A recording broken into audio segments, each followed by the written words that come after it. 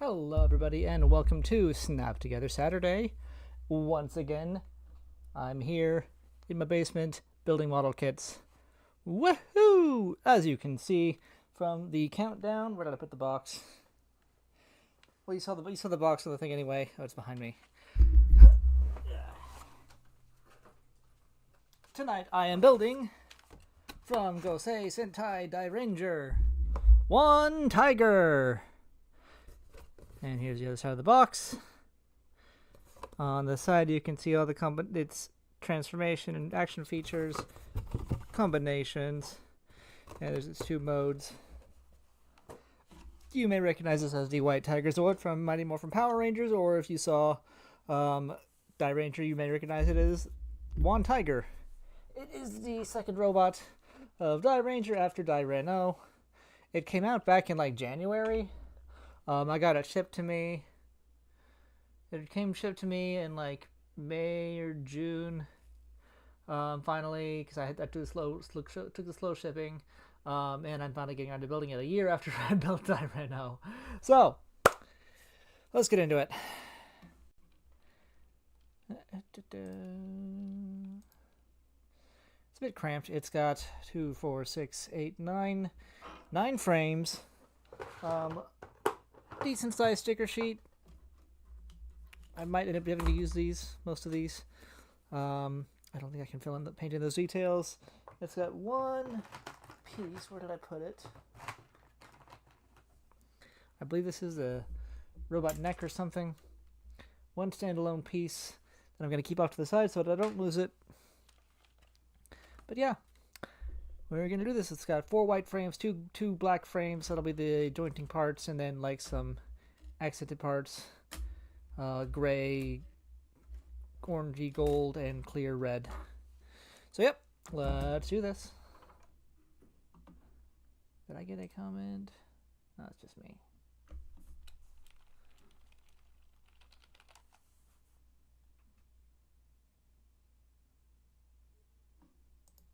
Okay.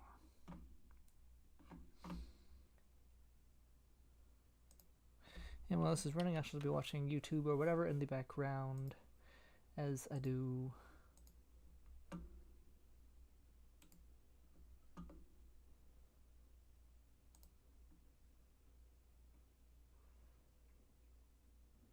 Ooh, new 11'8". I ain't got time for that. Need something long form.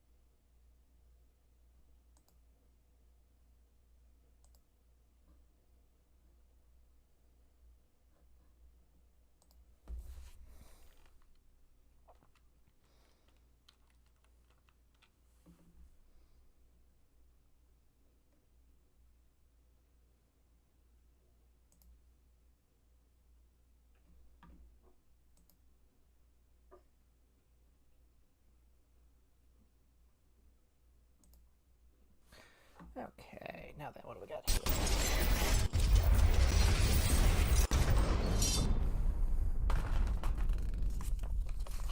Hello everyone, welcome back to the TJ Omega channel for day 1085 of our daily content grind. I don't know how many of you are getting sick of me reminding you how long it's been every single time, but I'm starting to get proud of the number. So, I'm going to be honest with you. I'm a little out of sorts today. Poor sleep on top of what I assume was mild food poisoning yesterday. And a very long evening means I'm exhausted. I am completely out of it. So I needed something easy to do today. I need something simple that we can just sit here, talk about, and enjoy it and share an experience together. And fortunately, I had a recent Patreon request that actually not start with the head. I do the head last. I wonder if I can do that here. It's kind of built in. Yeah, I guess I can save it for last.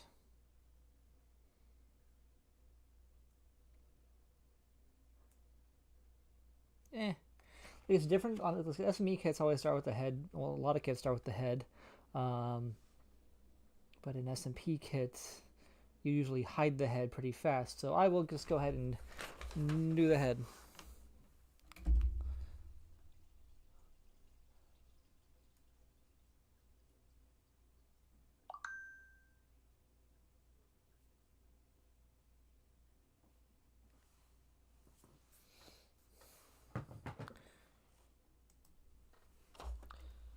A 4 and 8. Where'd my nippers go? There they are. It gives me a way of doing this. So one of the things I like to do on this channel is look back at an obscure Transformers toy line that very few people remember or talk about anymore. And this one certainly applies, though I don't think people forgot about it as much as rejected the memory. This is Animorphs. So, if you don't know, if you're not a reader, if you've never been to like a scholastic book event at a school, Animorphs is a line of books about teens that can metamorph into animals in order to fight off alien invaders. And this is a book series that ran for like over 20 books in the overall story. The overall like, final story gets kind of insane. But point being, extremely popular book series.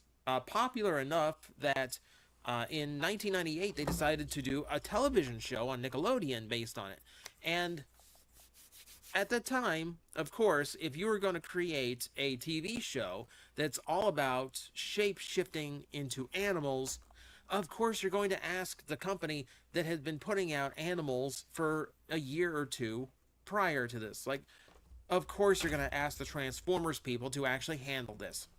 So while this is branded as the Animorphs toy line, the Transformer logos and labeling do appear on the packaging. So this is an actual Transformers toy line.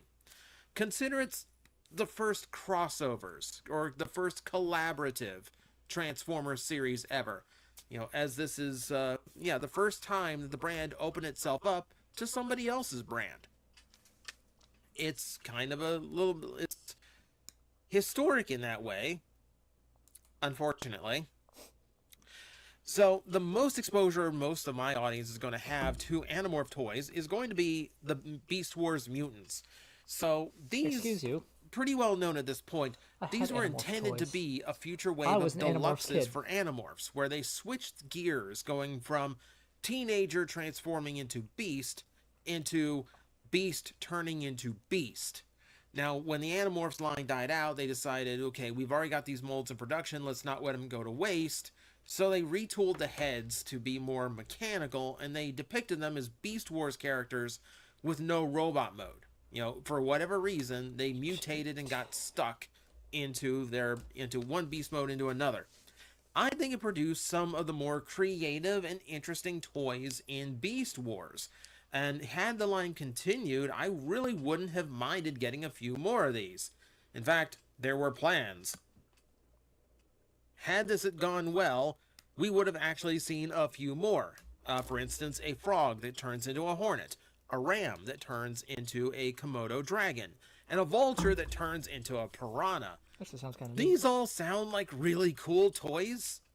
Like, I actually, unironically, really like the Beast Wars mutants. Like, I do think they are fascinating figures. So, the fact that we had 3 more that could have existed is kind of upsetting. It really makes me wish that the Animorph line had continued, if only for the sake of those.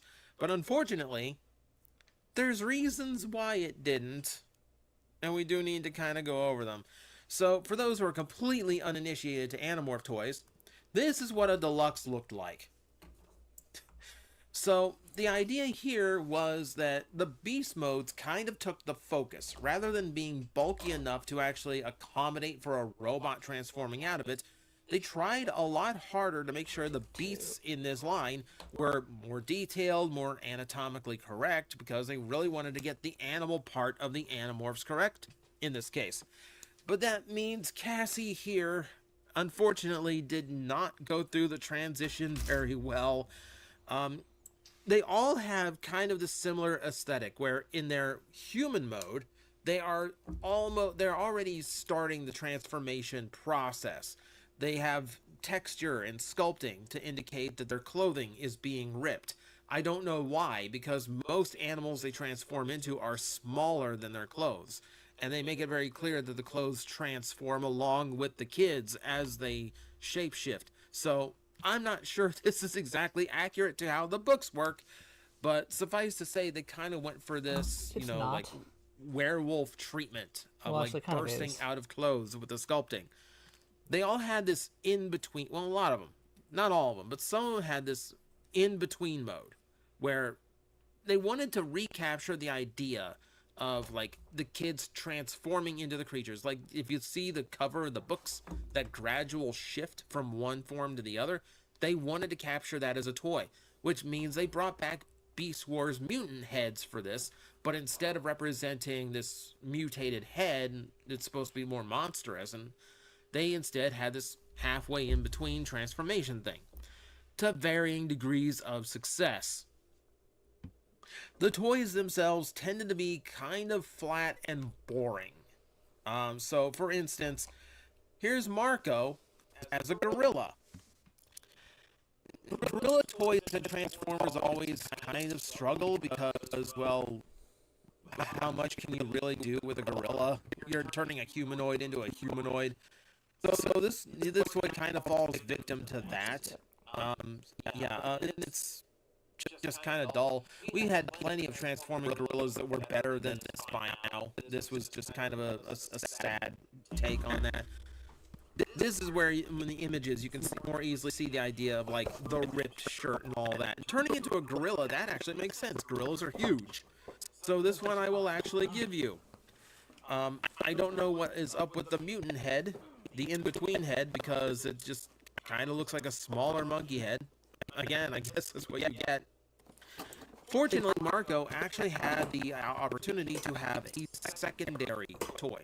A few of these characters actually managed to get more than one, Marco being one of the fortunates. And Marco had this beetle in Wave 2. So, again, we're getting into this, like, the bug parts have to remain because, where else are you going to put them on a human mode? But the one thing that you can see here that I will give the line credit for, the beast modes look stunning sometimes. That's a really cool looking beetle. I like the colors, I like the paint and sculpting to it. Like this, every now and then on these Animorphs, they put some genuine effort into making at least the beast modes look really, really cool. Like, I will give like that. I am nothing if not a fair reviewer. If it's doing something right, I will point it out, even if it's a toy line I despise. But at the very least, this worked really, really nicely. As opposed to this. Rachel's Deluxe was actually lined up for a Plastic Addict episode, and if I can ever get the time of day to actually script those again, I might still end up there, because she is one of the worst examples. I actually have that. So, as a result of them trying to double use the mane as her human hair, she is left with this permanent 80s hair metal perm. And it looks absurd, especially because you can't get rid of the cat ears. Those are permanent. Aside from that, she does have some weird aesthetic to her, like her arms going from like bare skin to hairy and then back to skin again. And she is rather anorexic as lions go. She's exceptionally scrawny. You will also note she's turning into a male lion. So she's swapping genders when she transforms. That never even occurred to me. This is so like you can just see like she's gonna get along with Tigerzord, great. This is also gonna bring up another part where these toys kind of failed, is that there's really nothing going with them. Like the only accessory a lot of these deluxes came with were the little like leeches that were in the show, the Yergs. They all came with one of those, but that was literally it for the accessories. They didn't have any kind of weaponry. They didn't have anything special. And they also had something that you're going to notice here. You ask me, where do those gigantic lion forearms go in the robot mode? Physically pull the whole human thing mode? off to...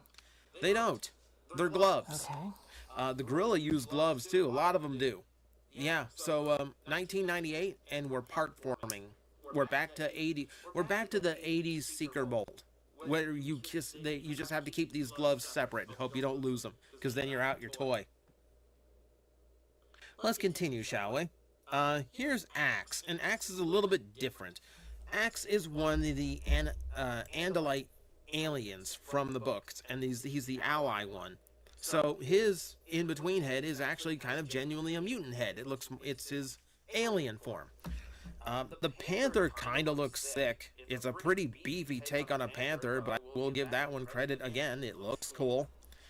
This one is actually one of the very rare retools in this toy line because it's actually designed after Jake's tiger figure, which in robot mode looks so messy. There's so many parts hanging off of him.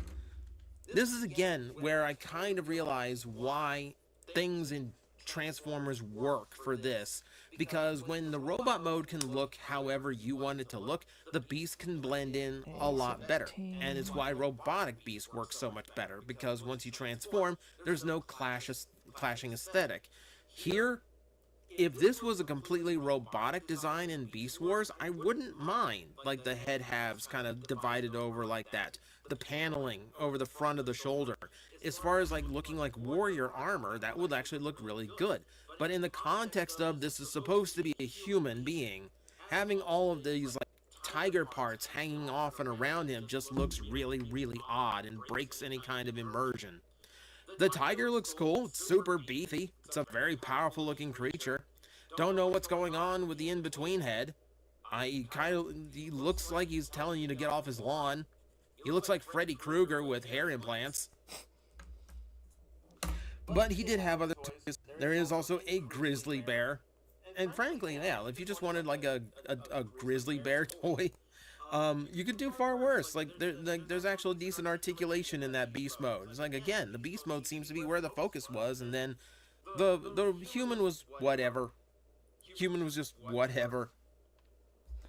All these guys all had the same denim shorts, if you couldn't tell. Everyone was rocking denim shorts in this toy line. That's just what they had to work with. Actually, this is the I mean, I can relate. I live in denim shorts most of the time. Now, Jake also had a third toy. However, this one is only available in Europe, and it. Okay, so they introduced a cool, interesting mechanism here. The idea behind One Tiger is that the mouth opens and the thing inside revolves among the 7 elements, which are also the days of the week, I believe. It's sun, steel, fire,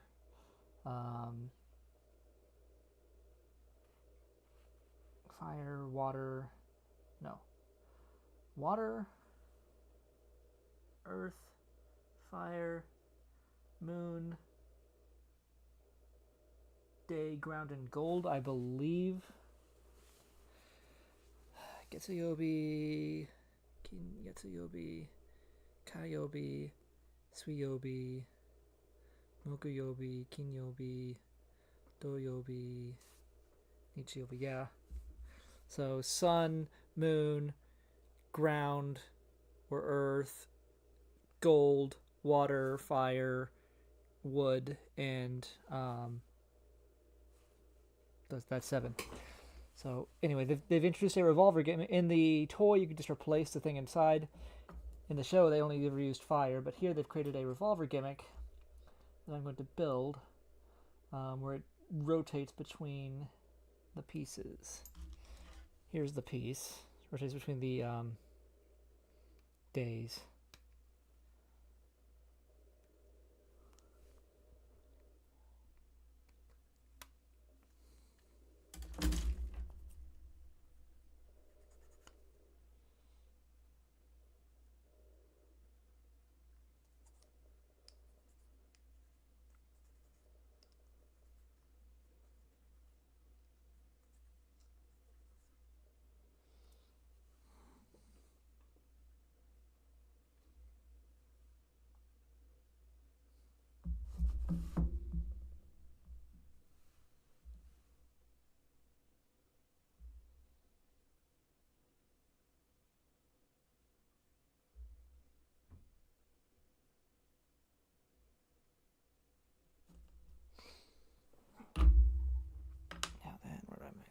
Mice go, mouse go.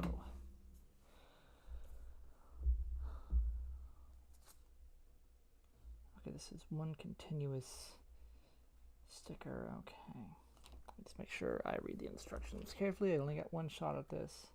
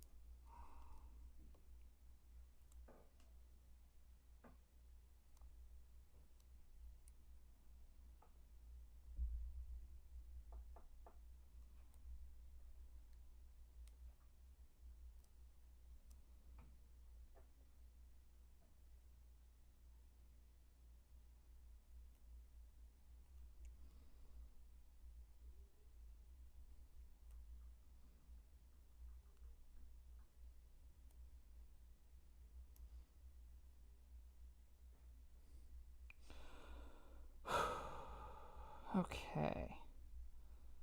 That's done. That was tricky.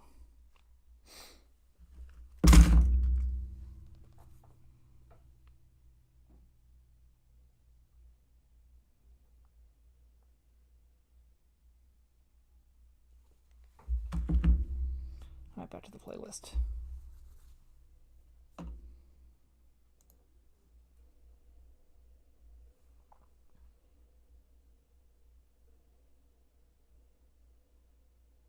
Beast mode seems to be where the focus was, and then the human was whatever. Human was just whatever. All these guys all had the same denim shorts, if you couldn't tell. Fuck. It's got the notches on both. Did I just put it on upside down? I might have. Crap.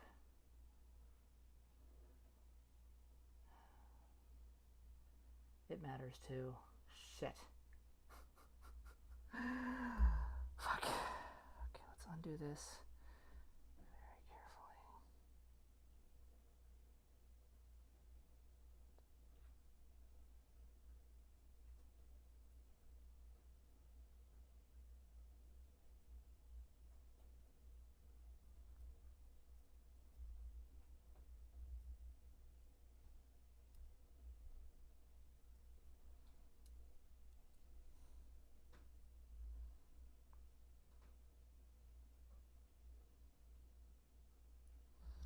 I'll set it again this way.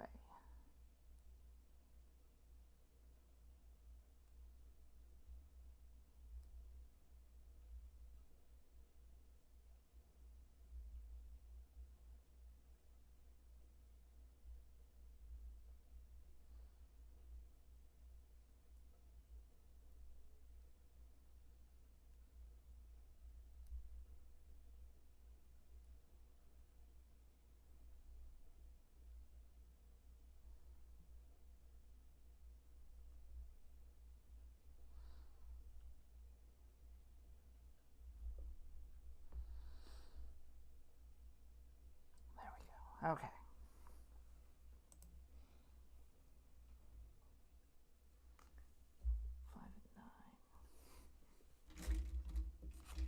Everyone was rocking denim shorts in this toy line. That's just what they had to work with. I mean, I can relate. I live in denim shorts most of the time. Now, Jake also had a third toy. However, this one is only available in Europe, and it was a Stingray. And it's such a rare toy that these are like the only visual examples I can actually find of it. And yeah, it's a pretty cool one. Like I will admit, like it looks better than some of them do. And I think that's because it's a lot of shell. I think it's because he had to.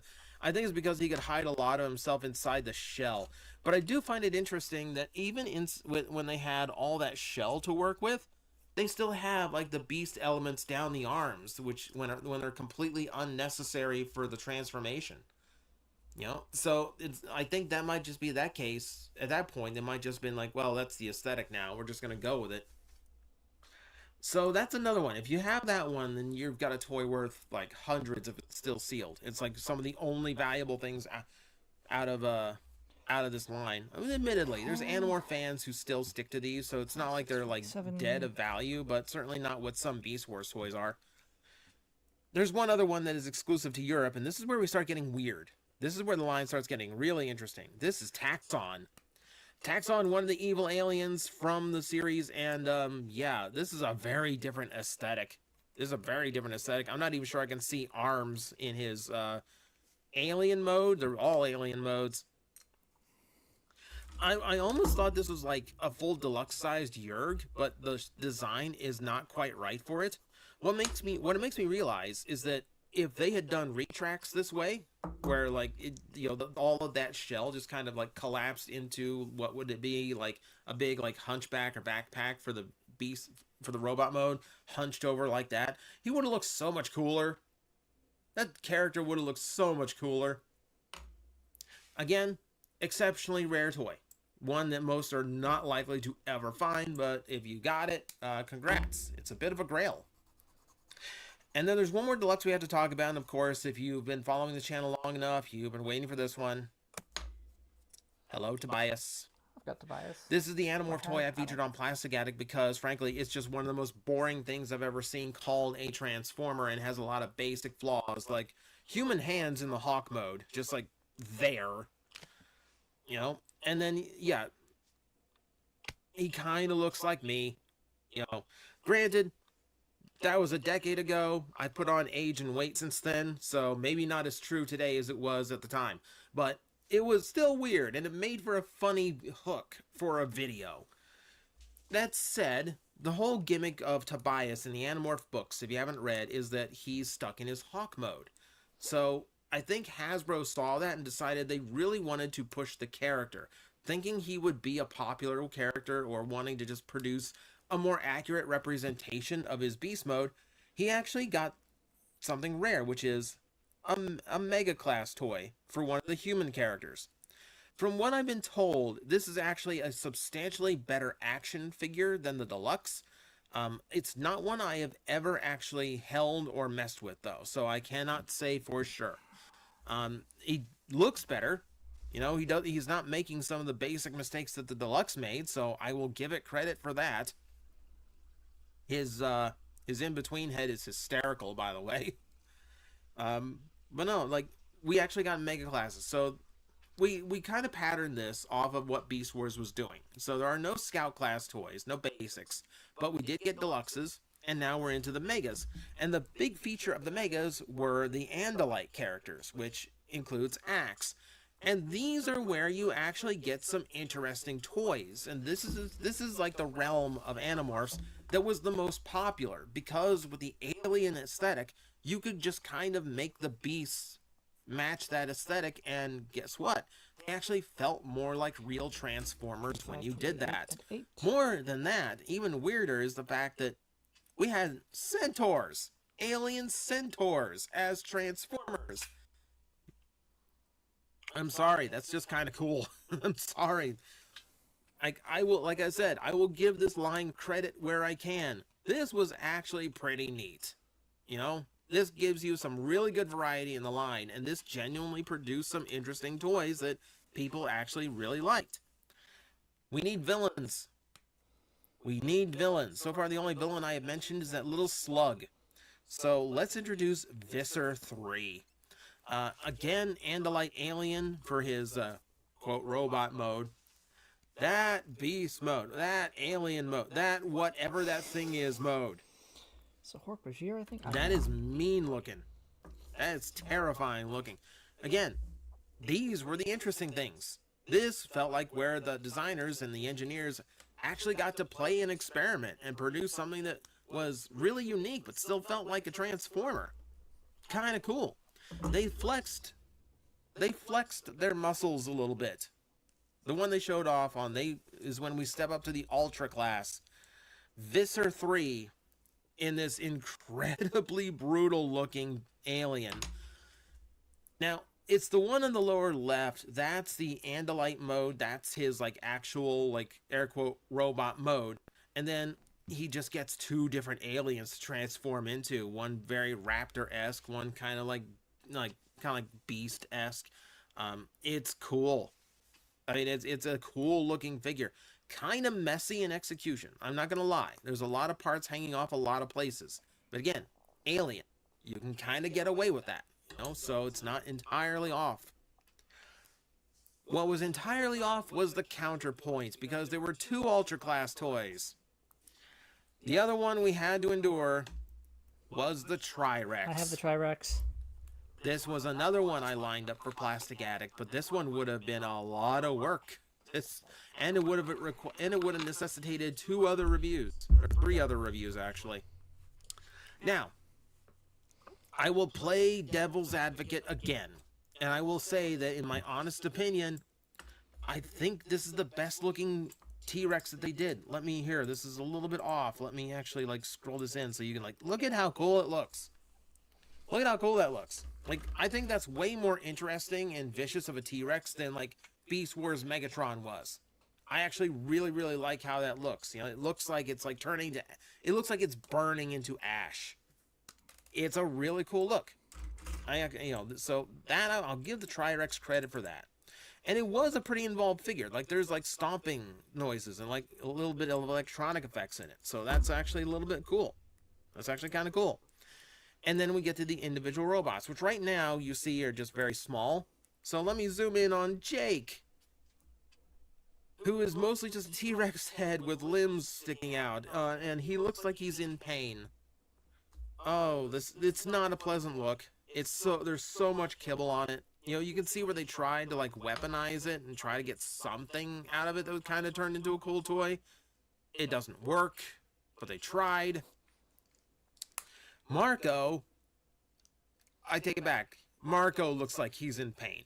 Like, it literally looks like his flesh is being ripped open and twisted in order to fill out this T-Rex. He looks like he's in agony. You're also getting nothing human in him. I think it's hysterical that is this half mutated head is like the only human part to him, and then like the collar of his shirt, like the collar of his shirt, and like Daisy Duke denim booty shorts. Like, I don't know what Marco was dressing for before he became part of the Trirex, but I don't want to find out.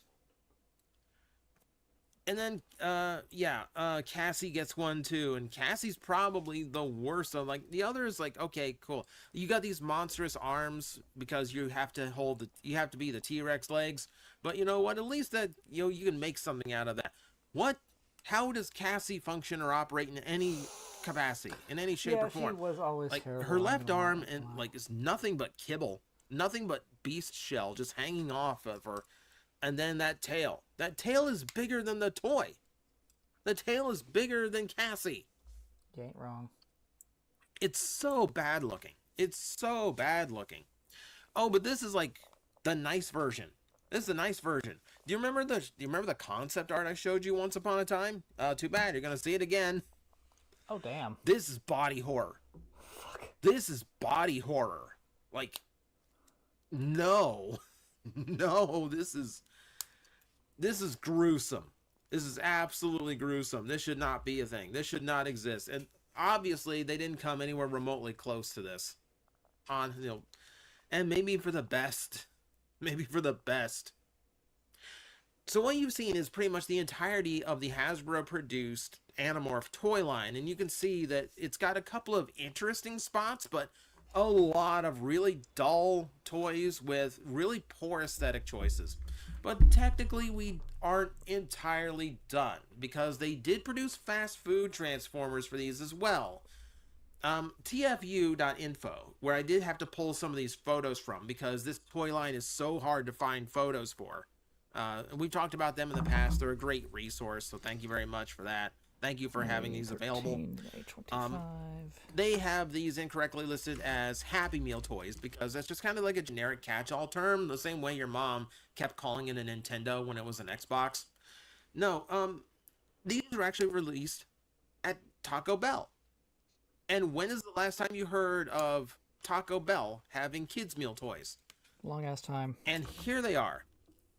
These are, again, kind of rare, so actual images of them and all the modes are kind of hard to come by. But it's fascinating. Now, aside from the fact that they did things like, lizard, fly, like some things that they didn't do in the full toy line, they actually look human. I mean, I know it's because they're just wearing the beasts' shells, but maybe that was the right approach because they actually look human. They actually look like the characters from the TV show. I don't know why there's a little clear dove that's supposed to be a hawk, that's supposed to be Tobias, with like his soul inside of it or something. It's a very weird choice. The Tobias toy is a very weird choice. But no, these things exist. And frankly, like, I've seen worse from Transformers for them. I don't know if Hasbro produced these or not. Either way, it's just an interesting footnote to end the video on. So that's the entirety of the Animorph toy line. Everything that I could find, including a few things that didn't make it out. And you know what? Maybe for the best. Interesting as the mutant idea was, and cool as the Anodites, were, in a weird way, there's just so many flaws. There's so many basic mistakes, and the aesthetic to them is just not pleasant. So, not a big surprise these didn't last very long, but I'm sure there were people who enjoyed them because everyone's toy, every Transformer is somebody's favorite somewhere out there. So, let me know in the comments below if you happen to, if you grew up with these, if there's any you had fond memories of. Well, if I'm being too harsh, I am willing to be told that. So, that's just my opinion, though. So, there we go. That is it for me today. As always, thank you very much for watching. I will see you next time.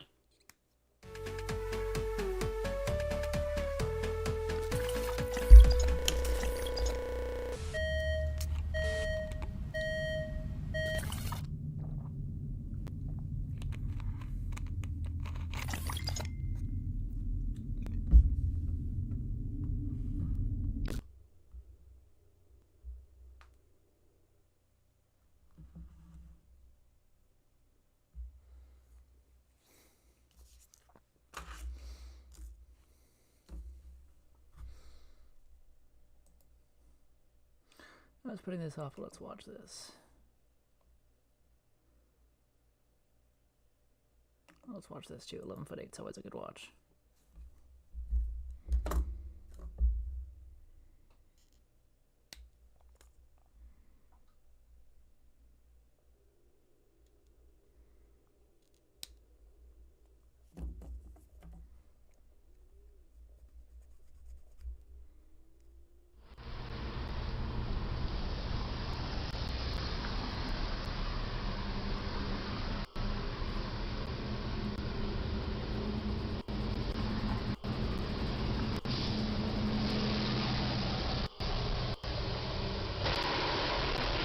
Ooh, that's a clean peel.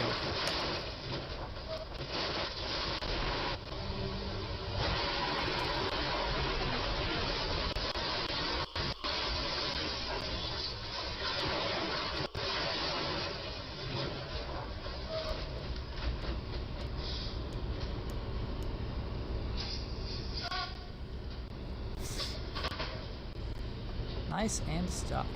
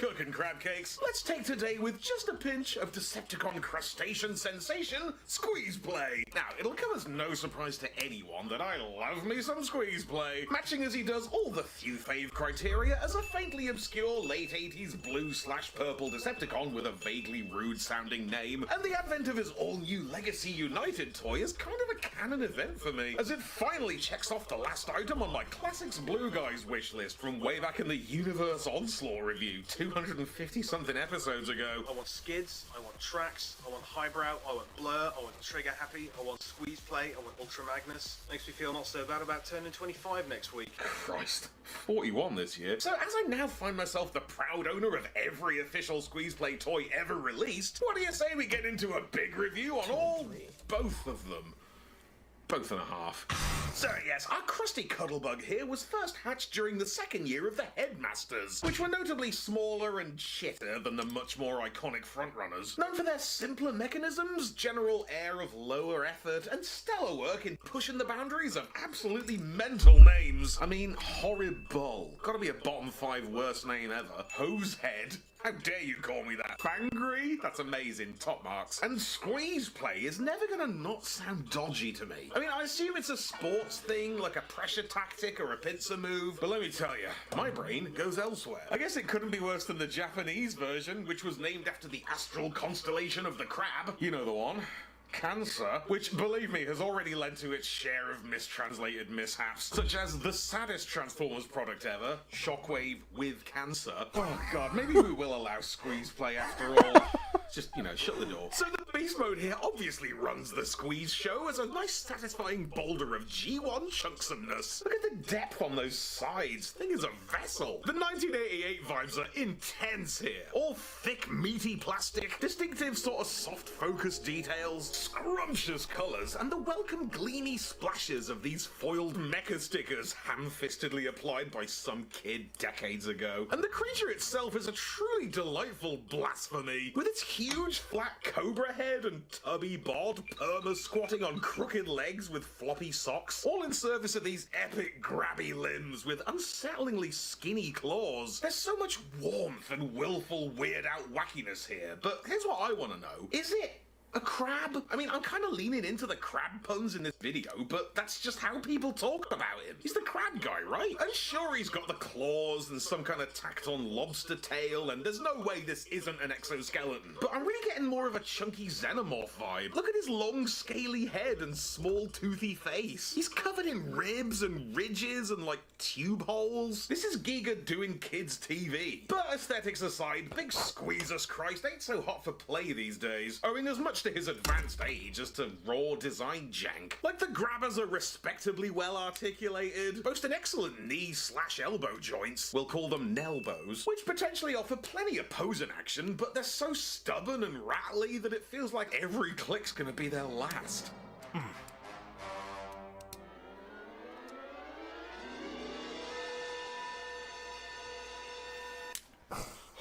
Legs don't move, and I don't know if they ever did. And the Headmaster cockpit doesn't seem to have been designed for a Headmaster. It really feels more like you're jamming the poor lad into some neglected storage cupboard full of spiders and old shoes. This is Locos, by the way, known for his Cobra Commander mask, baggy skate jeans, and 2 willies. He's all crotch, this guy. So Squeeze Play's creature mode is, of course, a wonderfully charming thing, as adorable as it is ambiguous. Well, isn't half the fun of any monster not really knowing what the f it is? It's a crab! It's an alien! You fools, don't you see?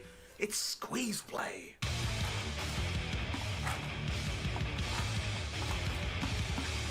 Transforming this guy feels like such an impolite parts form and peel that strips away the appealing daftness of our beastly bud and leaves behind only this particularly dumbass robot. But at least it rocks the shit out of that waist swivel, and the robot mode's an oddly slobby looking knobber, slouching into the fray with shoulders humped and self-esteem dumped. Like, the body is such a splot of a thing, such a blob, such a shameless foot-flailing kibble stash, and the arms are pure stodge congealed revealed in this unhealthy curve. Legs are pretty sensational for G1 though. The crab hands have flopped down into feet, giving him an uncommonly stable, skinny footprint, not to mention a frankly disturbing thigh gap, and some of the best knees G1 ever witnessed, while also cursing him not to dare use them. And the accessories only add to the messy energy of this whole freak show. Like this stock blue laser zapper that doesn't seem to have been fully trimmed out from the mold, and his tail, just his whole tail, which now I look at it, kind of resembles a little bug mate, like the kind of fella you'd find hidden under a rock in Zelda. And that budget second-year Headmaster tech is in full effect. Well, effect. Turning little Four Loco here into a kind of pretty mug that definitely needs more paint. May I suggest green eyes to match the beastie? Why not? And of course it sets off the economy spudstrint graph with a top-down push-down. I do appreciate that they kept the chest displays going for 88, but the basic blunt execution just makes me miss the real ones.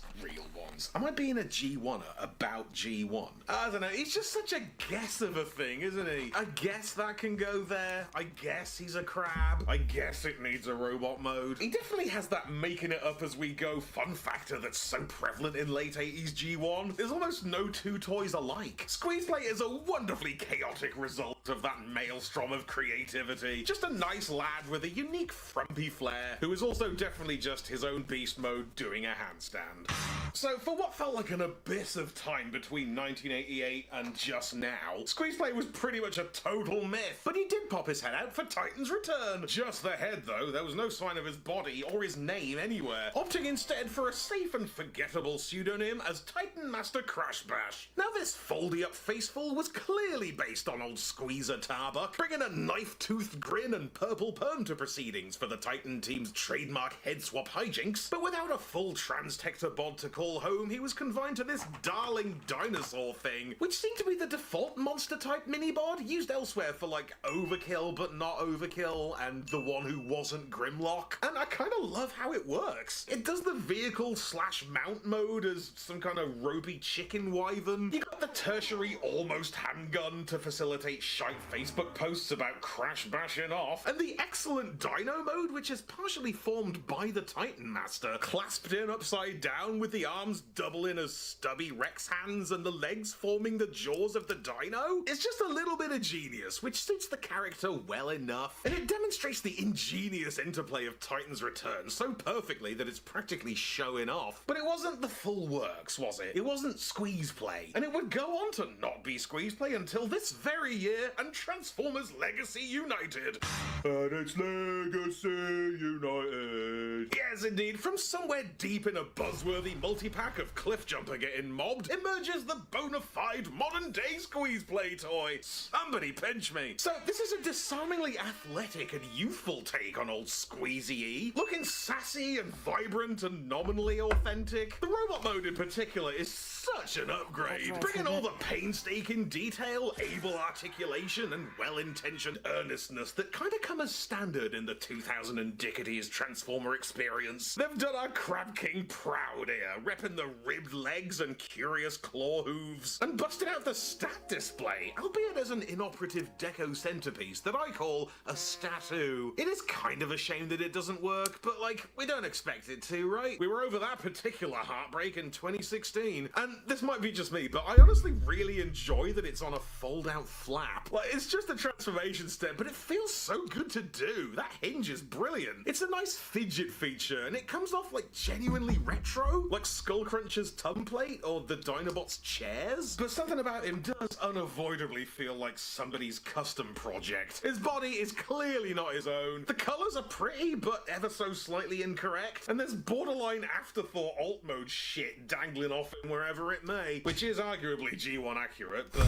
does that mean it's good? But like, it's enough of a miracle that Squeezeplay got a new toy. There's no way he's getting an original one. So yes, the body snatch victim here was, once again, Titan's Return mind wipe, but I'd hesitate to call it a repaint or even a retool, because so much of this is new. The legs are completely fresh. We got all new sculpting and cosmetics. It's really just the shoulders and some of the core torso framework. It uses a bit of mind wipe. My favorite nugget of crossover engineering here is the thoroughly unnecessary kibble legs. It's exactly the same thing that happened with Mindwipe's wings. Listen to this. They actually did something really clever with Mindwipe's wings. They took the beast mode bat wings and turned them into the robot's legs, so that the robot wouldn't have to have just extra beast mode wings hanging off him, and then gave him wings anyway, because he looked weird without them. And it's exactly the same thing with Squeeze Play. Like, the legs proper on the beast mode turn into his elbows. These are his actual feet, just here. So these things back here don't actually contribute at all. But don't they? He'd be wrong without them, incomplete without them. Like, he does need them to be him. And I think that's kind of beautiful. Embrace your flaws, baby. You need them. Anyway, as a side effect of bringing back tooling from the last decade, we find ourselves with a smidge of accidental backwards compatibility a la 8-Face. So if for any reason you're not feeling new Locos and his frankly gorgeous mush, you can simply swap him out for Crash Bash or any of the other 1,000 interchangeable Titan Master heads. Go nuts. He did the monster mush. Accessories are somehow even dafter this time around. Like, we got a rough approximation of the Bugtail friend with a bit more of a sidearm shield vibe and a birdo mouth. And much as we respect Squeeze Play's original weapon, it really is the most generic laser blaster thing. So it's very funny that this time they just gave him a gun, like a straight up piece, little heater, and even better, that's a character. It's Browning, the little micro-change gun former that I thought would make a better Megatron than Megatron. As if this is how Browning shows up in modern Transformers. But I guess with a full figure, he'd just end up bumping up against the same problems as Megatron. Can't do a realistic gun. So rather than dragging him out the weeds with a shite space whatever alt mode, they simply made him an accessory for Squeeze Play. Is that amazing or just disrespectful? It can be both.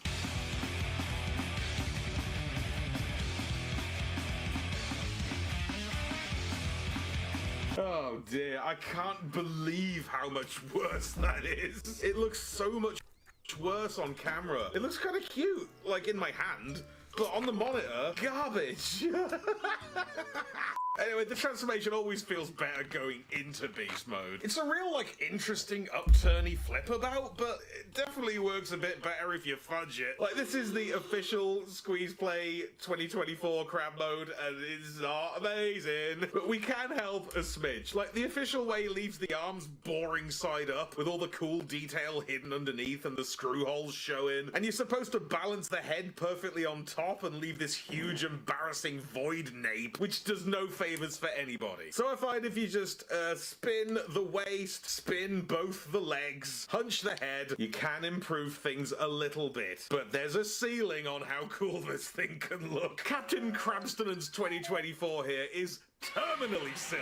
It's like a sillier version of an already silly thing. I feel like the update process has sucked a lot of the evil out of it, leaving it sort of nerfed and bimbofied, but not necessarily ruined. It's cute. It's taken the path of the gremlin friend. He's like Slimer, you know? Originally he's like an unpleasant, frightening creep. Now he's just your slightly gross mate. So, God, the Squeeze Beast is back and messier than ever. Waddling in on daft wobbly leg lumps. The head's fighting for its life on this flimsy chin brace. And the tail looks jarringly mechanical. Folding out robotically on this 90-degree seat back tray. Do you see what I mean about it feeling like a home-built custom? None of this is comfortable. Even the claws are aligned the wrong way. They're like horizontal now, and you can't do anything about it. But you can, at the very least, give him a gun. Good. Arm every crab. This is some dweeby shit, man. Like, it definitely lacks the organic menace of the original, but I don't hate it. I physically can't hate it. I don't mind any of this. I don't mind that his eyes are red now for no reason. I don't mind that Locos' bottom half snaps off constantly, leaving him at risk of being trapped in there forever. I don't even mind the extra legs. They're only useless if you decide they are. They can bulk out his front or double as armpit pulse rifles. That's brilliant. It's not, but it is. Oh, so was it worth the wait? I don't know. I am, in my heart of hearts, delighted that Squeeze Play came back for another round. But this is going to be one of the most botched updates out there. Things have progressed so far in the years since the Prime Wars trilogy. Look at the difference between Battletrap and Skytread. That was like a year. We're at the end game of Legacy now. And this feels like a huge slide backwards. It's retro in a bad way. It feels like a hangover holdover more than a throwback, you know? I love Titan's Return, I say it every week, but shouldn't we be past this? Shouldn't we have done this at the time? It's stunning to me that so many actual headmasters were overlooked so that they could convert guys like Optimus Prime and Blur into headmasters for no reason. It was always weird to me that they went so mainstream so fast, to the point that even only mildly lesser known guys like Squeezy Cheese and Fangry, guys with a legit claim to headmasterdom, got shunted into multi-packs 8 years down the road. Like, I know they're not the most bankable, I know they're not Soundwave and Starscream, but did the small headmasters really have to wait until now, until the year of Ferrac, to finally have their comeback moment? But look, at least it happened. Squeeze Play is not great. I'm not gonna sit here and tell you this is good. Visibly, I'd be lying. But he is so back. And he is, and shall forever remain, crabsolutely crabulous. Why are the things I love so ridiculous? Right then, catch you back here for Horrible in 2028. See ya!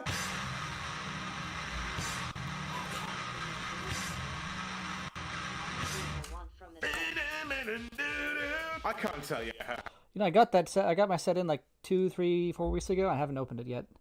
I keep looking at it like I should open it and fiddle with Squeeze Play, and maybe Cliff Jumper and them. I just haven't. Anyway, I am attempting to paint in the details on my Wand Tiger here, very bravely. I'm going to try to use as few stickers as possible. That's my modus operandi. So it's got the grooves. I can clean up the details later, so let this get in and dry, and then I'll clean it up. I need to take a look at the back as well. The back's tricky. I'm trying to replicate this sticker on the back panel. Don't know how well that's showing up on camera, but focus.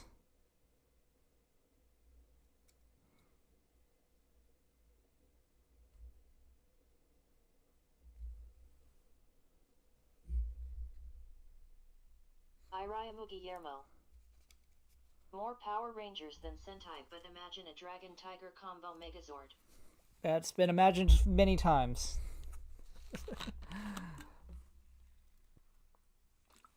Well, actually, Dragon Tiger combo Megazord, Tora Dragon Gene, Dawn Brothers. Boom.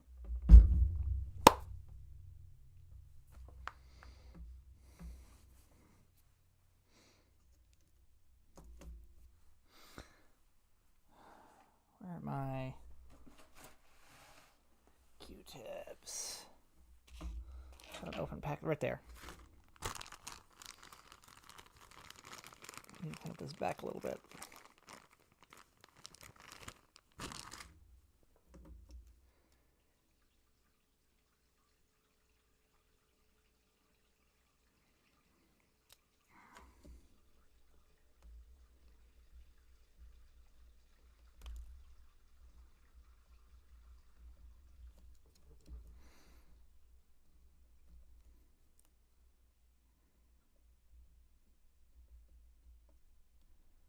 I took off too much there. Okay.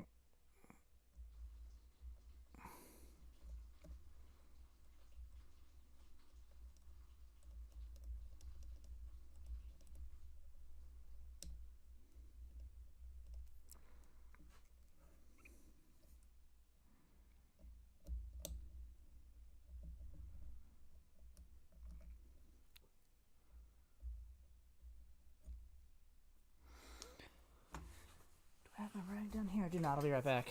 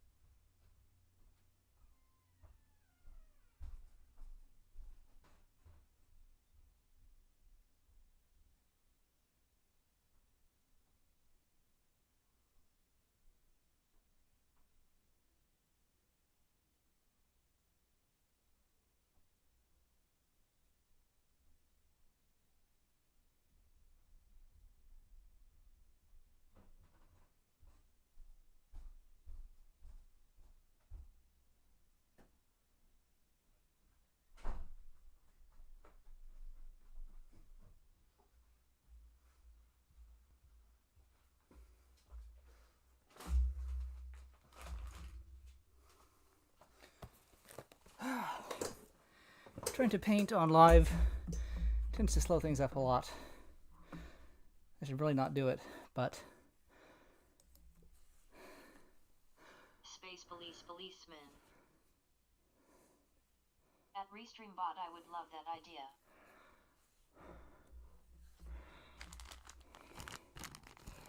RestreamBot is not a user, that's my bot. That's the thing that reads the comments out.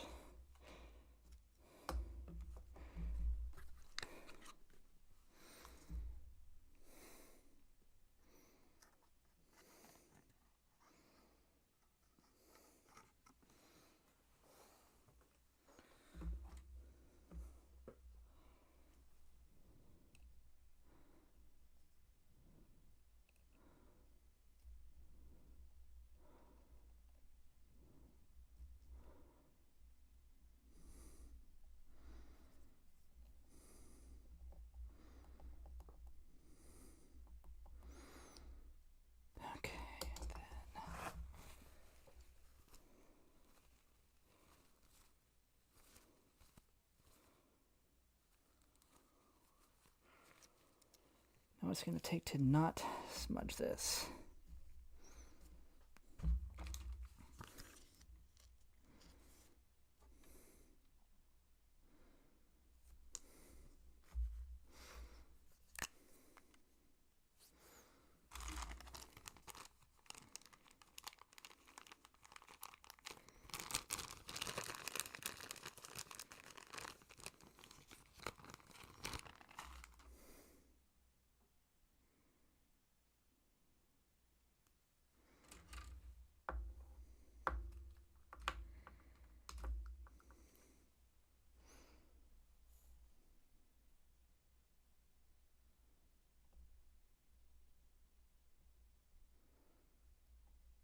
Okay, that's not gonna work. Okay, I'm gonna do this the old-fashioned way.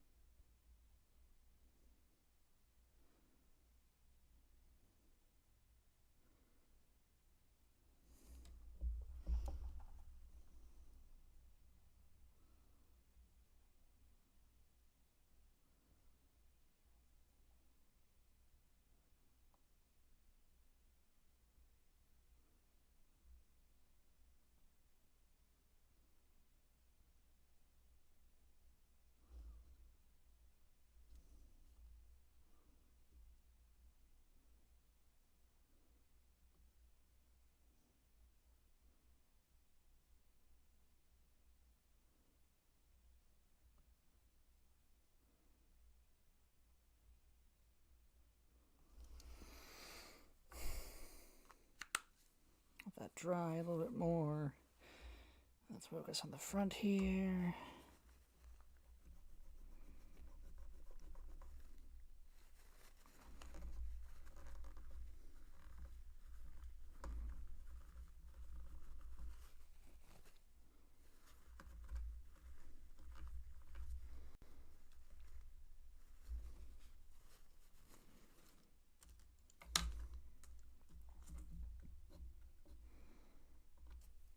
Let's get more YouTube going.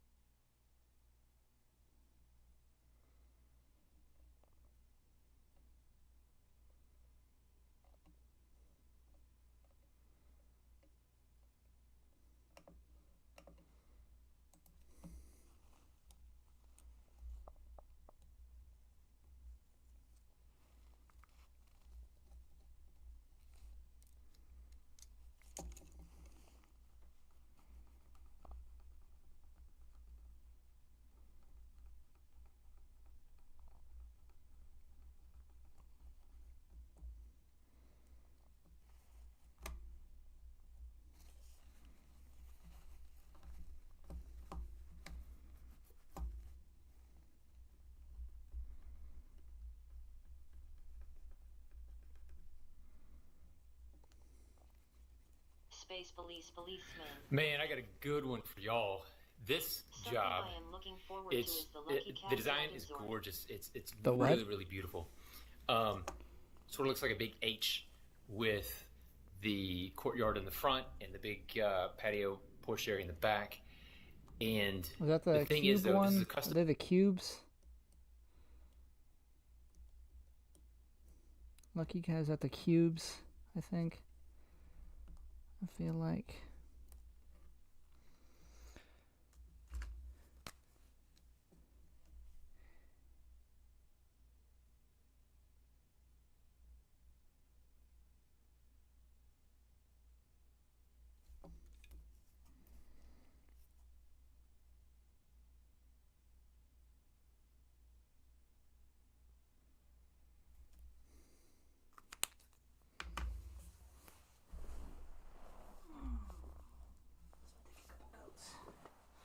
That's fine.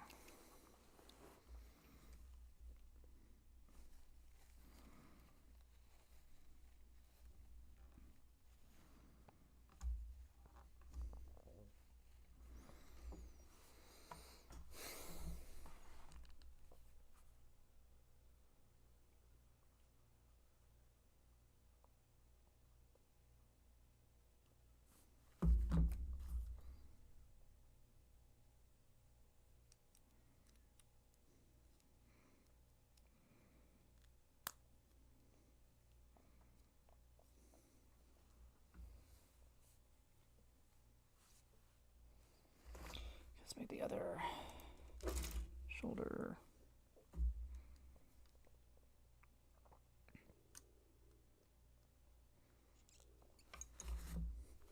Custom build, and custom builds are always fun because you never know what you're going to find. Production homes, on the contrary, they've done 100 of that same plan, so they've got it down pat. You know what you're going to find. But here, man, I'm finding some really, really interesting things that I want to show you guys. Now, well, let's just go and get started. So we're going to start up here on the roof. Now, normally, I don't do roofs during the pre-drywall stage because it's never ready. You can see this is definitely not ready. But supposedly, they're supposed to say that they're ready for the, I guess they're putting standing seam level up here. But there's a couple things that I'm seeing. For example, you can see they don't have any flashing here. There's no tape between your underlayment and your paper here, so any water that might get back there, you know where it's going to go, under the underlayment. We don't like that. But over here, you can see that your sheathing is not nailed to the top. I almost said top plate, but there's no wall here. To the top, to this right here. So this sheathing should be fully nailed in on these, the top 4 feet. What else did I see up here? Oh, this engineered beam is exposed to the elements, so that definitely needs to be covered. Over here on this side, they just didn't even put in the sheathing. I don't know if they forgot or what, but obviously that needs to be put in. Oh, and this chimney. This thing's kind of a mess. You can see where they've cut and folded up this paper. And of course, water is just gonna want to get in behind it, the way that they've overlapped it the wrong way. So, and you can see that on the sides, I mean, it's just a mess. First of all, I think this has probably been out a little bit too long, but you never know how long it's been out, but you can see how it's faded. Wrong staples, wrong fasteners, not taped, and it's kind of a mess at the bottom. What the hell is that? Oh, it's an owl pellet.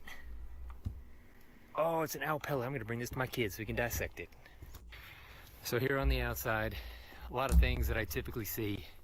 Obviously, it's really not ready for inspection, but we're sort of in between builders. So, things get kind of funny. You want sort of a baseline to understand what it needs at this point. Of course, it needs all the proper fasteners. These little dinky staples are not what the manufacturer calls for. You got to have those plastic capped staples up there. Missing a few of them. See what happens, man. It just rips down when you put those little crummy staples in. All the way down it needs it. Now, over here on the back porch, this has nails on one side. Oof, I'd really like to see some bolts through that. And I would really, really like to see heel cuts where these beams meet this beam, these rafter beams meet this beam that they're on top of. But they're not cut. They're just sitting on top of there, which means they don't have this one's bright. They don't have full bearing on it. It just bears on the corner. So you can see there's actually a gap, sort of a wedge-shaped gap. So that does not have full bearing. Now there's two big framing issues that I see with this place. So I'm gonna let you guys look at this and tell me what y'all think before I say anything. I don't know what I'm looking at.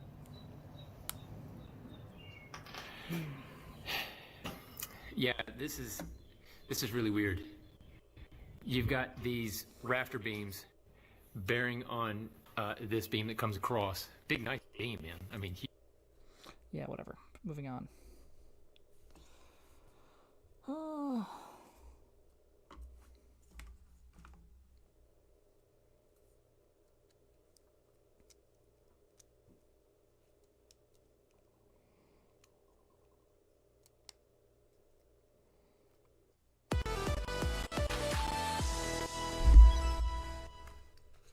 The Thief and the Cobbler, an animated fantasy epic by the legendary Richard Williams. It was the magnum opus that never was, a passion project that became a dangerous obsession.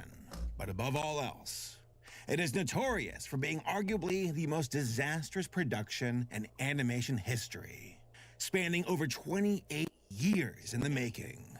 But its legacy now is a film that grew so far in ambition and scope that it was never finished and released as intended, with the versions that exist out in the world now resembling either a fraction of his vision, and others that aim to get as close to his wishes as possible. During the lengthy development of the movie, Richard and his team were able to complete over 2,500 advertisements for various corporate clients, with many of them going on to win awards for excellence and technical competency. But somehow, all of those accolades were completely eclipsed by this lone passion project, which became so much bigger than just a film, with Richard later calling it his reason for living. What was it about this film's production that got so out of hand? What is the real personal and financial cost of creativity over marketability? And did Disney rip off this movie by creating Aladdin? Yeah, for most folks, that is probably what comes to mind when they watch Thief and the Cobbler. They say, yeah, you stole from Disney. You stole from Aladdin, didn't you? Well, not entirely. So, let us examine this fantasy epic gone awry in The Thief and the Cobbler, The Price of Perfection. Richard Williams had spent 30 years wanting to see his dream realized. After all that, the guy must have been tired. He probably could have used a good nap on a premium mattress like Helix. Helix makes premium mattresses tailored to the Arabian Nights with his mom. And make sure to use our promo code HelixPartner27 to get 27% off Elite and Deluxe mattresses plus 2 pillows for free. Folks, if you're in the market for a better mattress, then this is a great time to consider a Helix. This offer lasts until after Labor Day, so don't delay. Once again, Helix is one of the best. I know. Gotta pay the bills. But I have I don't know if it's too new of a video. My bot usually, I've got a plugin that skips ads usually, but people have to mark where the ads are. People don't know how to mark that one yet.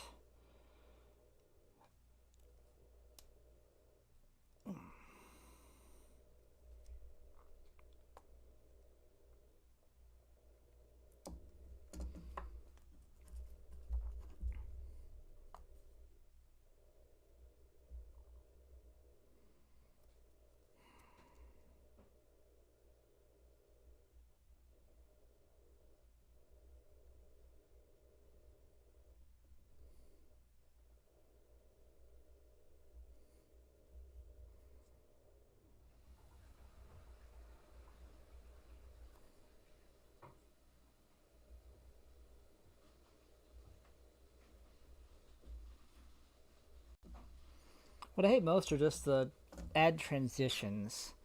It's like tangentially relating something into the subject of your video. And you know who else does whatever? I don't know, just say this video is sponsored by so and so, do your ad read and move on with your video. Don't try to segue it in. It's my pet peeve.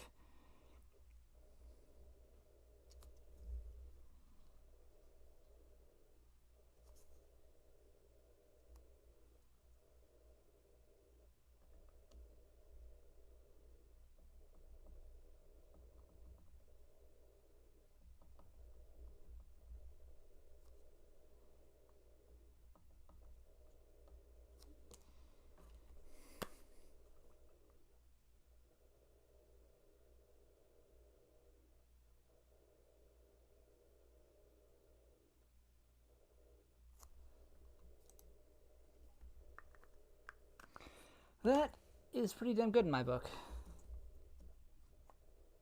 Sponsors we've ever had. They make an excellent mattress. I've been sleeping on one for like the last 4 years. They're a long-standing partner for the channel. Go check them out. Thanks again to Helix for sponsoring this video. And now, back to Richard Williams. Born on March 19th, 1933, in Toronto, Canada, Richard Williams grew up with a love of spectacle and art. As a kid, he loved performing in magic shows and reading the Arabian Nights with his mother. But his love for animation blossomed after Richard saw Snow White and the Seven Dwarfs at age 5. From there, all he could think about was drawing and animating, even getting to meet and train with some Disney animators. By his late teens, he decided cartoons were for babies, and instead got really into Rembrandt paintings. You know, the next logical step. Richard was profoundly inspired by the level of humanity conveyed in Rembrandt's paintings after seeing a gallery of his work in 1953 at age 20. For 2 years, Richard's artwork was almost exclusively paintings, made with painstaking detail and attention. But he gradually got fed up dealing with the snobs of the art world, with his work being sought after by rich industrialist wives. Yeah, I can see that being annoying too. Bullshit. Bullshit. Derivative. Instead, Richard rediscovered his love for animation, wanting to find some way to combine the technical know-how of painting with the timing and humor of animation. From there, he moved to England in 1955 and made his own short films, including The Little Island in 1958, later winning the BAFTA for Best Animated Film. Which, by the way, that is foreshadowing for later, because Richard Williams was really good at winning awards. With Little Island's success, he made more shorts into the early 1960s, including Love Me, Love Me, Love Me in 1962. And it was so well received that he started his own small animation studio.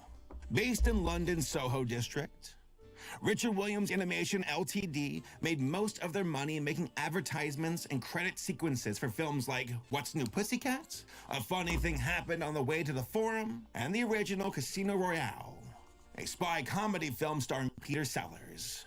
God, I feel old. But the studio hit a new stride with their work on The Charge of the Light Brigade, a 1968 anti-war satire film by Tony Richardson.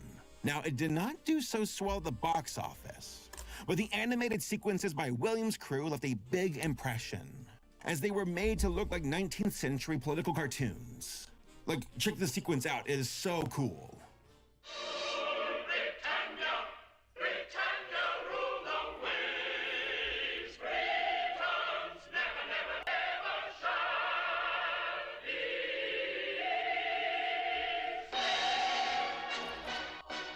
The sequence in the film showed the versatility of the artist, who could seemingly duplicate nearly any animation style with a heavy emphasis on fluidity. This collection of talent would be put to the test as they began to work on their biggest project ever, one that would gradually tear the studio apart. It's a remarkable medium. You can do anything. You can change it, you see. And if you're playing a chorus, if you're improvising on an instrument, you have to do it then, that's it. But with this stuff, you can just keep fixing it. You can improvise, you can plan it, you can You have total flexibility with animation. To start things off, I'm going to provide a Foreshadowing. brief synopsis of the film's plot, the way that Richard intended it. By the way, folks, for those who can, take a drink every time I say the word balls. You'll see what I mean. You've been warned. Oh, I should get a beer then.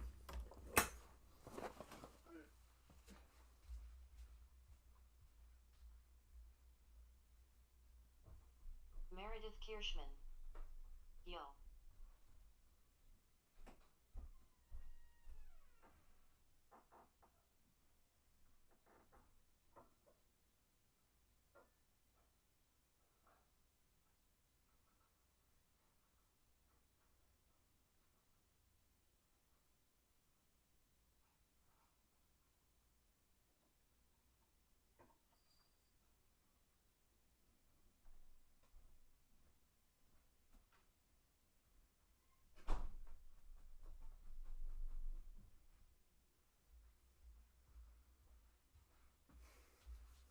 Meredith Kirschman. LMAO, of course, I say hi and it goes through after you leave. Hi, Meredith. Okay, I just had to grab a beer. Scribe. Waiting for Kyuga to come back. I'm back, bitches. Anyway, he said grab a drink, so I grabbed a drink.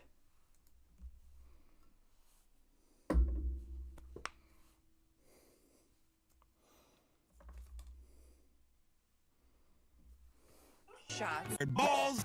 By the way, folks, for those who can, take a drink every time I say the word balls. You'll see what I mean. You've been warned. 2 shots of vodka. Balls the t-shirt, balls the coloring book, balls the lunchbox. I'm not counting those. At least balls the dog. Also, I want to give a big, giant shout out to the filmmaker Kevin Schreck and his documentary, The Persistence of Vision. It was integral to the research for this video, and I highly recommend checking it out for yourself. Okay, here we go. Thousands of years ago in ancient Persia, there was a golden city protected by 3 golden balls, mounted on a palace tower. As stated by a prophecy, if the balls were removed, chaos and doom would destroy the city. But it could be saved by a simple soul. And that simple soul is Tak, a mute cobbler who gets tangled up by the thief and causes an accident involving Zigzag, the Grand Vizier, played by the horror movie icon and legend, Vincent Price. Great King Nod, have no fear. Zigzag, your Grand Vizier, is here. But before Tak can be executed, the king's daughter, named Princess Yum Yum, Yummers, intervenes by claiming she needs a cobbler to fix her shoe. In the meantime, the thief escapes and has his sights set on stealing the golden balls. But there's another looming threat from the One Eyes, a spooky warrior Cyclops monster people who are on their way to destroy the city. The thief successfully manages to remove the balls before they are apprehended by Zigzag's weird gaggle of yes men. By the way, Zigzag is a double agent, a traitor who's willing to use his bounty as a bargaining chip, either by returning them to the king in exchange for marrying the princess or making a deal with the One Eyes to use them on their giant war machine.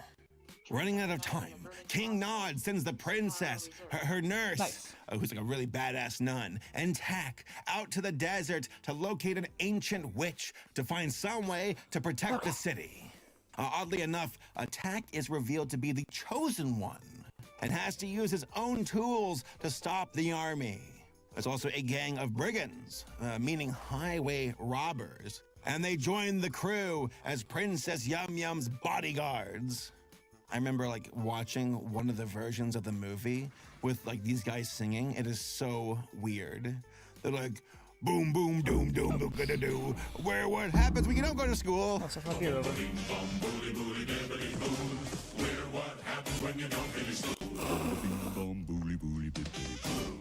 Sure, the plan is vague, I get it, and it seems insurmountable, but the group returns back home with a war machine looming just outside the city, And when I say war machine, I mean the war machine. Like, look at that thing. That is a city leveler right there. So Tak goes full on David versus Goliath, creating a slingshot to fire a tack straight at the machine. As the war machine is dismantled somehow, in a truly wild chain reaction, the thief slowly retrieves the balls, somehow managing to avoid being killed at every single turn. If somebody get OSHA on the horn, this war machine is woefully below standards, and it's a whimsical death trap. Zigzag fails to escape and gets eaten by crocodiles. So I have heard, why not? Somewhat seen. While Tak fights off the thief to get back the balls. I'm telling you, folks, you're gonna get drunk if you take a shot for every ball I say. Eventually, the thief cuts his losses and just gives them up. He's like, whatever. Yeah, look at this emote. He's like, whatever, I'm out. With peace to the kingdom finally restored, Tak marries Princess Yum Yum and breaks his silence with his only line in the entire film. Are you ready? You want to know what his voice sounds like? Here it is. I love you. I love you. And folks, that is pretty much it, I guess. That's the movie. And upon rewatching it recently, the core issues with the movie are pretty noticeable. So how do I put this politely while still being respectful to the source material? I think you can tell where they spent the money on this production. It definitely wasn't the script.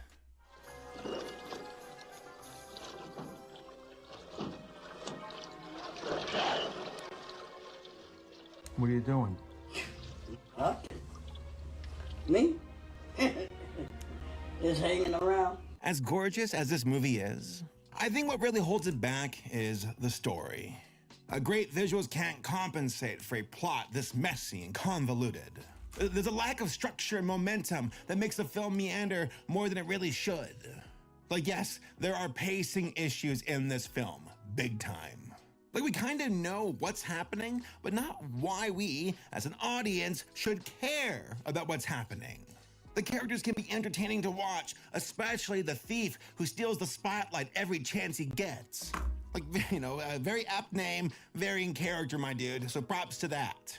Vincent Price was an inspired choice to play Zigzag, with his wild gesticulations and flair for the dramatic.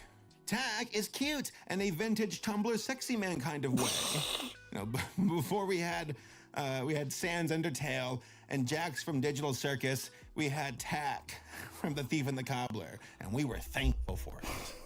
But both King Nod and Princess Yum Yum are forgettable. We don't know much about their personalities, with most of their development existing on a surface level. The only character who has a satisfying or at least understandable arc is Zigzag.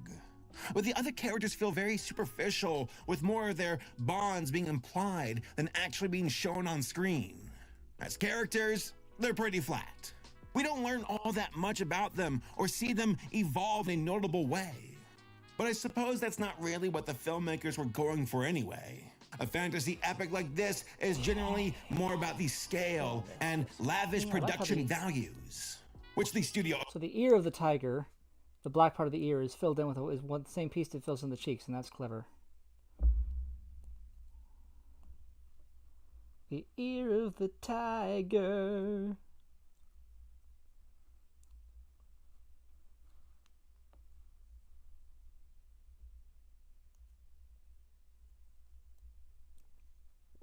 See how that opens up. Clear red plastic, and it reveals the thingamajigger in there. Must be something more that needs to attach this. Oh, that attaches to another bit. Okay.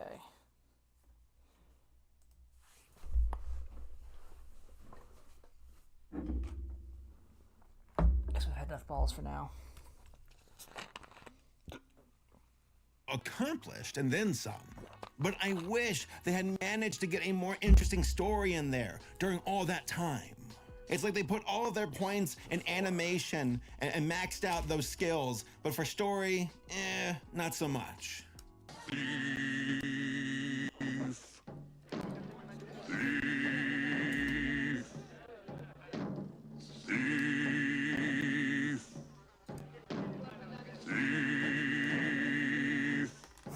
You should say something else. With it all being said, though, let's get into the main reason why we're here.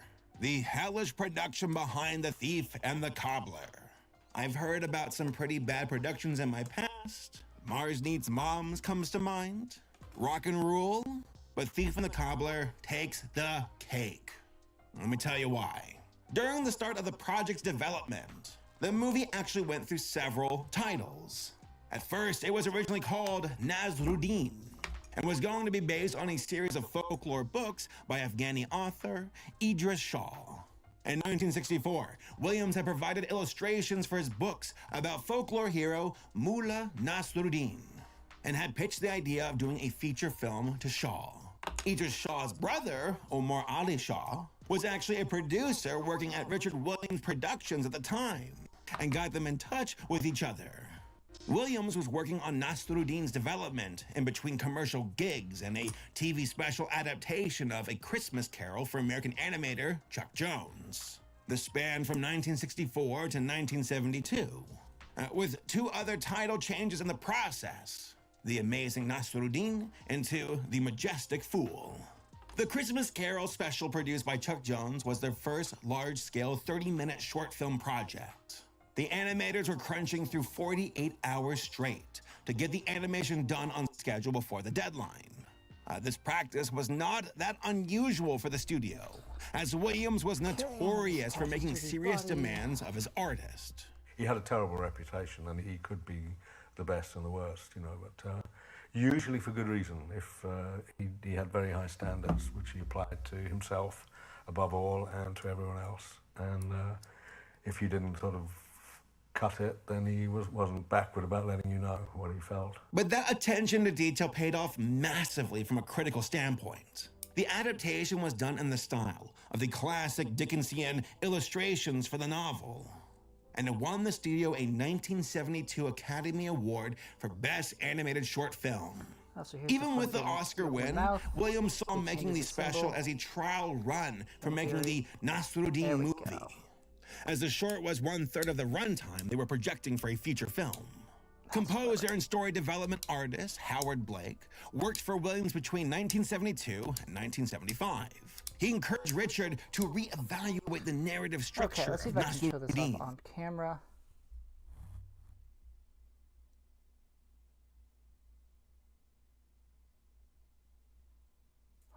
Let me get light in here.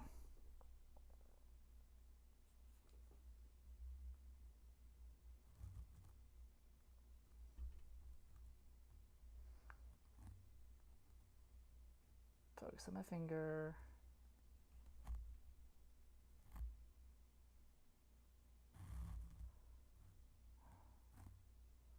So in here, inside the mouth, it's the revolver thing I built.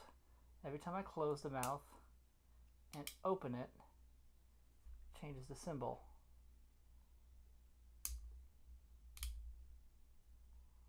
I said it's like Scribe. Focus, damn you. Like I said, it cycles between the 7 elements, the 7 days of the week. Right now it's on fire.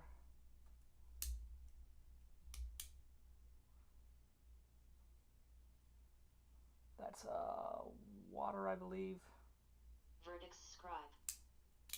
That's cool a heck. Wood. I might have wood and water mixed up. Gold. Focus.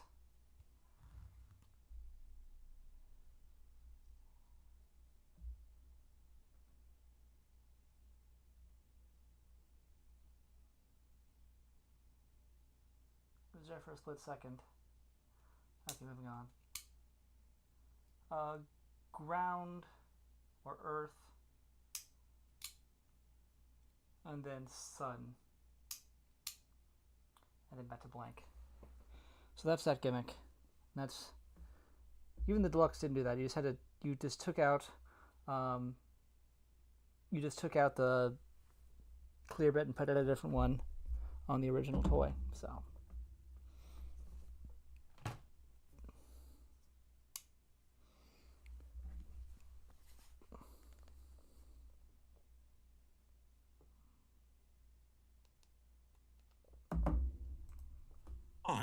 he encouraged Richard to reevaluate the narrative structure of Nasruddin, as well as changing the title.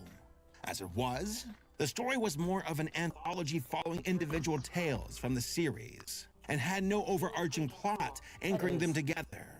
Per his recommendation, Richard started developing the story into a more traditional 3-act structure. But this impacted his arrangement with the Shaw brothers, who wanted a 50% split of everything related to Nasruddin, including the title character. And on top of that, at the same time, Omar was suspected of embezzling money from the company. Chat lag is about 30 seconds. It's fine. That's fine. I don't mind. I know what you're reacting to.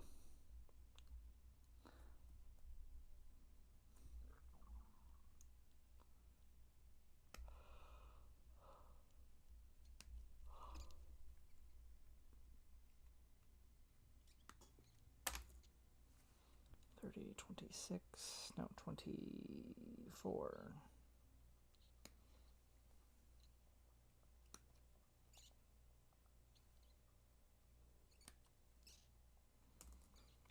And 6.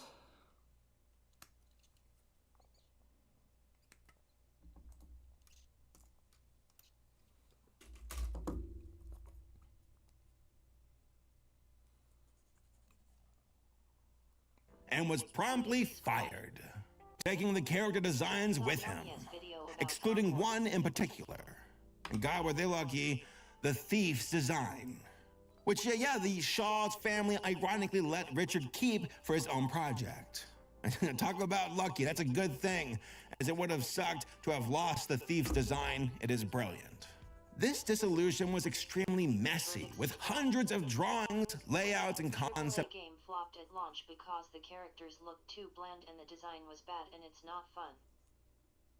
Space Police Policeman. Hoping for a 3P SMP scale Tigerzord figure. I'm Space Policeman. I'm not sure what you're asking for. This is a Tigerzord. Why do you want a different one?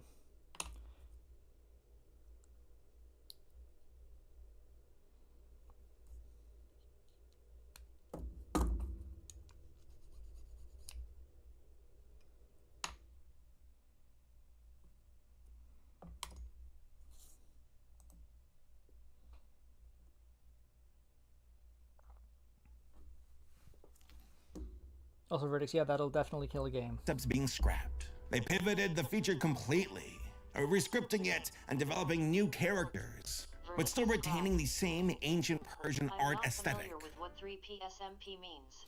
3P is third party, as in this case, not made by the actual license holders. SMP is this brand, so Shokugan Modeling Project. This kit, SMP.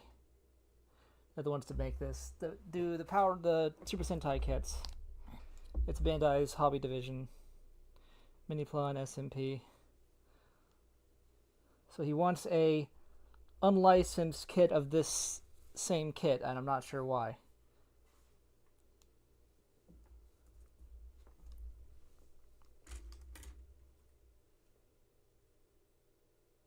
Verdicts scribe.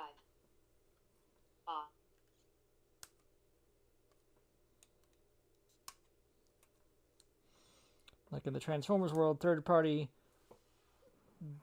mostly, not so much anymore, filled in the gaps with what Hasbro wasn't doing, making things that Hasbro wasn't doing, or in some people's opinions, better than Hasbro was doing. But this is literally, he wants a third party, he wants someone else to do the same thing that this kid is doing, and I don't know why. I'm not aware of any innate flaws with it.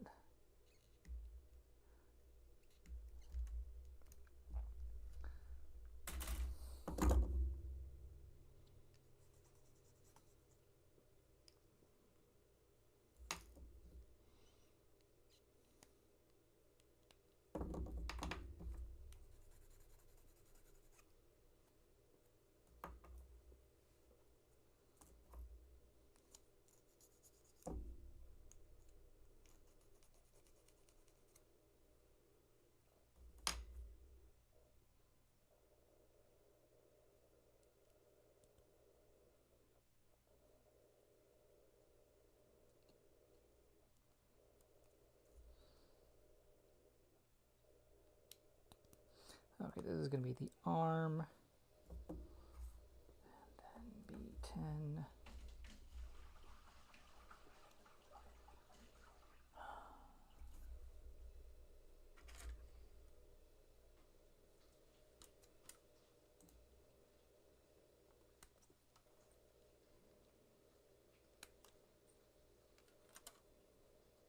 This time, it had the novel twist of incorporating more silent comedy. The character of Tack was created as a perfect fool, much like silent comedians of the 1920s like Buster Keaton or Charlie Chaplin. At this time, these are tiny little Q-tips, little cotton swabs. I use them to push in stickers. I use them to try to apply paint sometimes, but mostly I just use them to clean up paint.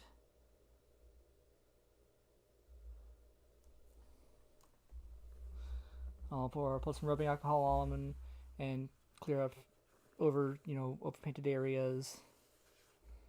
I said I tried using them to paint with, but the paint dries too fast for my markers, so they just become the paint cleaner upper. Okay, cool.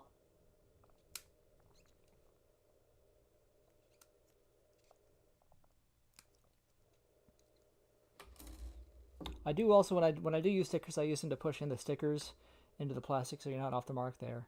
But yeah, I have been using them today to clean up.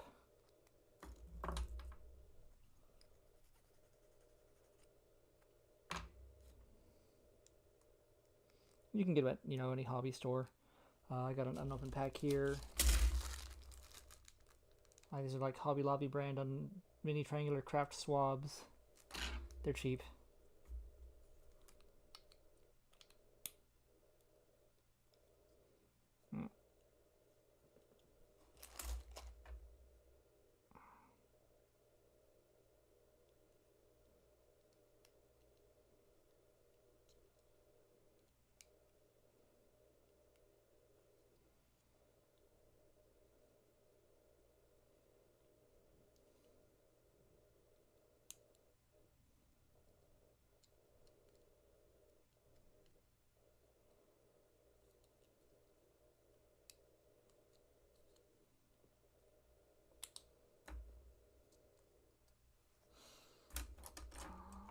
One of these has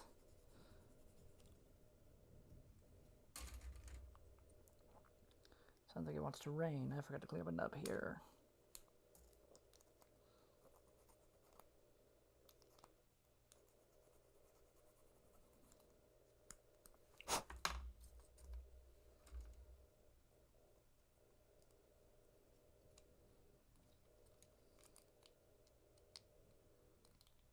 There we go.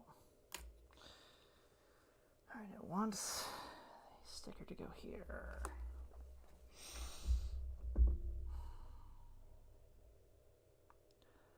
I could try painting that.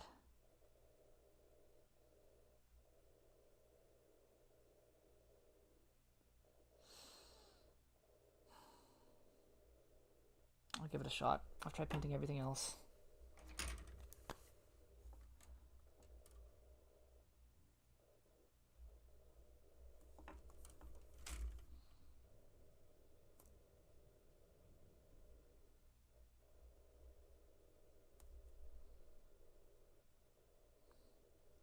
So here's what I'm talking about. Like, I'll end up going outside the boundaries just a little bit.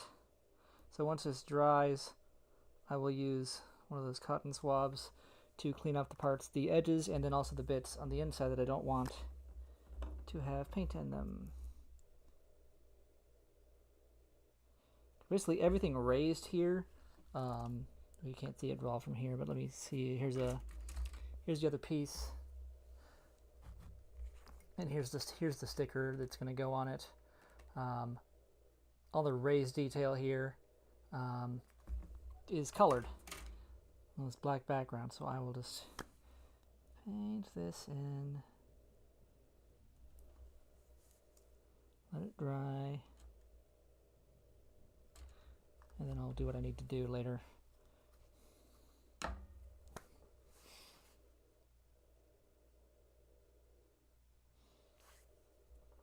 meantime, let's make a lower arm, I think. Yeah.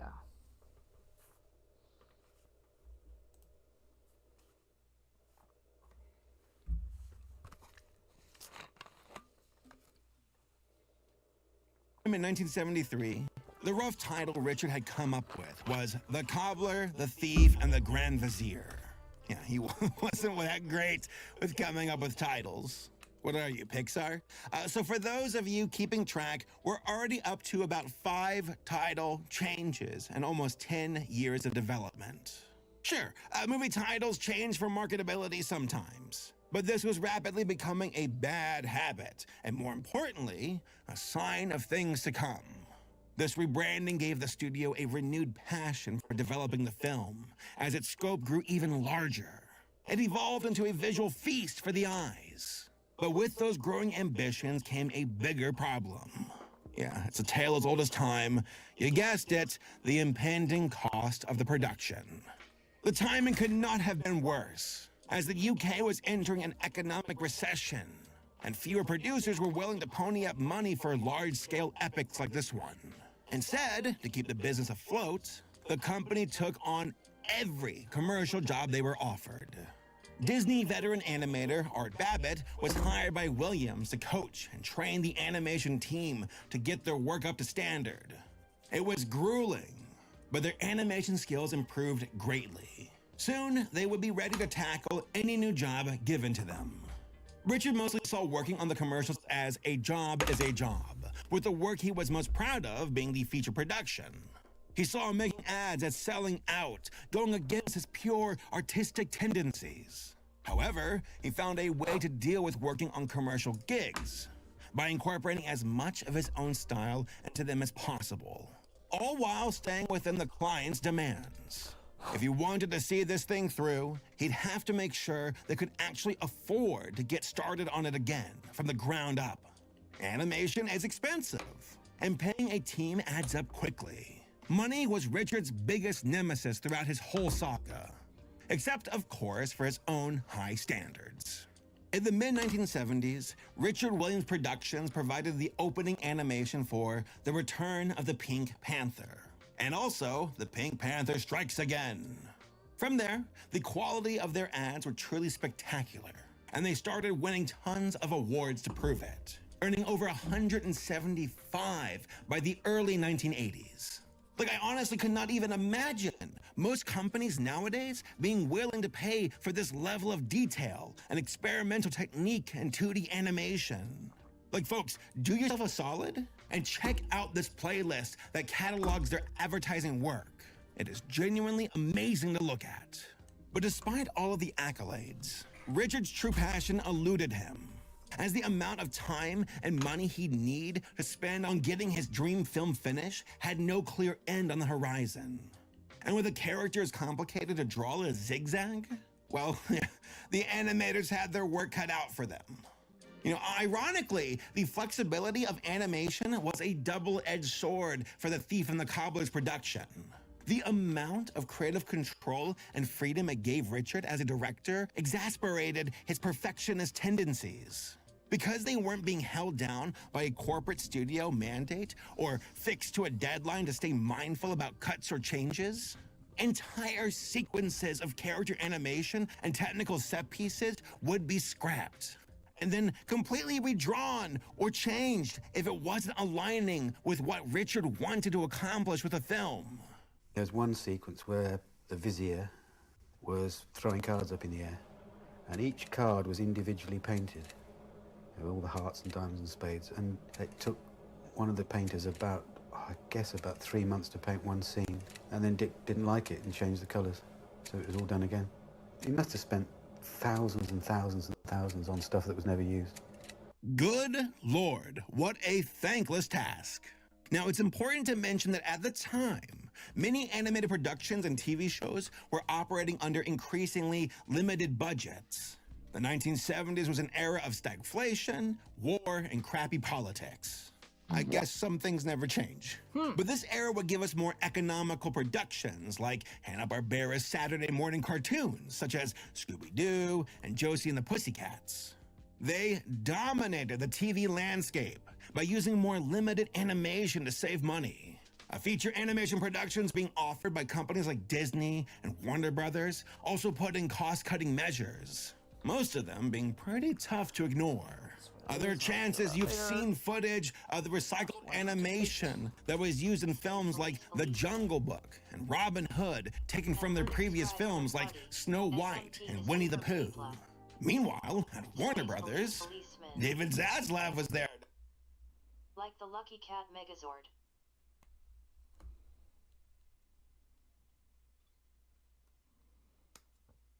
I don't think he knows what that is either.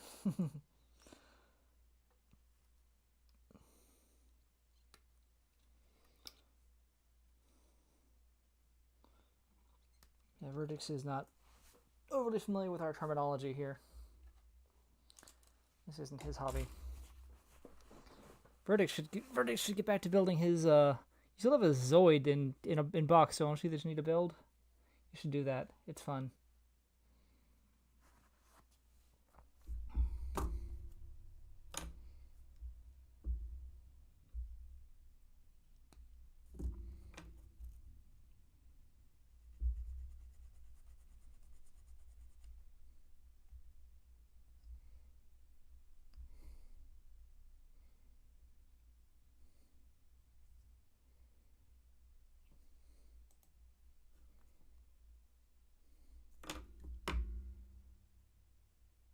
No, the only animated features they were putting out at the time were called package films, like the Bugs Bunny Roadrunner movie, which, you know, are just old Looney Tunes animated shorts being repurposed with a very limited amount of new animation as a narrative bridge. So for contrast, Richard's obvious passion and cult of personality kept veteran animators like Ken Harris and Art Babbitt working on the movie. Williams cherished animation as an art form and wanted to do whatever he could to preserve the craft and allow it to shine. Even though the work was extremely technically demanding, the studio animators rose to the challenge because they saw it as part of the greater good.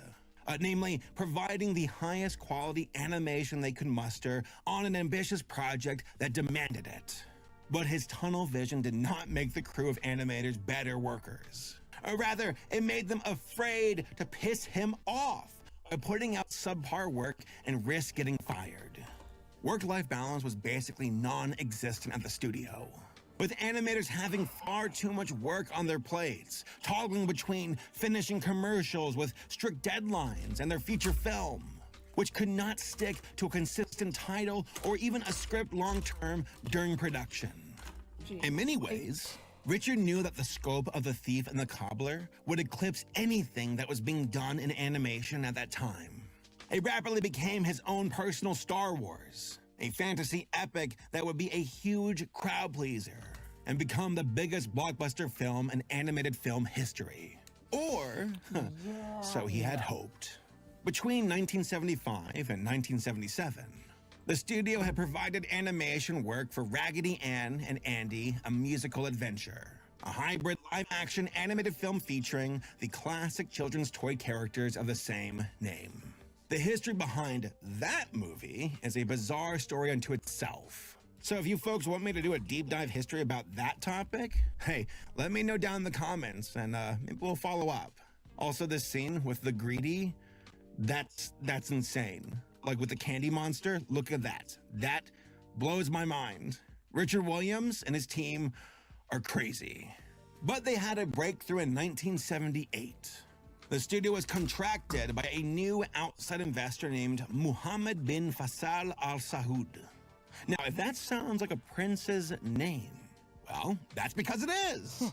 A literal Saudi Arabian prince at that, who provided the crew with $100,000 to fund a 10-minute test sequence as a proof of concept. For reference, that amounts to a little over $475,000 in today's currency. God, inflation's a bitch. Eager to impress the prince and hopefully entice him to fund the studio further, Williams chose an ambitious third-act sequence involving the thief chasing after the golden balls, with One Eye's war machine being completely destroyed around him. To this day, It is one of the most spell-binding sequences of animation I've ever seen. The comedic timing is immaculate. It is intricately drawn to the finest detail, and still manages to cram in some amazing character work of the thief, oblivious to everything surrounding him. It is some of the greatest physical comedy in animation history. Rube Goldberg would be so proud. As a tech demo, it is absolutely phenomenal and showcases the extreme talents of Richard Williams Productions. However, as a proof of concept from a business perspective, I could see the first questions coming from a producer being, what's your timeline on finishing this thing? What's the plot overview? How long did it take to make this sequence? And most importantly, how much did this cost? All of the answers to these questions have been issues plaguing the production from day one. And once again, Richard's worst tendencies came screeching out. The studio missed 2 deadlines, taking a full year to create the 10-minute sequence. And what was supposed to cost $100,000 back then ended up running over $250,000. No matter how good the animation was, Al Saud saw this as a sign of things to come and backed out of the project. And yeah, I can't really blame him. I cannot. While this set up a positive impression for the quality of their work, it reflected poorly on their time management and fiscal responsibility. Budget restraints and a reasonable timeline are 2 incredibly important factors for any producer willing to invest in a feature film. They need to know when it's going to be finished and how financially viable it will be for them to invest so much, and how to turn a sizable profit later. By Richard's estimation in the early 1980s, funding the creation of the entire movie to his vision would have cost about 10 million British pounds or 20 million US dollars.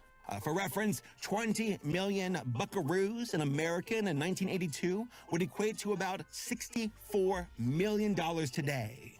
That kind of budget for an animated film back then was unheard of. I have a full Like, box God. and a half of spare gunpla and mini-pla parts. I wonder if I can Frankenstein together a new mecha. You should try. I'd like to see that.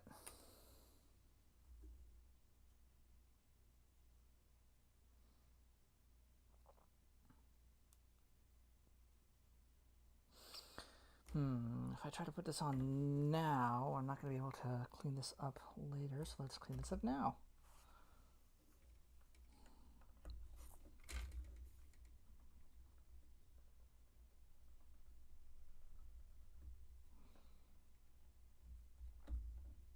The paint's still too wet. I can't put the plot together at this moment, I guess.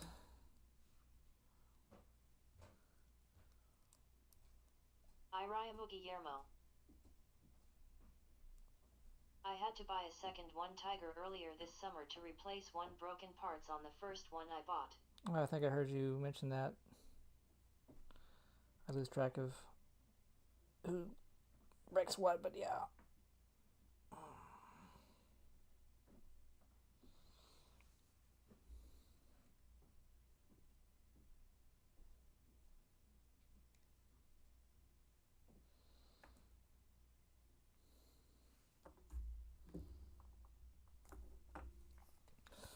Let's get this coat. Let it dry.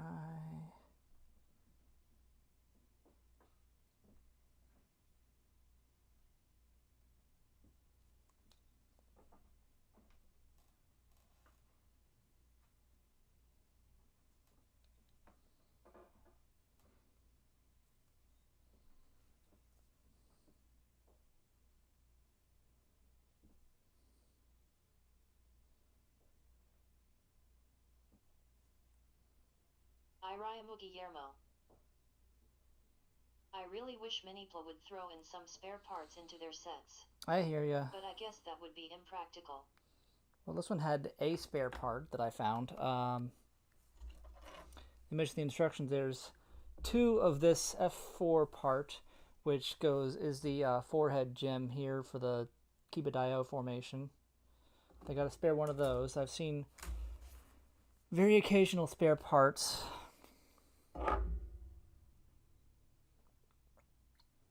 It'd be nice if we could do like what you can do with Gunpla, just order replacement runners.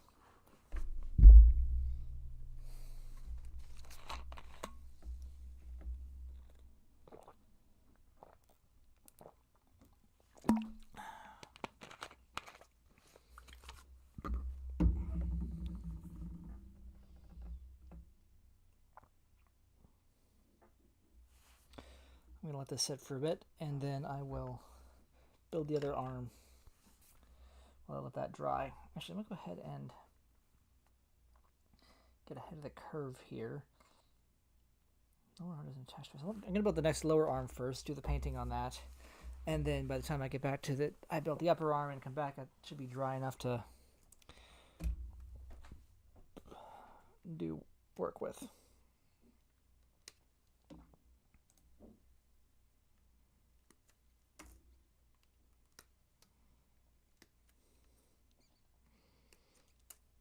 Damn, that's still a pretty sizable budget today. That's how much most Illumination movies cost. Oh, that's how this film could have been saved.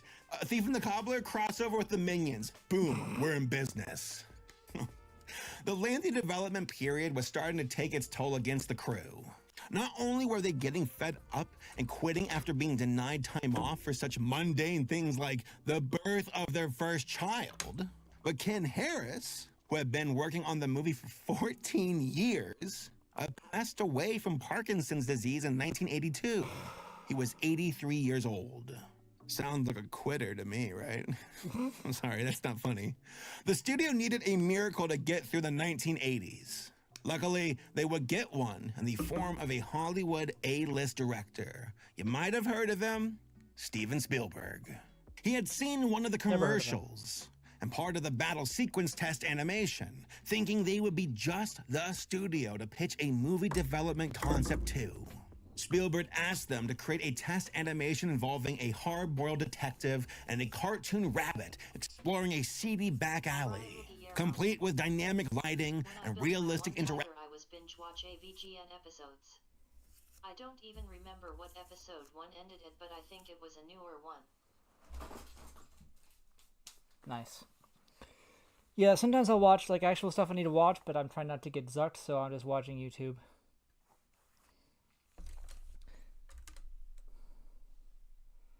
Sometimes I'll risk, you know, turning on an anime or toku. I should really be watching Go Ranger, but I guess I'll stay behind.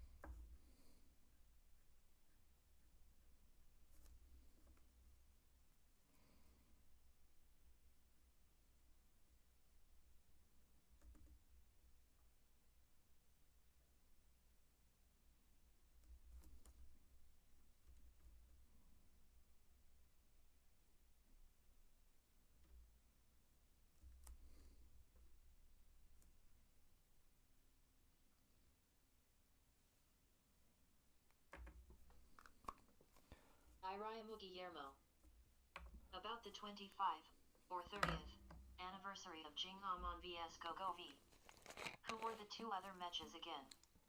One was Blue Air Vehicles, the other was Red Land Vehicles.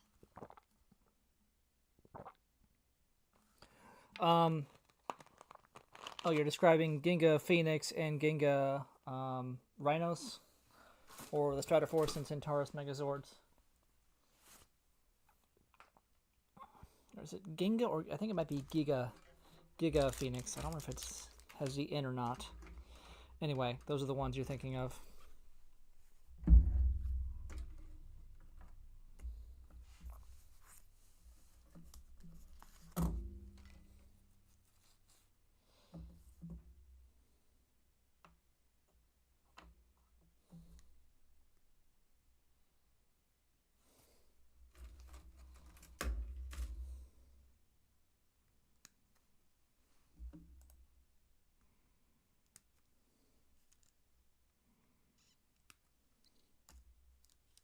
interactions between the human and the animated characters. With that, Richard Williams Productions was brought on to animate a new hybrid 2D live-action film titled Who Framed Roger Rabbit? Directed by Robert Zemeckis under Disney's Touchstone Productions umbrella, Roger Rabbit was a highly ambitious idea with a brilliant team working on it. And in case you have not seen it before, which, oh my god, what are you doing? Turn this video off right now and go watch it. Yeah, the movie really is just that good. One of the best of all time. The story takes place in 1947 Hollywood, and it follows a cartoon rabbit who is falsely accused of murdering an animation studio CEO. God, I wish it was David Zaslav in Minecraft. It's up to Eddie Valiant, an alcoholic private detective who hates cartoon characters, to clear his name and bring the real criminal to justice. Originally based on the 1981 book Who Censored Roger Rabbit by Gary K. Wolfe, this project seemed tailor-made for someone as detail-oriented as Richard Williams. It had a heavy emphasis on high-quality fluid animation based on characters from the 1940s. Believable compositing of 2D characters interacting with real-life actors and props, as well as highly expressive animation from the wacky lead rabbit himself, Roger. At first, Williams was originally hesitant to take on the job, hating most attempts at combining live action and animation, seeing it as something that will never really work out. But Disney and Spielberg pledged to help him make his dream of releasing The Thief and the Cobbler a reality by promising to help finance the film and get a distributor for it. With that, Williams took the deal and was about to make animation history. The film's budget was originally greenlit at $30 million. If they could pull off all this technical wizardry required to make it look seamless, Roger Rabbit was bound to be a huge movie.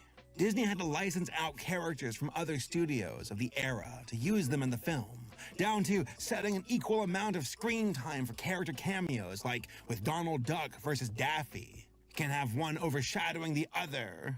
And in a twist that should not surprise any of you at this point, the budget started to climb along with delays for getting the animation done properly. Even with 326 animators available on the payroll. When all was said and done, the movie cost in total around $60 million to make. But my God, it was worth it. Who Framed Roger Rabbit is an absolute triumph in every sense of the term, and deserved all the success it earned, including its worldwide box office gross of $351 million. Through all of this spectacle, Richard Williams and his team were lauded for their sensational work on the movie, with Williams receiving not one, but 2 Oscars. A Best Special Effects Award he shared with other members of the crew, and his own Special Achievement Award for Animation Direction. It was the type of accolade any serious filmmaker could hope for. But it seemed for Richard, well, he thought he was being praised for the wrong movie. Thank you. Thanks. The best is yet to come.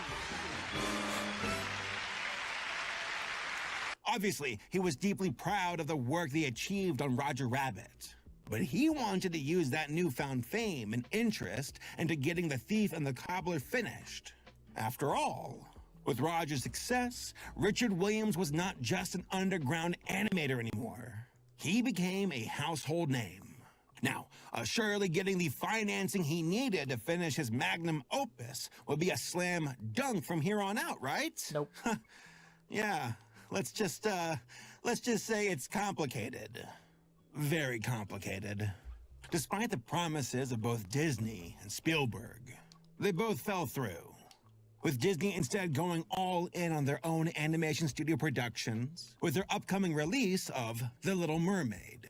Meanwhile, Steven Spielberg opted to create his own animation studio, Amblimation, and made a number of films with an American animator named Don Bluth. After Roger's award sweep, well, Warner Brothers... Huh, that was weird. Anyway, Warner Brothers offered Richard a production deal in the form of a negative pickup. This basically means that Warner Brothers would be purchasing the domestic and/or international rights to the film from the studio in exchange for funding and marketing it. Upon its release, they would split the profits between the studio and the distributor. So with this deal, Warner Brothers would give him approximately $25 million to finish the film, along with a $25 million marketing budget. Agreeing to these stipulations, he wanted 3 years to finish it and hit the ground running in 1989. With many of his former artists having since retired, or moved to different studios, or died since the late 1970s, Williams hired tons of recent college grads from around the world, many of whom had not yet developed their own style, so he could hone their talents on the film. But this was not to say Warner Brothers just gave him a blank check and hoped for the best. For Williams, his reputation had preceded him. For them to put up this much money to finish an already 20-year-old film was a dicey situation, to say the least. To deal with this, Warner Brothers signed an agreement with the Completion Bond Company, more or less a line of insurance to guarantee they would be getting a completed movie. Otherwise, the film would be finished independently of Williams, under Warner Brothers' guidance instead. Even with all these conditions, Williams still could not stop his own feature creep tendencies. If a shorter shot turned out particularly well, he wanted to extend its duration out further. 2, 3, sometimes even 4 times longer than it was originally created. Aesthetically, it was still a remarkable piece of work, but they had a very real ticking clock to worry about now. This was an adult-oriented animated film that was light on the dialogue, but heavy on the atmosphere. So, to hear that Disney was, coincidentally, working on something that was the complete opposite of The Thief and the Cobbler, meaning a family-friendly musical with rapid-fire jokes and a light, approachable love story, but just so happened to be set in an Arabian setting? Yeah, alarm bells were going off. Disney's Aladdin was set to premiere before The Thief and the Cobbler, and most certainly was going to steal their thunder. Now, granted, Thief was in development for decades, and quite a few of the animators who used to work for Williams went on to get jobs at rival studios, including Andreas Deja and Eric Goldberg, 2 supervising animators for Jafar and the Genie respectively. Also, both Thief and Aladdin were influenced by the 1940 British fantasy film The Thief of Baghdad. Williams appreciated it more for stylistic inspiration, whereas Disney just straight up lifted characters and names directly from it. But at the very least, it does feel like bad form on Disney's part to make their own great value version of The Thief and the Cobbler, considering how well Roger Rabbit did financially for the company. That's a great value. Aladdin's amazing, but yeah, I could imagine emotions were feeling pretty tense for Richard Williams and team. But Richard's next move would have to be a strategic one. To ensure they'd meet the deadlines, the animators had to work a grueling 60-hour work week, by either working 4 hours late each day during the week or working a full 10-hour shift on both Saturday and Sunday. How they did not tar and feather him for demanding that, I have no idea. But they still weren't any closer to finishing on schedule. Morale was at an all-time low, with exhausted workers being fired left and right. And somehow, in the midst of all this chaos, Richard Williams had never actually finished the complete storyboards for the entire overarching plot of the film. Let that sink in.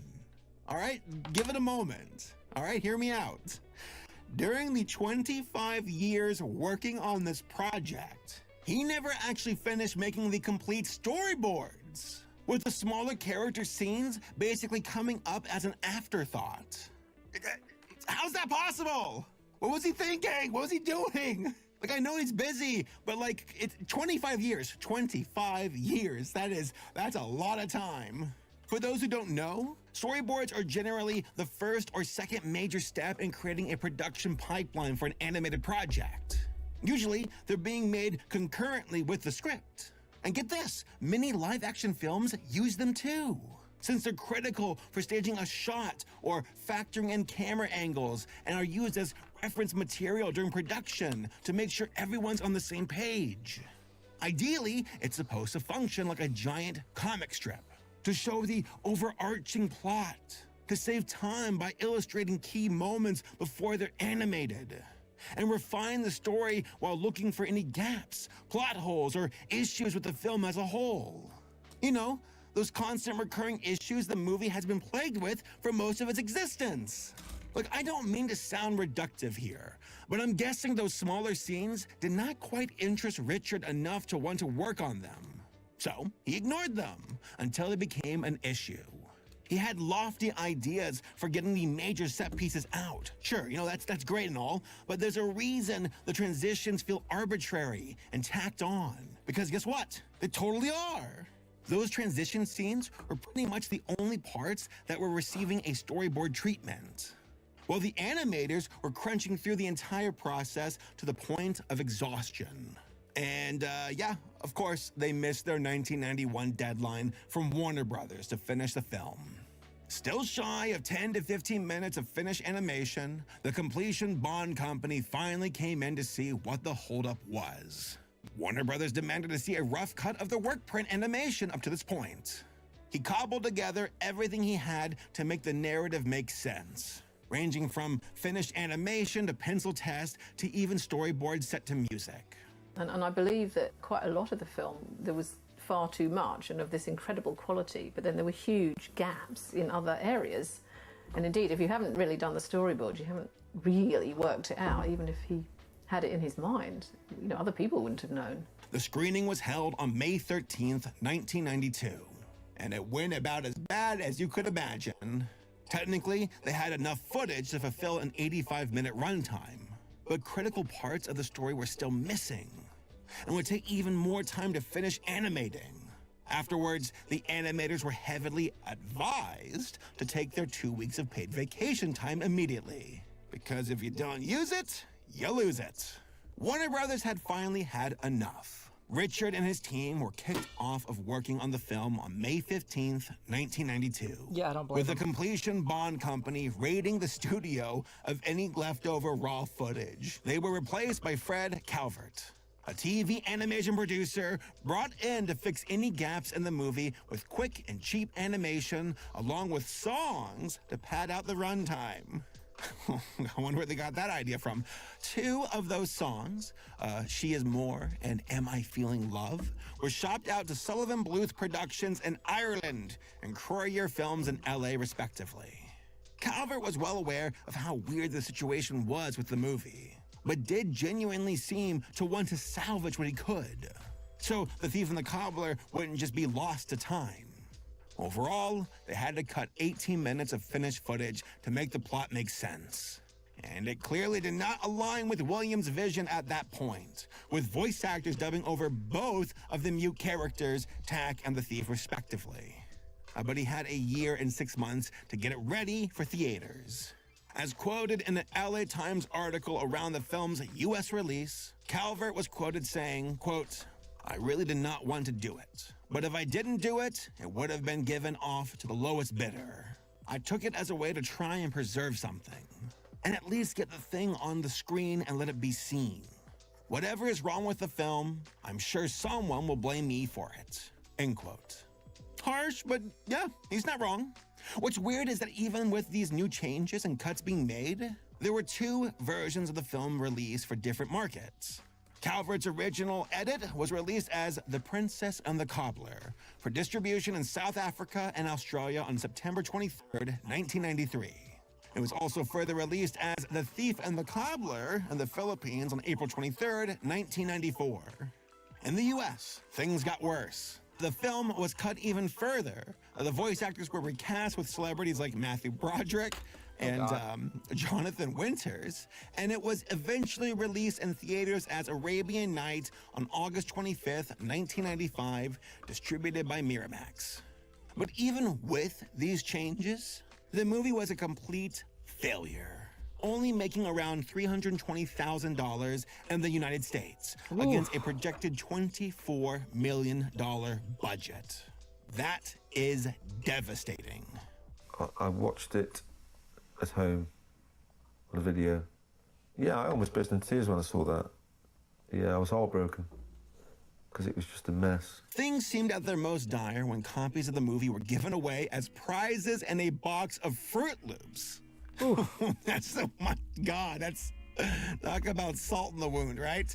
The entire team gradually moved on from the project, with Richard not wanting to discuss the failure of The Thief and the Cobbler publicly for ages. And notoriously, Williams would kick out people from his Q&A panels who tried to bring it up. But he eventually made his peace with it as a project that got too big for its britches. Money issues and scheduling delays were constant problems during the film's development. But the issue that topped them all also made those problems worse. Richard's unwavering perfectionism, where every frame had to be drawn and composed to his exact specifications, which kept changing at the drop of a hat. Richard seemed to have a very strong ability to compartmentalize between commercial jobs and working on The Thief and the Cobbler. As a studio, Richard Williams Productions made over 2,500 animated advertisements during their heyday. They received hundreds of awards for the quality of their work. But Richard himself had no passion for making them. He tried to find some kind of fun in it, adding his own flourishes and comedic timing to make them more entertaining. But even that would lead them towards going over budget, with an ad sometimes costing the studio more money to make than what they were actually being paid to make it. Now, to his credit, Richard insisted the team make cuts to the quality of an ad if the client was trying to rush out something faster than their usual development time. As much as he hated doing commercial work, he knew it kept the lights on and kept the staff taken care of.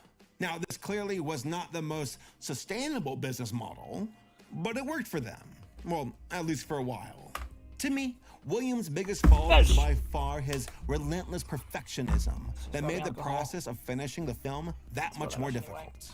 Because it was mostly self-financed, he was less beholden to upper management demands or abiding by their deadlines.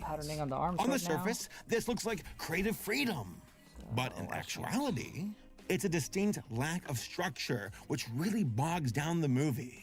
The film had an abundance of creativity to bring Richard's vision to life, but the cost of doing an independent animated film of this scope without a major studio backing it led the production into severe delays. For contrast, most animated movies and TV shows are animated at 12 frames per second on twos, meaning 2 shots of the same drawing equaling 12 frames per second. This lends itself to be a more cost-effective method of animation, as more frames equals more money. However, The Thief and the Cobbler was animated on 24 frames per second, meaning each frame was its own unique drawing. Richard was a stickler when it came to every aspect of the movie, but especially with timing. He would have his artists redo entire segments if the timing wasn't up to snuff. This was done to ensure the movement and timing was the most fluid it could possibly be, especially for a film scale. But this led to shots taking twice as long as they usually would. Hundreds of frames would be scrapped, or sequences would be fully cut if they did not match his vision.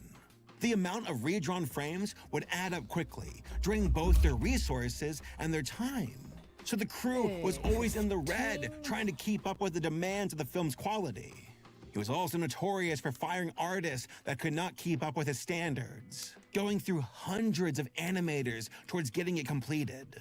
However, I find it particularly crazy that the movie he's best known for now, Who Framed Roger Rabbit, completely overshadows his beloved passion project.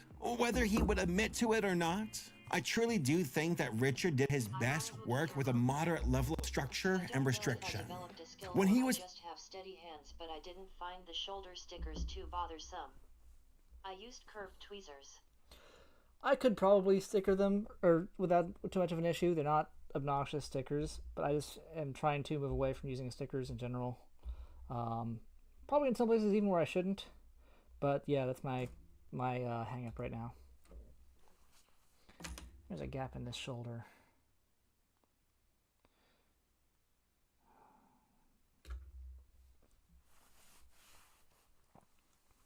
Like if I can paint something in, a lot of times I will try to. I just don't like putting stickers over older parts. Honestly, this is the part where this is an area where I should try to use stickers. It is where it's nice and flat, but it's also a good place to try to paint. Whatever. We'll see how it goes. Like I said, it's looking pretty good, I think.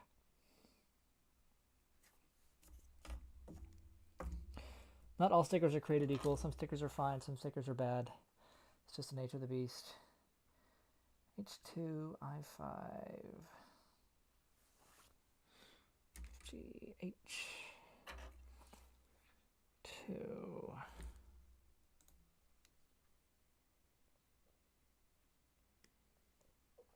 Speaking of spare parts, H3 is a spare part on this one, it says. Paired up with a kindred spirit like Robert Zemeckis, a director who is also notorious for his love of feature creep using film technology. They both brought out the best in each other creatively. Robert and Richard both love to push their chosen mediums to an extreme. The production for Roger was thankfully anchored to a company that... Sweaty fingers could make everything worse. That they can.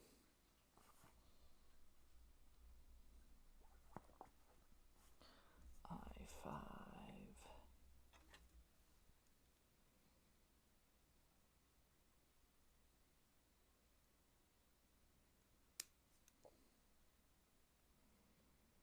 One thing I've learned is to hold on to these tiny parts so they don't come flying off the runner.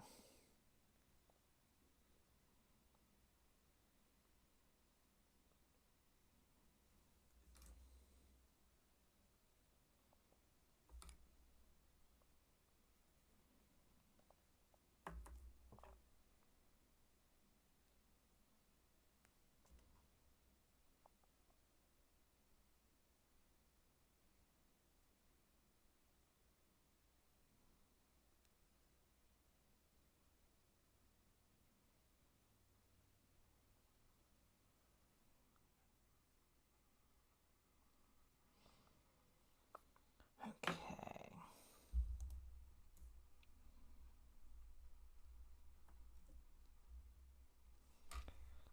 A16 and 16. A had an amazing script. B was willing to take the risk backing it up by keeping the animation and special effects units in check. And C had the available capital to make it a reality. And the rest of the crew who worked with him saw this too, as detailed in the Persistent of Vision documentary.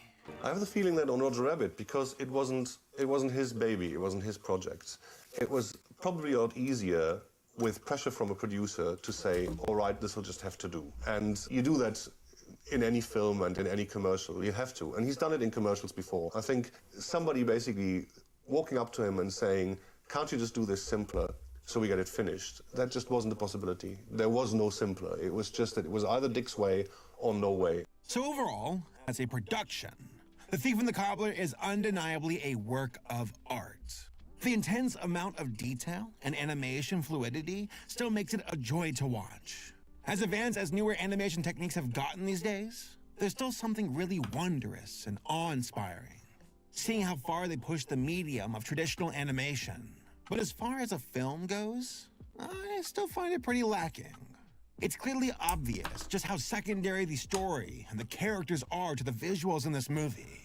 They spent so much time and energy making the animation gorgeous and fluid that they forgot to make the story interesting or fleshed out the characters to make them feel like real people rather than props.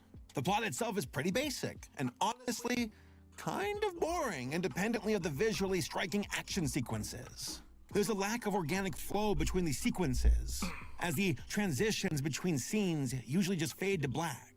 It just doesn't have the right sense of balance to give us enough character work between them to make it feel more engaging. So when it comes to pacing, yeah, there's problems. But don't get me wrong, there are some incredible standalone sequences. Like, it is mesmerizing and fun as hell to watch Tak chase the thief, or the sequence with the war machine getting destroyed. It gives us some tremendous physical comedy, with a good dash of how the hell did they even do that moments that are still hilarious by today's standards. But the scenes outside of that really do a number on the pacing. As a narrative, everything can't be propped up by giant set pieces alone. Nobody really cares about Tak and Yum Yum's relationship because we already know they're going to hook up by the end of it. There's no mystery or stakes there. It's just another thing to check off the list of story beats. So if a number of potential investors or studio producers saw how much money the company was burning through, with detailed but short sequences of animation to show for it, and they ultimately decided to not work with them, yeah, I totally get it. One way or another, the studio needed to deliver a finished film and could not do it within the parameters set up by their financial backers. It's heartbreaking because there's so much talent on display here, but that does not always translate to marketability. The Thief and the Cobbler is a massive achievement and a spectacle of visual entertainment, but it's so niche that it was realistically never going to make a substantial commercial return on investment. But hey, that's a passion project for you. Frankly, I don't think that widespread commercial success was ever Richard's plan from the start. It was a film by animators for animators. That is about as specific as you can get. And most audiences won't appreciate that level of detail if the story is mid. This entire film was plagued with issues of balancing style over substance, with style clearly overshadowing everything else. Now, folks, I am a big fan of fantasy epics, but my personal favorites like Dune, which I know is a sci-fi fantasy, and Lord of the Rings do one thing this movie does not. They both spend substantially more time focusing on character development and why their arcs matter to the plot. To me, there is a big difference between simple storytelling and a story being noticeably underwritten. Richard claims his biggest regret with the film seems to be teaming up with a major American studio in the first place, as he explained during a 2014 Q&A at the British Film Institute. And in hindsight, we should have just gone to Europe slowly, take another 5 years, made it on our own. And then go to a distributor and get it, you know. People would find it as a novelty. This movie was created and marketed as an animated feature specifically for an adult audience, with two mostly silent protagonists, lavish environments, and a heavy emphasis on expressive visual comedy. It's not going to be for everybody, but those who get it really get it, and deeply appreciate The Thief and the Cobbler for what it is. That is why the recobbled cut exists. Now, I'm glad some dedicated folks have seen the studio's level of craftsmanship as a piece of visual history that should be preserved, archived, and appreciated. That takes a lot of time and energy, and I'm glad someone cared enough about this film to do that. But I also think it's important to learn from the mistakes of The Thief and the Cobbler while reflecting on it. At the risk of sounding preachy, here's a piece of advice for folks watching who might be struggling with their own perfectionist tendencies, myself included. I am perfect after all. True perfection does not exist. It just does not. Perfection is a goal you can chase, but you can never catch it. All of these creative choices boil down to a need for control and a fear of bad presentation. But perfection is subjective, and it really boils down to a specific person's taste. There's no absolute guide for stuff like that. While you should, of course, aspire to do your best on a creative project, working yourself to the bone to accomplish it is one of the fastest ways to drive yourself nuts. To feel endlessly insecure and also potentially make your colleagues hate you. Maybe all three at once if you don't keep yourself in check. Sometimes good enough is good enough, and perfection is the enemy of the perfectly adequate. Set realistic expectations for yourself and also others. Use deadlines to get things done on time. Track finances to stay on budget. And be open to reflecting on a project's trajectory if something is not working. Being able to pivot is a skill too. Otherwise, you can get stuck in the sunk cost fallacy, where you constantly keep working on something that gives you no returns because you've already invested so much time, energy, and money into it, even if it's not working out. I've been there. The Land Before Time video, Caleb and Sophia, I've been there for years. Most creatives have, and it's a hard pill to swallow. But setting restrictions for yourself helps make your creative work more manageable. Perfectionism and procrastination are two sides of the same coin. So know your strengths and be honest about your weaknesses to find the right balance between them. Richard Williams was already a phenomenally talented artist. I mean, he wrote the Animator Survival Kit, which is considered the classic how-to guide for learning the fundamentals of animation principles. I own the book. It's amazing. It's honestly one of the staples of animation. Even today, it's a required textbook for many college students pursuing an animation degree. Now, I do think he gradually learned some valuable lessons from this whole ordeal, but it seemed like he had to learn them the hard way. Completing this film was so far out of reach that it ended up consuming him entirely. Eventually, it didn't even seem like Richard was having fun making it anymore. After nearly 3 decades in, it evolved from being a passion project into an emotionally charged financial obligation. In the end, The Thief and the Cobbler remained a project Richard Williams had been working on tirelessly, but was still far from being completed upon his death on August 16th, 2019. An unfinished film that became the stuff of legends. The magnum opus that never was.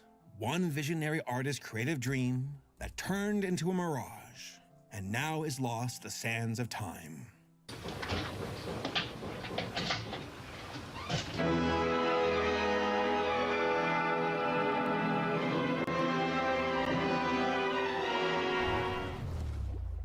Hey folks, thanks again for making it to the end of the video.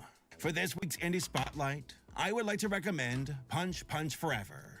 At the time of recording this video, the second episode of the series came out, and it's quite possibly one of the funniest animated series I've ever seen on YouTube. It was created by Spideru. I like saying that. And the series is about this 11-year-old girl named Gogo, her mother, Mama, and her older half-demon sister, Nono. There's also a cool-ass pet frog. Gogo finds herself battling it out with demons and monsters in a tournament-like setting. This series is an absolute love letter to Japan and anime. Hell, the whole thing is recorded in Japanese, and very convincingly so. I see you, Emperor of Japan, in episode 1. You're amazing.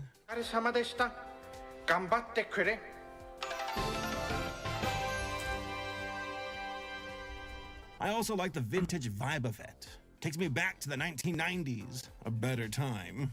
The visuals are sharp, the characters fun, and the jokes come at you one after the other. Overall, an excellent series that I hope to see more of. I'm genuinely shocked at how good Punch Punch is. It feels dirty that we get to watch it for free on YouTube. So, support it if you can. Once again, folks, thanks for watching this video, and I'll see you all next time.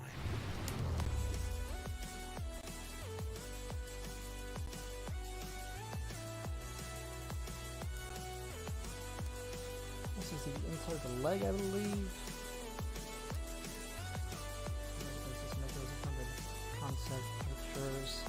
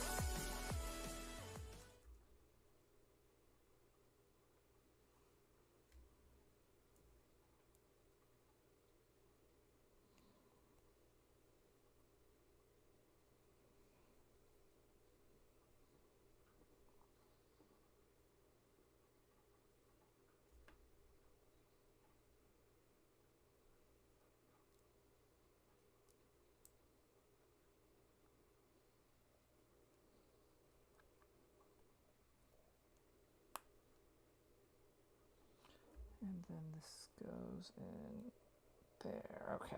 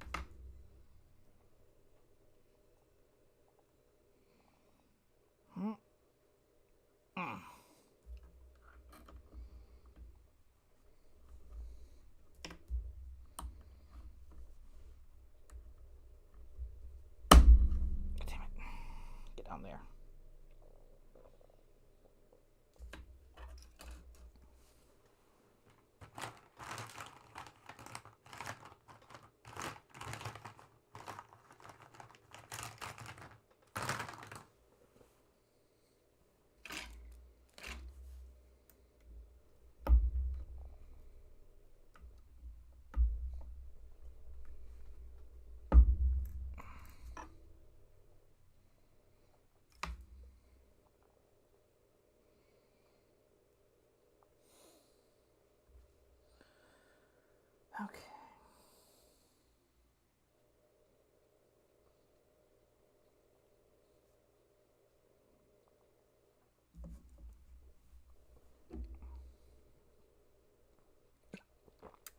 So, who's still with me?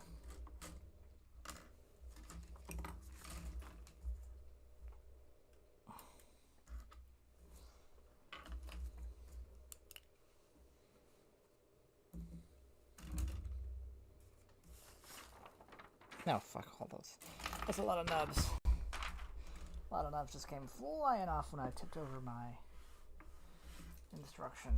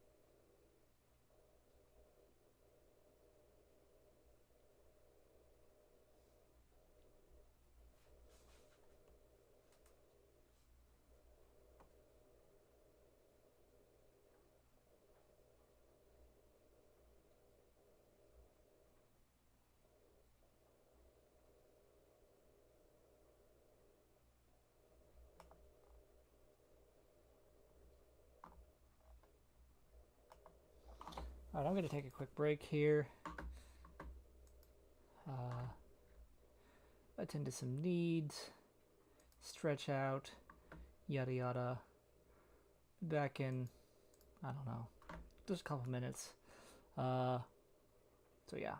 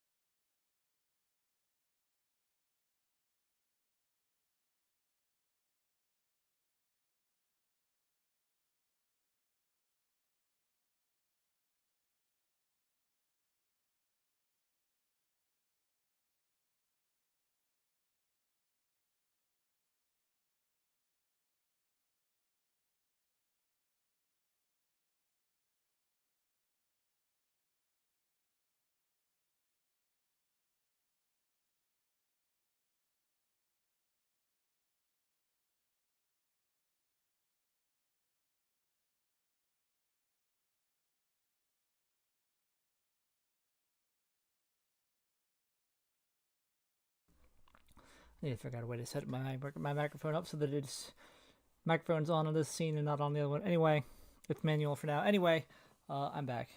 Just got some dessert here.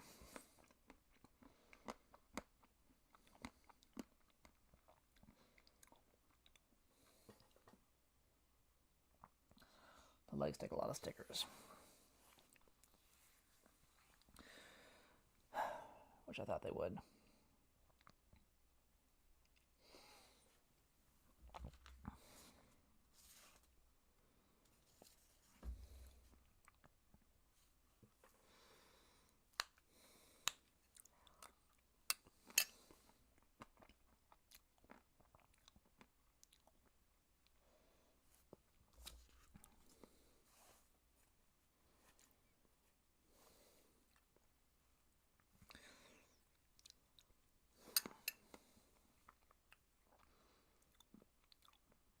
I'm just debating calling it a night, coming back on Monday or something, build part 2.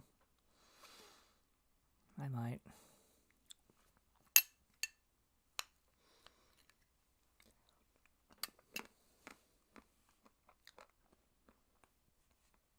Yeah. I think I can stick out the legs and just wait to try to paint them later. I think I'll do that.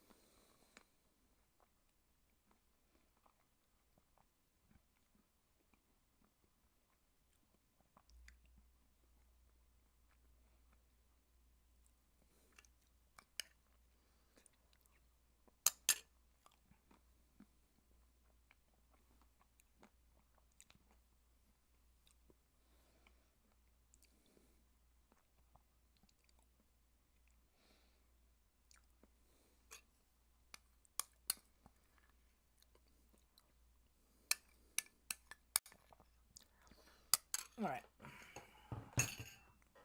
Back to it.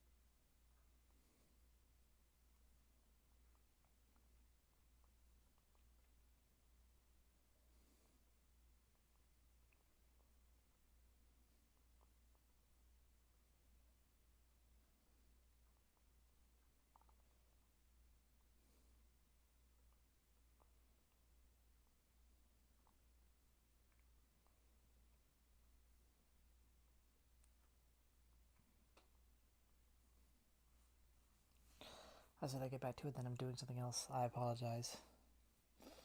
Just looking into something real quick.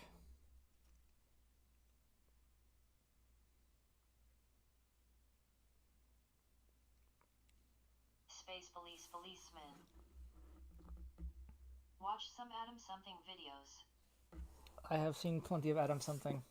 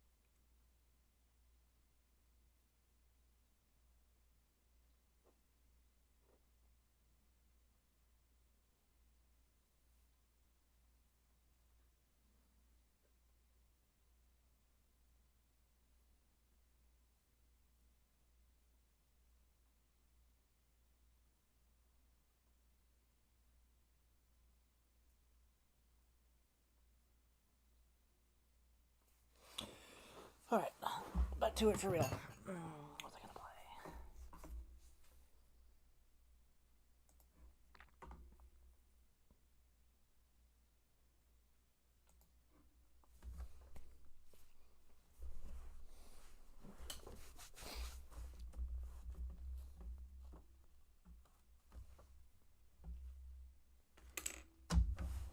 And the session I just built, there it is. So after getting a lot of kits from Temu, I started looking on the internet and thinking, are there any other weird sites from China that I could find some weird and yet cool knockoffs or third-party stuff? And I found this one place that I still don't quite understand.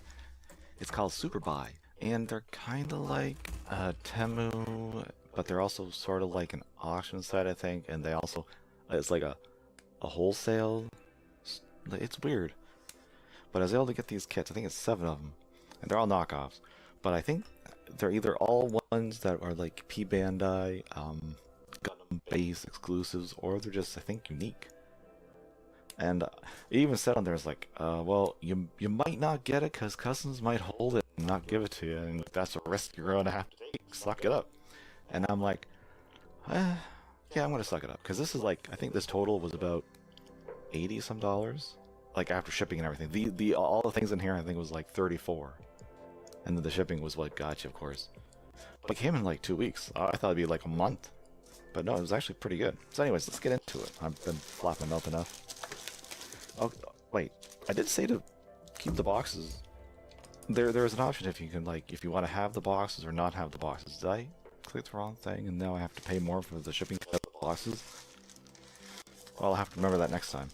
Because I'm definitely going to get, if this is as good as I think it is, I'm going to have to get more. Okay, so I don't know which ones these are, but I do recognize the GTO thing. Let me just take a look, because this is... Okay, this, I think, yes, it's the Origin R78-2? Pretty sure. But it's in like a blue. It's not the... G3 or something like that. I think it's more like that airplane company that they did recolors of the R72. I think the high grade got it maybe. I think it's also that Megascale got a color like that. A&A? I don't remember. but I think it's that color, anyways. So I'm at least they're all wrapped separately, because I really thought they'd just be the baggies and no box. Okay. So I'm very, very happy with this. Okay, you can this is actually a normal looking box, but they actually colored it.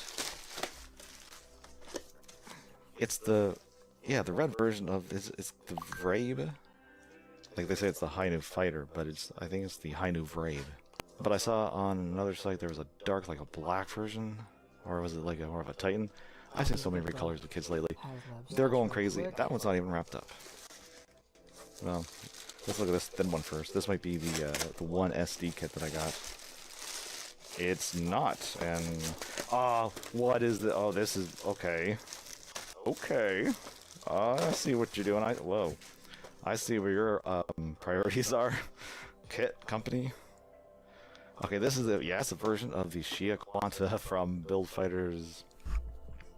Not Island. Was it Island War? I think it was Island War. But it's in a different color. I have the normal one. It's in pink with light blue condensers. But the box art's what I did not know about the box art. But man, and I actually saw on that site Superbuy other variants I couldn't get because, like I said, it's also like a whole lot. A lot. How do you say that? Like, I think it's a whole lot, isn't it? But where you actually get like large sums of an item, you know, for a better price. And they wanted, for the two variants I saw, I had to get 38 different ones, like 38 of the Quantas. And I'm like, I don't want 30. That's 37 too many. So, okay. Now you're thinking, oh, wait a minute, there's another one. Yes, but this is the other recolor that I was able to get separately. The blue one. That's powdery blue. So I got a pink, and I got a blue, and I got the normal green. I at least wish the box had a different color, but whatever. Alright, let's look at this one. Okay, there's the Gundam-based one, the Mecha Unicorn. The ultimate perfectibility, which I didn't have, of course, because it's a Gundam-based. I mean, they even did the border and everything. Because I've got all these the normal unicorns in this variant. The normal unicorn, the final, was it the full arm unicorn, the Banshee Norn, Phoenix. So yeah, get the perfectibility. FL9 doesn't really tell me anything. What is this? Clear? Wait, clear what? I don't remember. Oh, the aerial. This is the only one that the person came back and said, we have to give you the box because it's very fragile. I guess because it's clear. None of the other ones did that, so I did request them not to be in the box. The problem is, communication with them is kind of weird, and ever since I actually ordered these, the site won't let me order, like go through their, it's 4 different sites that they have in there, and I can't look at any Gundam kits or anything without, ooh. This is the other reason I wanted this. You might notice that silhouette, and that it's like a light purple. It's because it's the Amuro Zeta, the high grade, the Revive version. That thing alone is rather expensive. In fact, I'll see the kits that I know are real. I'll see if I can remember to. Well, I'm telling myself right now. Hey, you in the future, make sure you look at the prices that you paid in Canadian, because that's where I am. I'm Canadian, and look at the prices of the official ones, and then just show them on the screen so people understand how damn cheap these were. Of course, the versions of the fan service, they don't have an official version in those colors, so I guess I'll just show the normal green variant, which is still like 2 or 3 or 4 times more. These kits were like, in Canadian, some of them are like $3-4. It's the shipping, of course, but in total, like I think I paid around $80, $75-80 with shipping for all those kits. The Zeta alone, I think it's close to that price in Canadian, so I think I got a good deal. That's why I'm definitely going to buy more. I actually have more picked out. Now, I did say I wasn't able to look on the site anymore after I purchased those, but the people that I bought them from, the actual items, are still in my account. So when I collect them, I can click on the seller and then find other kits. I saw a red cam for high grade. I saw another version of the Origin Gundam, which I think is actually like the G3, which would be kind of cool. But anyways, yeah, I'm so excited for all these, if you can't tell. That video told me absolutely nothing. I didn't get to see the kits in action, what their quality was, or anything. Whatever. That was just a haul video. I've been duped.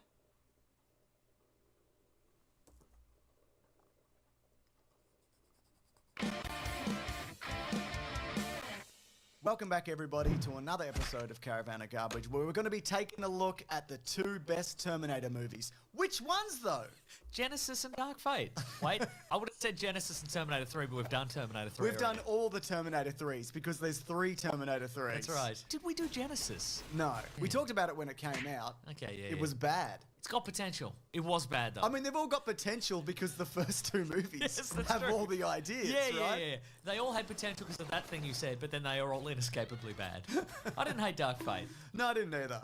Sarah Connor Chronicles is pretty good, etc. The others. Yeah, right. yeah. But these 2 are the good ones, 1 and 2. Absolutely. Because this week we're talking about The Terminator. The Terminator 1. 1984. This idea came to James Cameron when he was in bed sick with a fever. And he watched that Harlan Ellison episode of The Outer Limits. We will talk about that. Hey, I'm gonna rip it off.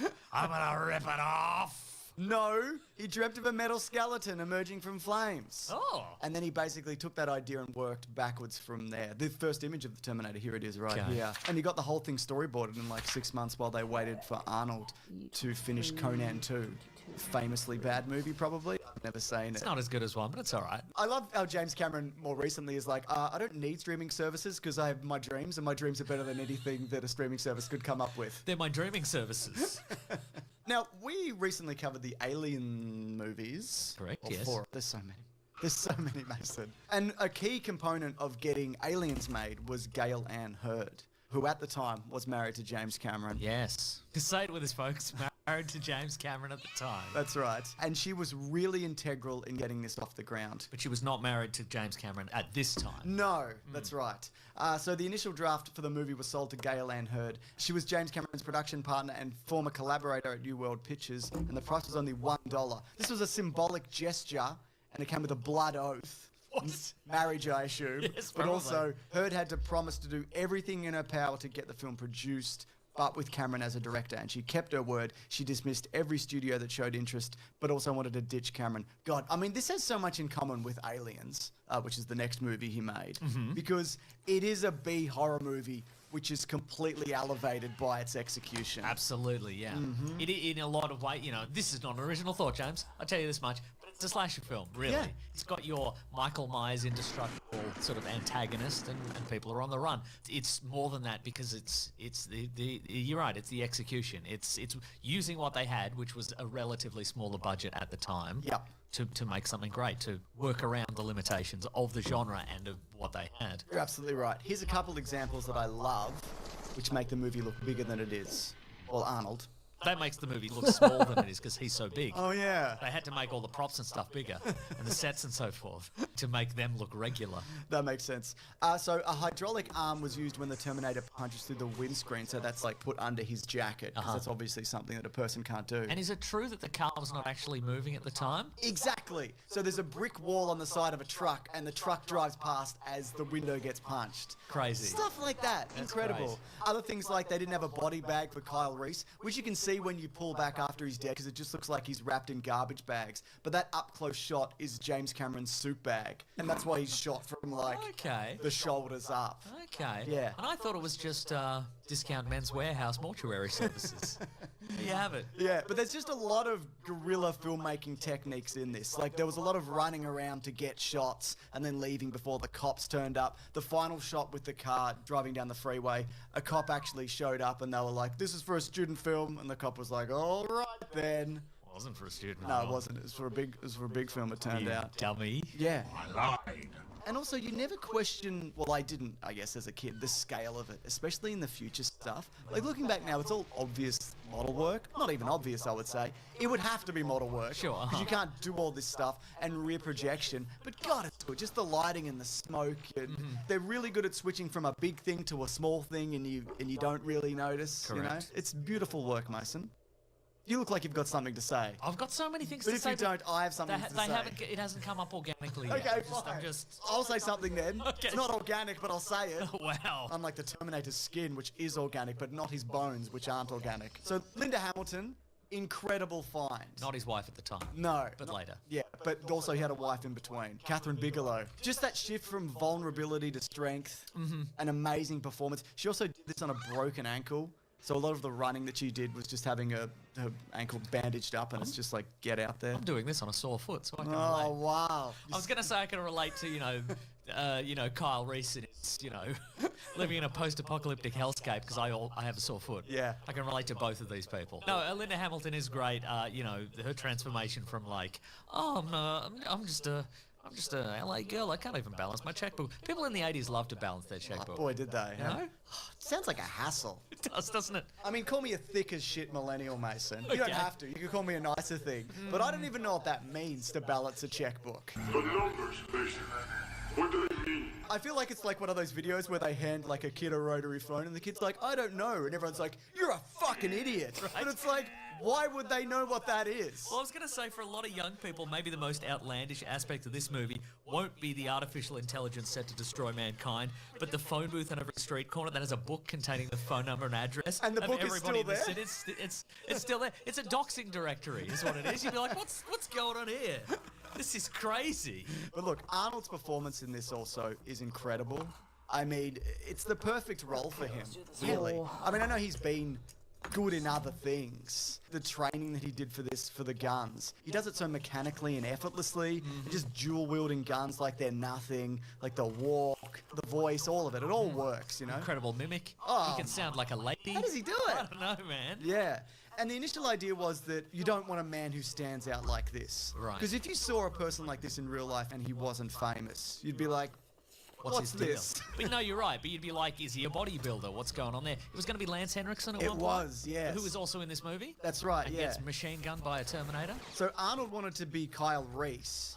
And James Cameron met with him and was just like, I'll just pick a fight with him and then he won't have to be in the movie. You know, because it doesn't make sense as an infiltration unit, a guy that looks like this. But, you know, maybe his skeleton is so big and bulky that, yeah, you need to build a big man around it, I guess.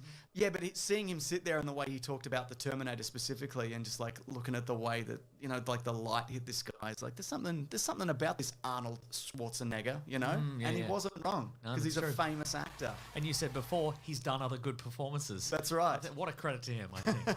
But Mr. Bean, Michael Bean, is also great in Yes. this. I think this movie is sort of... God, he's good. And he's great, and this movie has a sort of a great example of like lean exposition. Michael Bean is doing it in the middle of a car chase. Yes. I think is incredible. And in an interrogation room. And as is pointed out in this movie, the premise is kind of flawless because it doesn't require any evidence. That's right, You know, exactly, yeah. It is the perfect delusion of an insane man, but it's also perfect for this movie as well. Yeah, absolutely. The fact that you can only come back naked. Yeah. You've got knowledge of the future, but the future hasn't happened, so you can't prove any of it yet. Like clearly Cameron and Gowland heard when they were writing this. They're Yeah. like, well, what are the flaws in this premise that we have to plug, and let's put it into this and make it also sound like an insane man's delusion. Like, why can't you just bring a laser gun back? Yeah. Why can't you cover a laser gun in human flesh and send it through a time portal? Well, they do that in the comics sometimes. Sometimes they do, They yes. stick a gun in a man. Look, fair play to Kyle Reese as well. Yeah. I think if most people escaped a post-apocalyptic hellscape, you know, they got the opportunity to go back in time, and they ended up in like a relatively peaceful city with great weather and all the Nikes and trench coats you can steal. They just stay there and live out the next decade in relatively speaking, absolute opulence. Absolutely. You know what I mean? Yeah, oh my God. Incredible. And that's what I love about him and the build of him and the scarring. But I've said this before, he just looks like a man who's been eating rats in the dark his entire life. And you see the survival instincts kick in as soon as he lands, because he goes from being fully naked to fully clothed whilst running from the police and stealing 2 guns from them. Yep. It's an amazing effort. And he's on the back foot the entire movie. When Sarah Connor's like, oh, can you kill the Terminator? He's like, I don't know, probably not. I don't really have any of my stuff. Yeah. So no. Yeah, I had a bunch of good stuff. And, you know, there's been some questions in the last few years, like what should they do with the Terminator IP? Pirate Terminator. Pirate could work, but I'm thinking, rom-com. You do a Oh. tech-com rom-com. Okay. Basically, the premise is you get two resistance soldiers, and they don't get along. Mhm. But one of them is sent back in time to stop the apocalypse, and then nothing happens. But then later, the resistance are searching through some old remnants of civilization, and they find like an old Club Med brochure, and it's got him in it. And he's like, "I'm having a great time," and they're like, "This guy," and then the other soldier goes back in time. They're like, slap him upside Get the it head. together. Get it together, man, and then they fall in love. I like that a lot. Look, and also, if I was Kyle Reese, I wouldn't probably do the big info dump on Sarah Connor. I'd be like, listen, I know this guy's trying to kill you. I'm a normal man from the 80s. Sure. I just love sawing off shotguns and 80s shoes. Like, he shouldn't have said any of that shit to her or the police. My favorite Kyle Reese moment, though, is, I think, when they go to pay for a motel, and he's like, is this enough? And he holds up just a fistful of scrumpled up cash, which is like the equivalent of a kid going, I've got this much money. How many candy can I get for this much money? Also, he took all that money off dead cops. Yeah, he did. Oh, man. So, yeah, here's some other names, just quickly, who could have been the Terminator. Lance Henriksen was, of course, the first choice. The first painting that James Cameron did, the Terminator with skin, was half Lance Henriksen. And he makes more sense as an infiltration unit. I think that's an idea more folded over into the next one, just a smaller, stealthier man. And at one point, of course, O.J. Simpson was heavily considered for the role, but he was also thought to be too friendly. No one was really hooked to O.J. Simpson playing Terminator because he could not be sold as a killing machine. Yeah. He seems very friendly. Yeah, but then he murdered those people. Oh, yeah. In real life. Huh. How do you feel about the puppet work in this? Because Stan Winston, he was the third choice behind Rob Botton and Dick Smith, not the Australian electronics Sky Mason. Oh, no. He was recommended for this, and this led to Stan Winston's long-time collaboration with James Cameron.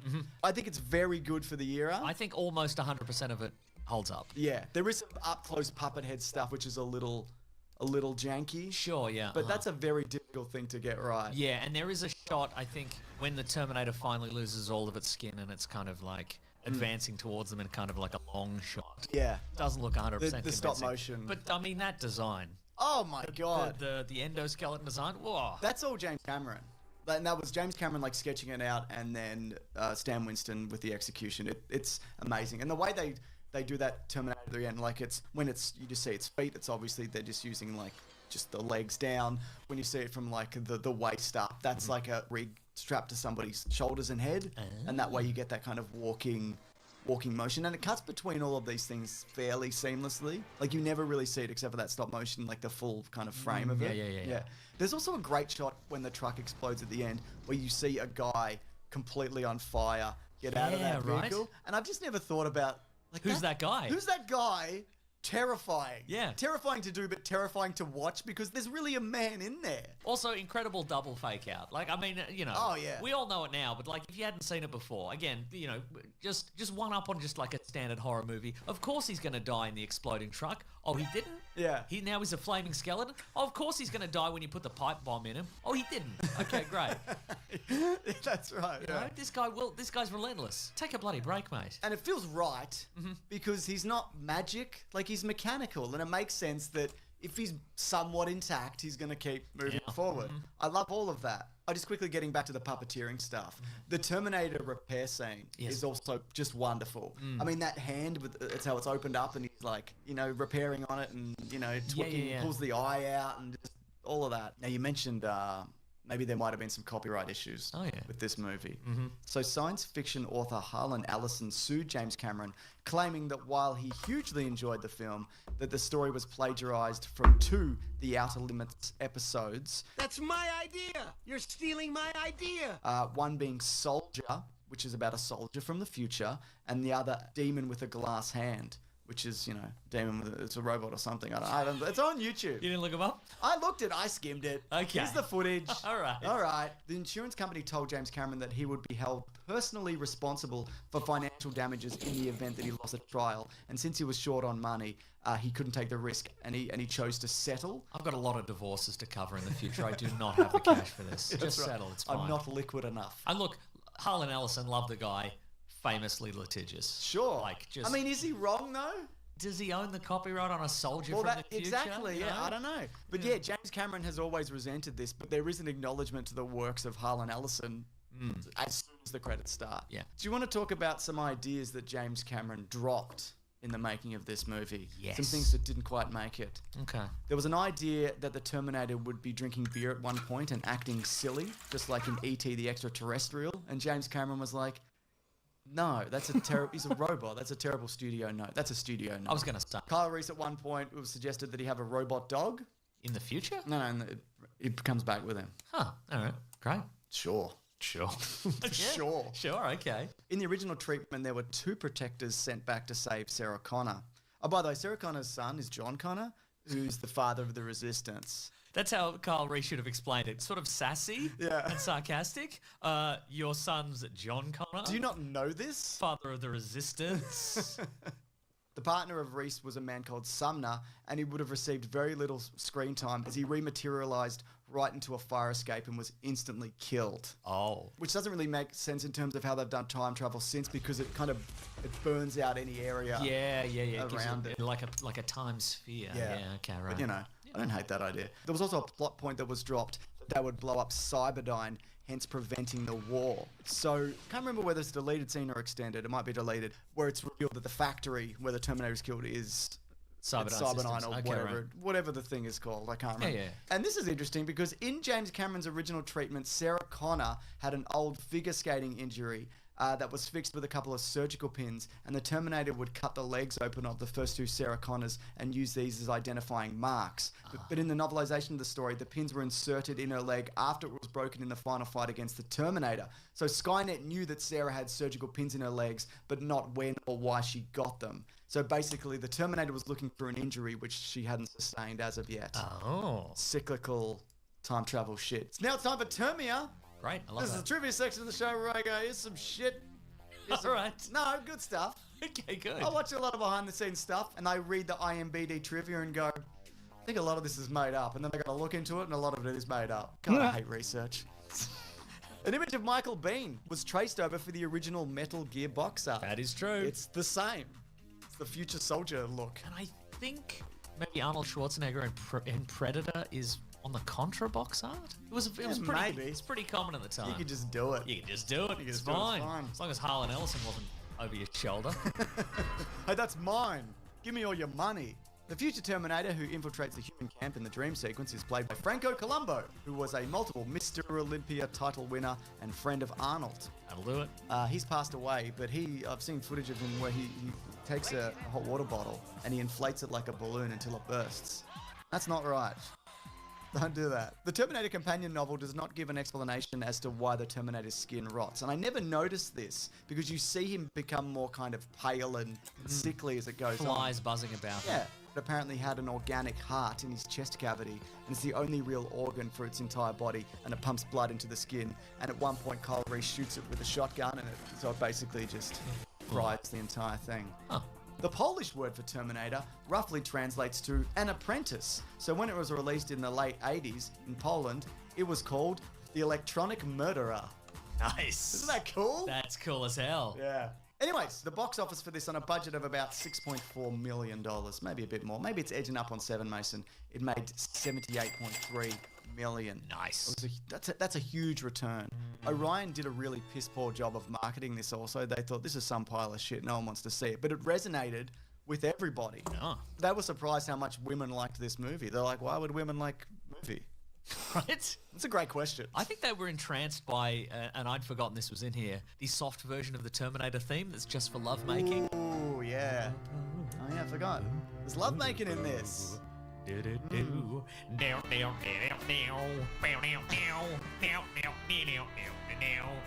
I like her sassy friend as well. Her sassy 80s friend. Yeah, right? She's fun. And She's Mr. cool. Underpants. And Mr. Underpants. Who defends her from the Terminator. He shifts the Terminator off his feet. Yeah. That dude is insane. Right? I mean, he's dead, but like he did really well and nobody knows. Yeah. Anyways, we'll be back next week to talk Terminator 2 Judgment Day. That's right. It's amazing how the love for this movie built, which made that movie one of the biggest movies of all time. Absolutely. Which is how franchises should evolve naturally.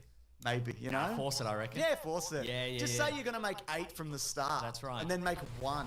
Yeah. And look, if you do want to see that early, the video that we're making, you can actually head over to bigsandwich.co, where not only do these videos go up there early, we also do video game Let's Plays, we do bonus podcasts, we do movie commentaries. Our podcast, The Weekly Planet, where we talk movies and comics and TV shows, that also comes out there Sunday as opposed to Monday. The reason, of course, we're looking at the Terminator movies is because there's a new Terminator Netflix anime. That's right. Which might be good. Looks pretty good. Might be good. Good voice cast. There you go.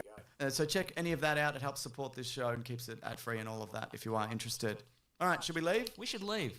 You know, if the Terminator had... Remember when he punches through the windscreen? Yeah, that's cool. If he had like a slightly extendo arm. Yeah. Or like a spike that came out of one of his fingers. He could have ended it right there. That's right. Ended it real quick. Yeah. Great move, Skynet.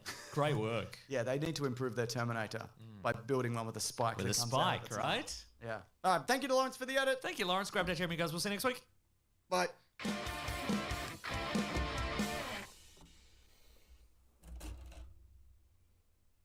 B has 1 piece left. What is this even used for? B1. Hopefully I didn't miss it.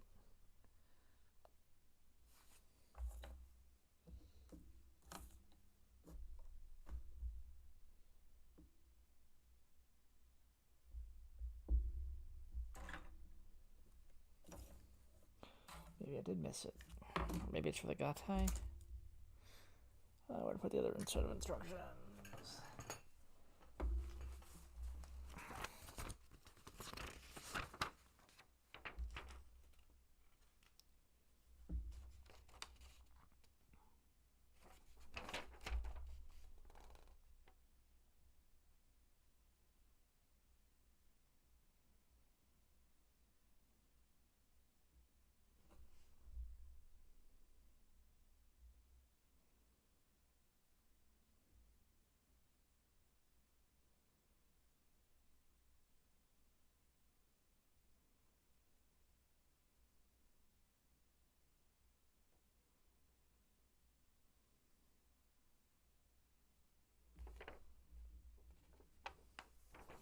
Well, that's the collar, isn't it? That goes in here somewhere. Shit. That's something way back at the beginning I might have.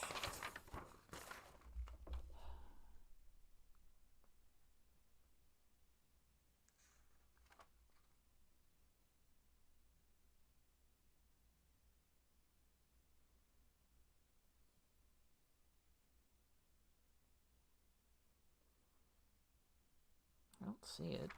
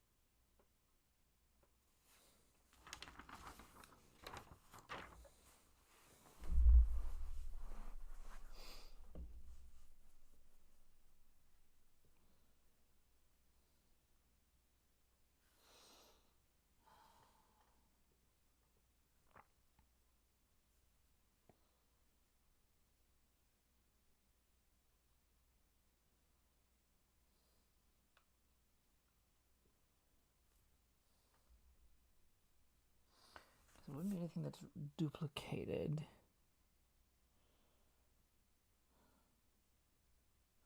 Oh, B1's there's B1's an option part. For what?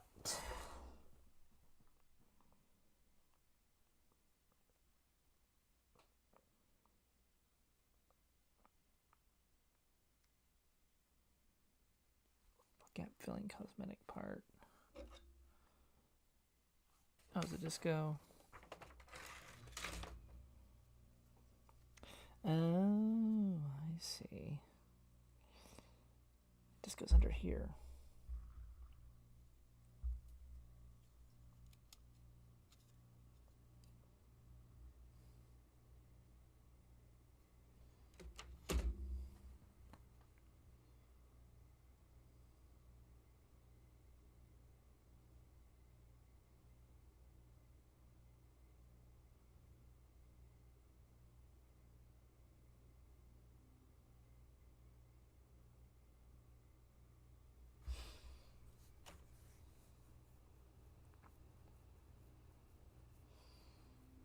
guess you can put that in here to...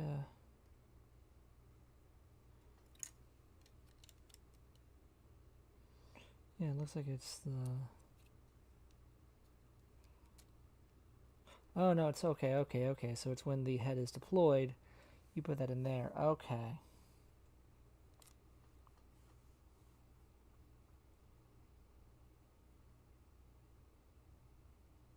I see what it's for. Okay. Let me go ahead and take that out now, just so I can get rid of this frame.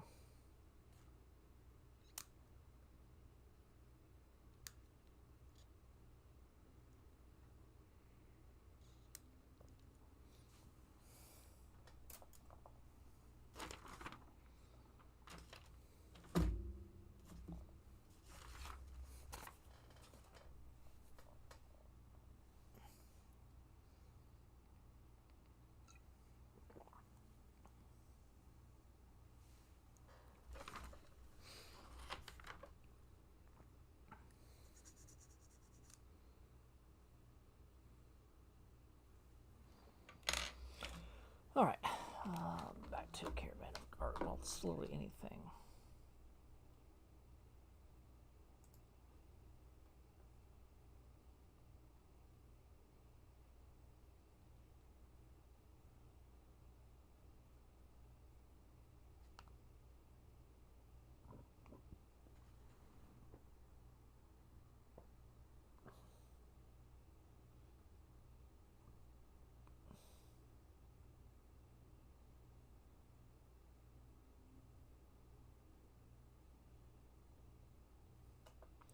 I can always go for a hottest trash video.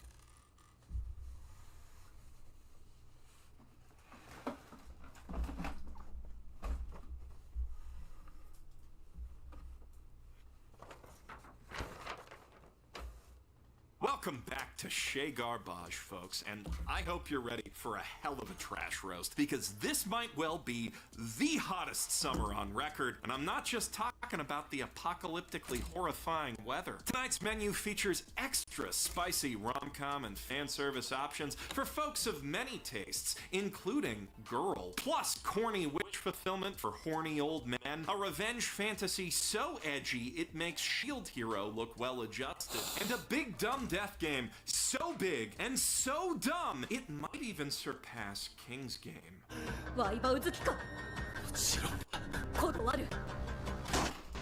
It's a veritable feast of festering trash, a real rubbish buffet, a proper smorgasbord board. And, as always, we've rated every option on our incredibly intuitive proprietary trash scale to help you decide what to stuff down your gullet first. Just remember, if you need to know how the trash rating system works, they will never find your body. This is the hottest trash of summer 2024.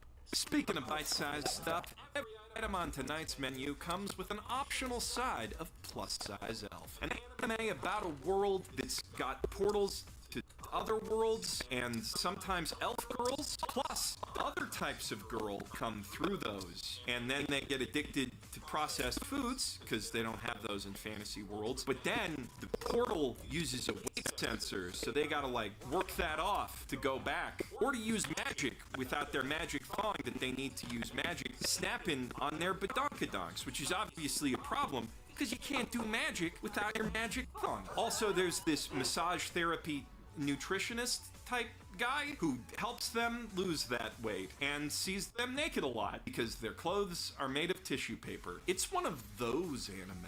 But, you know, for chubby chasers, who frankly are one of the most underserved kinds of pervert in the entire anime community, so more power to them, I say. Aside from some surprisingly good health and wellness tips every episode, that really is all this anime has to offer. It's basically empty calories, but that's exactly what you want from a basket of French fries at the end of the day. Sure, maybe those fries are a wee bit misshapen sometimes due to the guys making them barely having time to sleep between all-day shifts at their sub-minimum wage job, but they get the job done. And you don't gotta buy the Blu-ray to see their nipples. By the way, in those last few sentences, French fries was a clever euphemism for big fat anime titties. I give plus-size elf 3 novelty trash can-shaped bread baskets. If that's too spicy a side for your palate, we also offer pseudo-harem as a substitute, which isn't a short anime, but it may as well be for how much plot there actually is in it. It's also not particularly trashy, just a cute little comedy about theater kids flirting via anime tropes, but you're the one who wanted a blander side dish. Don't blame me. 1 bread basket. If you're looking for something in a more medium heat range, 2.5D seduction might be just the thing. Remember how my dress-up darling surprised everyone by not being a bog-standard harem thing about a stereotypical otaku loser surrounded by insanely hot, mostly naked amateur models for some reason? Well, you can finally forget what they took from us, because this is that bog-standard harem thing. Anime Club Senpai Masamune is a hardcore otaku who's sworn off treacherous 3D women for the 2D purity of Liliel, the scantily clad angel from his favorite childhood battle anime he was way too young for, who's ever loyal to its protagonist, Ashford. Meanwhile, love interest Kohai Lilisa wants to be Liliel and is quite impressed with his cast-off collection because they make such great costume references. Also, if he wouldn't mind too much, she'd very much like it if he'd take some sexy pictures of her, please. All of which puts his long-term life plan to die a virgin for his waifu in serious jeopardy. Though not that serious, since they're both dense enough to have their own event horizons. 私、最近先輩といると変な気持ちを感じてて、この気持ちが何なのかずっと考えてて、今日やっと分かったんです。コスプレのパートナーとして先輩が大好きです。コスプレのパートナーとして、なるほど、理解した。 But further complicating matters and filling out the harem is this other childhood Kohai he used to play Ashford and Liliel with on the playground way back in the day, before she moved away after realizing that he only had eyes for his waifu, even though she started doing her hair like that waifu. So obviously, since that wasn't enough to get his attention, she decided to become a famous model entirely so Senpai would notice her, and now she's back at the school to see if that worked. It didn't, but they both think she'd be great as the succubus side chick from the anime, so long story short, they end up faking orgasms together on the clubroom floor. What? Though, tragically, they cannot share the resulting pictures anywhere because that would go against her contract. You know, her modeling contract that she has entirely because she's obsessed with this one guy who she can't stop thinking about how he ignored her for anime. That is seriously her backstory. Also, their sexy teacher is a secret cosplayer, though he does not seem to be interested in Protag-kun in any way, which is an important distinction. We will get to why that is an important distinction when we're talking about another anime this season. And credit where it's due, speaking as a cosplay boyfriend, this show does get a lot of the little details about the hobby and its culture right. And it's got some very solid women supporting women vibes, which we love to see. But let's not split hairs here. This is pure male wish fulfillment harem anime nonsense, which we also love to see, even if it is a little toned down from the manga. 2.5D Seduction gets 3 flaming dumpsters full of sexy cosplay outfits and props. Now, ladies, worry not. The anime industry's cooked up something just as shallow and shamelessly wish-fulfilling for you to enjoy in true beauty. Yet another Crunchyroll-funded webtoon adaptation that they're not calling Crunchyroll Originals anymore because that brand is radioactive. Though unlike their last 2 unbranded webtoon things about bullied nobodies who become somebodies by learning to fight real good, this one's about a bullied nobody who becomes a somebody by learning to do makeup real good. Though she still does that with a YouTube tutorial, so it's not entirely unlike Viral Hit. Protag-chan even goes unwittingly viral to the point that random people she doesn't know are talking about her over burgers. 야, 너 얘 알아? 누구? 세범예고 미술반이라는데 졸라 이뻐. 이름이 임주경? And speaking of not at all weird psycho behavior, she's also nominated behind her back for this face mash style hot girl ranking site that her new art school has for some reason, which is a big point of stress for her actually, not for any of the obvious reasons that would be stressful, but because it might expose her deep dark secret that she uses makeup to cover her, is that acne? Freckles? Just general redness? She kind of just looks like a conventionally pretty actress trying to win an Oscar for being so brave, which is wild because this is animation, the one mass medium where ugly characters don't have to look like that. But everyone at her old school was tripping her and drawing clown faces on her for being so ugly. So I guess in the context of this fictional world where nobody understands how makeup works, she must actually be that ugly and need to hide it. But, oh no, this hot boy who likes the same metal bands and horror books as her saw her without makeup, and he's a little bit of a jerk. Whatever will she do? Basically, this shows Hannah Montana. Instead of singing, her big secret is she's not like other girls. Or, for the cultured among you, it's Kare Kano if Yukino didn't actually have any flaws and was only worried about people finding out she's kind of frumpy sometimes. Animated in the style of Totally Spies for some reason. It's exactly the kind of ludicrously contrived, lowest common denominator pandering bullshit that sells like hotcakes, because a lot of chicks are just as lonely and sad as the dudes self-inserting themselves into solo leveling. Though, I will say, girls, if you're looking for comfort garbage, last season's Vampire Dormitory was way more fun. True Beauty's definitely sweet, but so much that it's liable to make anyone over 18 puke. I give it 2 rusty old dumpsters decked out in flowers and frilly pink shit and filled to the brim with Stanley cups.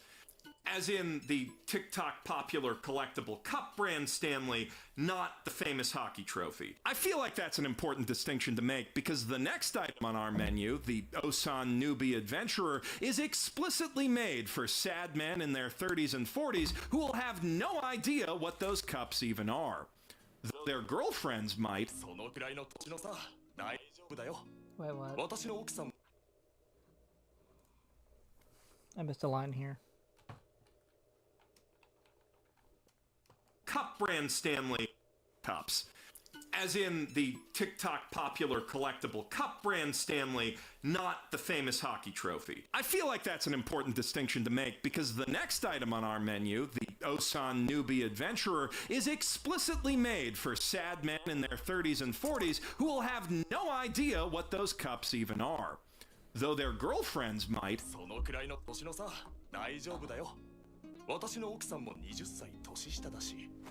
Finally, a fantasy anime for Leonardo DiCaprio. A fantasy anime that dares to say, hey, remember all them hot-blooded, big-muscled fighting anime you grew up on? We got their theme song guy, and he's twice as old as you are.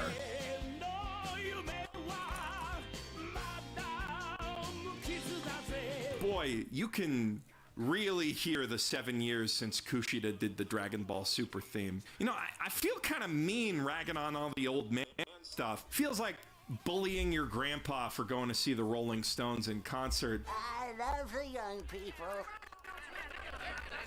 But it really is the show's only distinguishing features. Story-wise, it's about an unfulfilled guy who quits his job to go work out a bunch, then comes back strong enough to kill monsters in a single punch, although his ranking at the local monster trade union does not reflect that skill, so people are constantly underestimating him, especially rival monster punchers who think they're hot shit. Do I need to spell this out for you? It's Fantasy One Punch Man with an age gap. You think that's a gotcha? Bud, the sassy lost child is older than Saitama. And look, normally, I'd be 100% on board for some Fantasy One Punch Man nonsense. I have been known to enjoy such things quite a lot. The real trouble for Osan Adventurer is it's airing alongside I Parry Everything, which is pretty much the exact same show, only better in every conceivable way. Like animation, obviously, but also writing. Instead of a simpering waifu sidekick, I Parry Everything pairs its protag Nora up with a proper gender-flipped Genos, this literal princess who is so convinced of his absolute combat genius that she takes everything this sheltered backwoods idiot who's literally never seen a monster before in his life says at face value, in turn perpetuating his misconceptions that that's what a regular goblin looks like.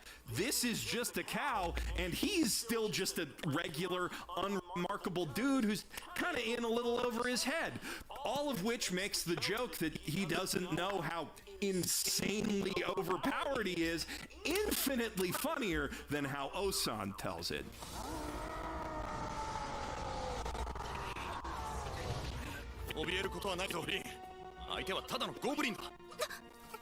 In Osan, Rick will just pull the most insane feat of strength and speed that anyone has ever seen to absolutely stunt on the hands-down strongest other guy in the room, and then he's just like, wow, my opponent sure was going easy on me based on absolutely nothing, despite the fact that he's got this sexy 20-year-old dark elf maid chick who happens to be one of the strongest people on the planet, by the way, clinging to his arm and telling him what a tough guy hunk he is constantly.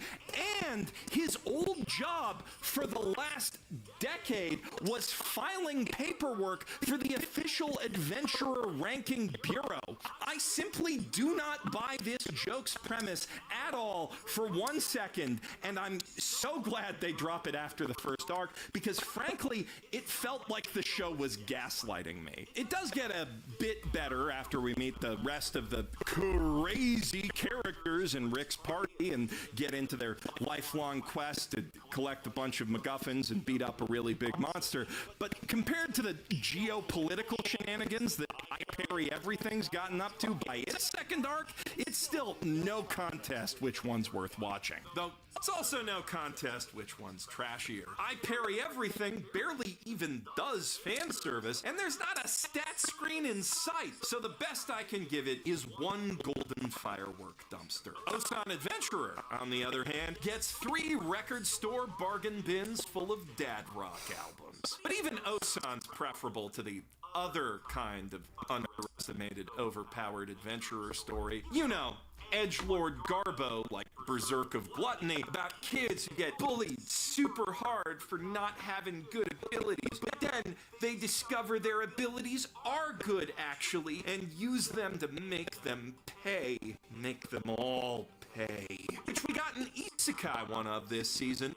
Failure Frame, I became the strongest and annihilated everything with low-level spells, and it might just be the edgiest isekai trash ever made. I know that's a bold statement, what with all the slave-owning shield heroes and hentai goblins in this genre, but this thing is basically a more trenchcoat mafia-pilled take on Ari Ferretta, and that show's edgy protagonist literally pulls magic guns out of his trench coat. In contrast to Shield Hero's relatively cheerful first episode, which devotes only 25% of its runtime to Princess Bitch betrayal, Failure Frame's pilot is literally just a 20-minute long itemized list of Toka Mimori's 13 reasons. We cut from a flashback of his abusive stepdad abusing him to his present-day classmates bullying him for standing up for this girl who didn't want to be hit on a bus ride. Then, after they all get isekai'd, all his bullies and the popular kids get all the high-rank gotcha skills while he's stuck at E-rank with abilities so trashy that the slutty gotcha goddess decides to just throw him in the literal magic garbage.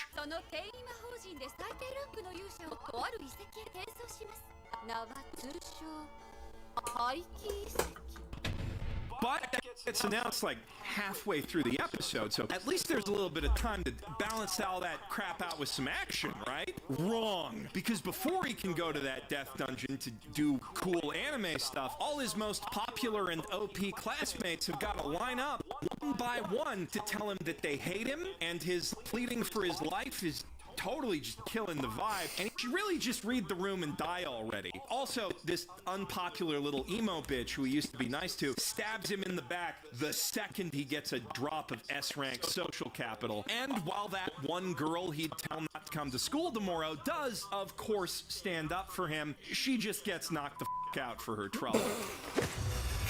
Christ. And what's our reward for sitting through that episode-long Born to Die World is a manifesto? Some actually kind of cool CGI monster designs, if I'm being honest. Grotesque, gangly proportions, generally very creative interpretations of classic concepts like the Minotaur. Though let me tell you right now, those qualities are more than offset by the CGI models of the human characters, which they use a lot. And those monster designs are completely wasted by the show's high concept anyway, since the low-level spells that his E-rank skill inflicts are, in fact, guaranteed hit status effects, which is insane because all of those have really low hit percentages otherwise, meaning he can instantly poison and paralyze anything just by pointing at it. It's a Death Note with extra steps, and the extra steps are torture. So instead of fight scenes, we have a series of big air quotes dramatic confrontations in which the hero instantly wins in one move, maybe two if he's feeling spicy and puts on an act to lower their guard first, then spends the next 5 to 10 minutes gloating while his foe agonizingly and slowly dies with no hope of escape while turning just the stupidest shade of Barney purple. お前らみたいなのを駆除すると不思議と気分がいい。これが意外と悪くない。 Don't you worry though, Failure Frame makes sure you know they all super duper deserve it, and not just his classmates. By an astounding coincidence, 11 out of the 12 fantasy thugs he's murdered so far across 4 separate episodes were all distracted by debates about how much they should his elf waifu before they murder her, right before he murdered them. And the 12th one was about to do it. This clown show makes SAO's rogues gallery look rich, complex, and varied. Of course, at the end of the day, they're all just fucking blood bags for him to pop on the way to murdering his first actual classmate, right? We shouldn't expect guys with screen time measured in minutes or seconds to be much more complex than the thugs he fooled by begging for his life, or the rival type dude he promised he'd get stronger and fight later, but then he just stabbed him in the back the second he turned it. But outside of those archetypes, they could at least be different kinds of scumbag, right? Like, surely there's gotta be at least one cannibal out there, or a real estate speculator? I mean, P vibes are also the B-rank classmate he's definitely gonna murder first's whole thing, and this other lesbian classmate who makes one of the nice girl classmates murder monsters even though she really doesn't want to, is also molesting her on the side. Hell, even the king who put a bounty on the elf waifu's head only did it because if I can't have her, no one will. It is literally rapists all the way down. Like the author wanted tips from Dan Harmon's story circle, but accidentally found that one deeply unfunny pyramid head meme instead. At least the gotcha goddess is kind of entertaining. No, scratch that. She is profoundly entertaining. Like if Aqua was the villain of Konosuba on purpose instead of by accident. 要するにあなたのスキルは外れ枠に当たるスキルなのです。しかも E 級だからだと思いますが、ステータスが低すぎです。レベルが上がっても数値の伸びは期待できないでしょう。もういいですか? But after the intro's done, she barely gets a couple minutes of B-plot an episode to transparently gaslight, gatekeep, and girl boss the fuck out of the entire class, which is some sumptuously campy villain nonsense, don't get me wrong. There's just so little of it next to this massive heap of samey dog shit. I give Failure Frame 5 trash cans full of blood and razors. You kinda need a palate cleanser after a heap of garbage that pungent, and a shower. Luckily, Cafe Terrace and its goddesses is back to serve up another spicy season of classic harem comfort food. We're now out of the awkward early phase where all the girls treat their live-in love interest like something unpleasant they tracked in off the street and start catching actual feelings, which is really the make or break point for this sort of harem, and in a refreshingly straightforward move to keep the story moving, the show has opted to just have them all openly declare crushes to each other at a little house meeting that they have. Except the tsundere, of course, because she's the tsundere. Also, the one who does all the Street Fighter references in comic relief may actually have the mind of a child, so no one's sure whether to count hers. But at this point, it's all a matter of trophy formalities before this thing congeals into a proper competitive polycule. Well, tropes, and the tsundere's gotta realize she's more of a tsune sadist. Not to be confused with the Sato Dere. That's when a girl acts like a sadist when she's not all dere to protag son. Oka's default mode is still very much tsune. Sadism's how she shows her affection. 隼人君ってお前な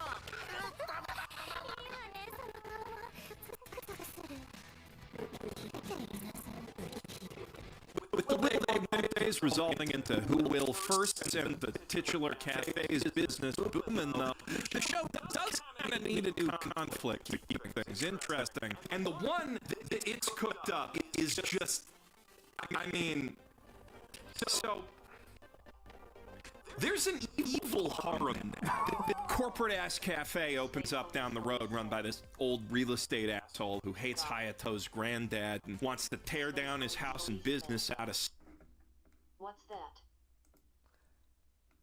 I'm just watching a video on the worst anime of the season by Mother's Basement. He does one every season. The hottest trash anime of... What was this? Summer 2024. So yeah, I'll throw the video and the link in the chat here. Unless you're asking what part of the build I'm on, in which case it is the outer leg.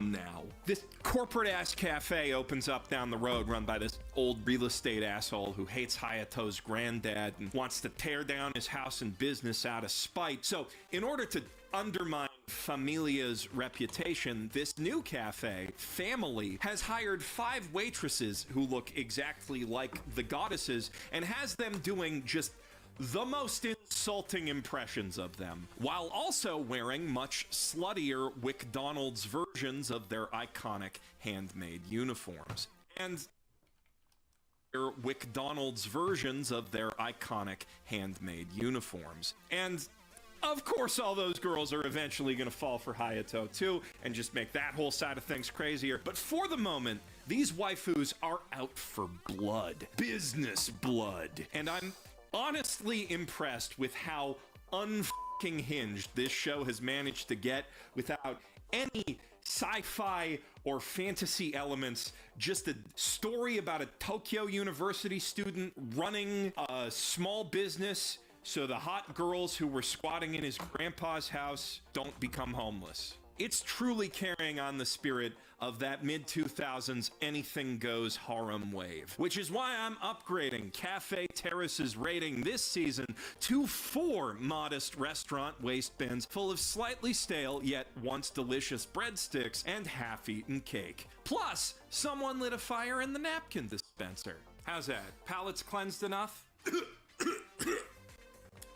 No, still got some edge in there. Luckily, we've got sweet and spicy menu items for days this season. Alia Sometimes Hides Her Feelings in Russian is an exquisitely crafted piece of rom-com trash that deftly swerves around countless will they won't they cliches by simply having its titular girl tell the nerd she likes that she likes him up front. In Russian, because she's half Russian and thinks that he as a cute Japanese boy won't understand what she's saying, but what she doesn't know is he had a half-Russian childhood friend and thus speaks the language fluently. So for once, the shoe is on the other foot. Or it ends up there at least, after a suspiciously long and well-animated stocking putting on scene.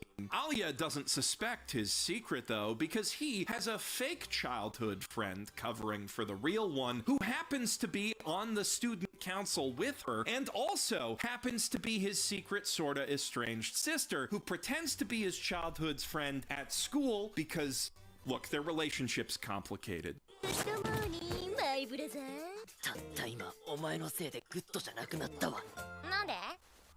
反応しちゃうから。死ね。But then, Masachika is a complicated man, a beacon of genuine charisma amid a sea of wet blankets. It completely makes sense that the cool beauty from Russia would have a thing for him, not to mention his sister, and that he'd have a certain sort of effect on many other types of girl too. はい。素晴らしい気迫に思わず子宮が震えました。We have quite a few spicy items on tonight's menu, some quite a bit spicier than this, but of all those bold flavors, this one might just be my favorite. It's complex, mature, with many different intermingling notes. Every character has a distinctive, entertaining voice, and the plot moves at a surprisingly brisk pace with genuinely surprising twists, elevating what are fundamentally the lowest possible stakes with confident, witty presentation. If you enjoyed Kaguya-sama Love is War, this show hits a lot of similar notes, only with way more panty shots, which you won't hear me complaining about. It's also got some shades of Rascal Does Not Dream of Bunny Girl Senpai. It's just a ton of fun all around. I give it 5 solid gold dumpsters full of fireworks.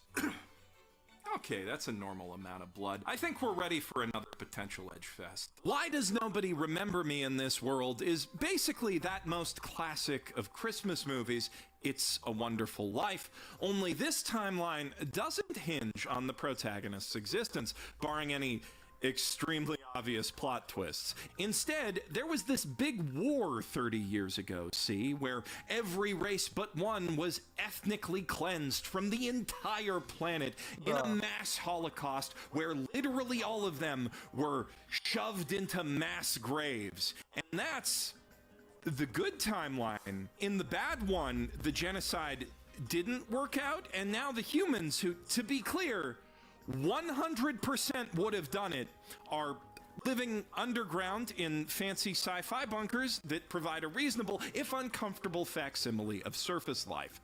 Not dead, to be clear. I mean, some of them are off-screen, presumably, but not all of them, which, again, is canonically what these people would have done to every other race given the opportunity, and then they have a yearly anniversary celebration for it. But you know, they look like us, and the other ones have like horns and fur, so we're supposed to feel bad for the humans that they didn't get to do the genocide anymore, and want the protagonist to bring things back to how they were? Look, even without the moral considerations, I'd keep the timeline as is just to make sure I never have to see this animation again. No! Childhood friendship, not the liquefy filter! To be fair, the plot is shaping up to be a bit more complex than I'm letting on. The Prophet Sid, humanity's legendary hero from the good timeline, who nobody knows what he looked like in the old timeline because they never took his photo, and somehow Protag-kun has his magic sword now. I wonder if that's going to be a plot point later. Anyway, Sid may have slightly overstated the finality of his solution vis-a-vis the other races. Seems like he and some of their other heroes were secretly working together to stop whatever robot snake lady timeline fuckery is happening now. So it may have actually been some sort of 8D chess fake genocide gambit or something. I don't know. I have not read ahead in the light novels, and I'm not going to. But that doesn't change the fact that Protag-kun thinks he did it and looks up to him for doing it, and his entire motivation is, goddamn, bro, things were so much better back when we won the race war. Doesn't even seem particularly driven to unliquefy filter his childhood friend anymore, since he's got this new angel main squeeze who somehow manages to look more generic than the literal parody of a generic angel waifu from 2.5D Seduction. Please set me free from these chains. So generic, I kind of want to give the show the benefit of the doubt on all that other stuff. I mean, Kei Suzane does come out with a new fantasy light novel series on average every 2 years. That is not a lot of time to think about world building. It is entirely possible he was just mindlessly mashing together fantasy tropes and put literally zero thought into the ethical implications of a global race war outside that context. Likely, even, given how the last anime with his name on it turned out. So I'm hedging my edge bets and giving this one 2 trash cans full of tomato sauce and safety scissors. I don't want to leave you hanging on all that edge I promised, though, so let's see if we can find it elsewhere, like in this show with a scary skeleton man on the cover. That's gotta be edgy, right?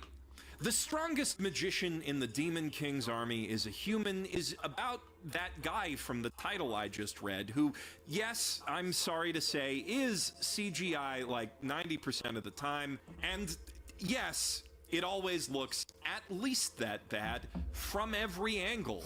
And there's so many other 3D models, and none of them are better. But in Ike's defense, he's got to keep that horribly rendered mask on so nobody figures out that he's not a demon, at least not until he finishes his quest to build a world where everyone can get along. A goal he starts toward by taking over a human city with his big demon army, then putting the demons in the city next to the people whose home they just sacked and partially destroyed, and saying, hey, get along. And then they do. It just works. The Strongest Magician sometimes threatens to become a kinda genuinely interesting anime about fantasy politics and civic planning and shit, but then it just keeps shoving all that to the background, while in the foreground, the annoying ditzy maid and the horny Gyaru succubus chase each other around the dinner table yelling, he's mine! No, he's mine! Back and forth, while the fat pig dude who only ever opens his mouth to glaze up the protag is like, Aiku-sama, your dick is so big! How are you so handsome and such a genius at the same time? Like they're in the local theater putting on a production of Overlord. And then, when he actually does get a chance to flex his tactical genius on screen by outwitting an opponent in an evenly matched war game, his brilliant solution is invent guns, which he doesn't even do himself. He just has the idea that guns might be useful, and then someone else makes them for him.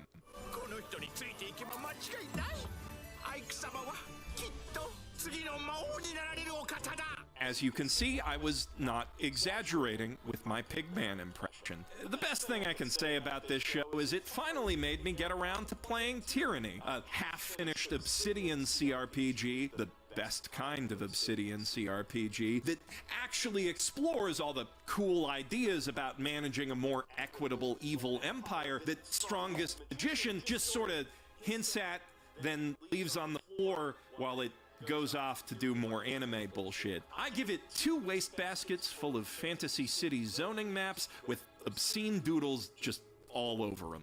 Dang, that wasn't very edgy either. We do have one more thing that might cut that itch, but I'm saving the best trash for last tonight, so let's explore more of our romance options first with Makein Too Many Losing Heroines. How'd that get in the trash pile? I mean, I guess meta-commentary on anime rom-com tropes is a little bit trashy conceptually, but all them cinematic angles are clearly art. Whoa! Whoa! Okay, madam, this is a YouTube video. You cannot... Sir, could you please stop Oof. thought Don Da Don was supposed to be next season. じゃあ済んだ頃にまた。And that's not even the most out-of-pocket teacher at this school. 私しばらく外してるから、この部屋を使っていいわよ。中から鍵がかかるし、ごゆっくり。No, like, that's still not even the half of it. She is straight up committing crimes.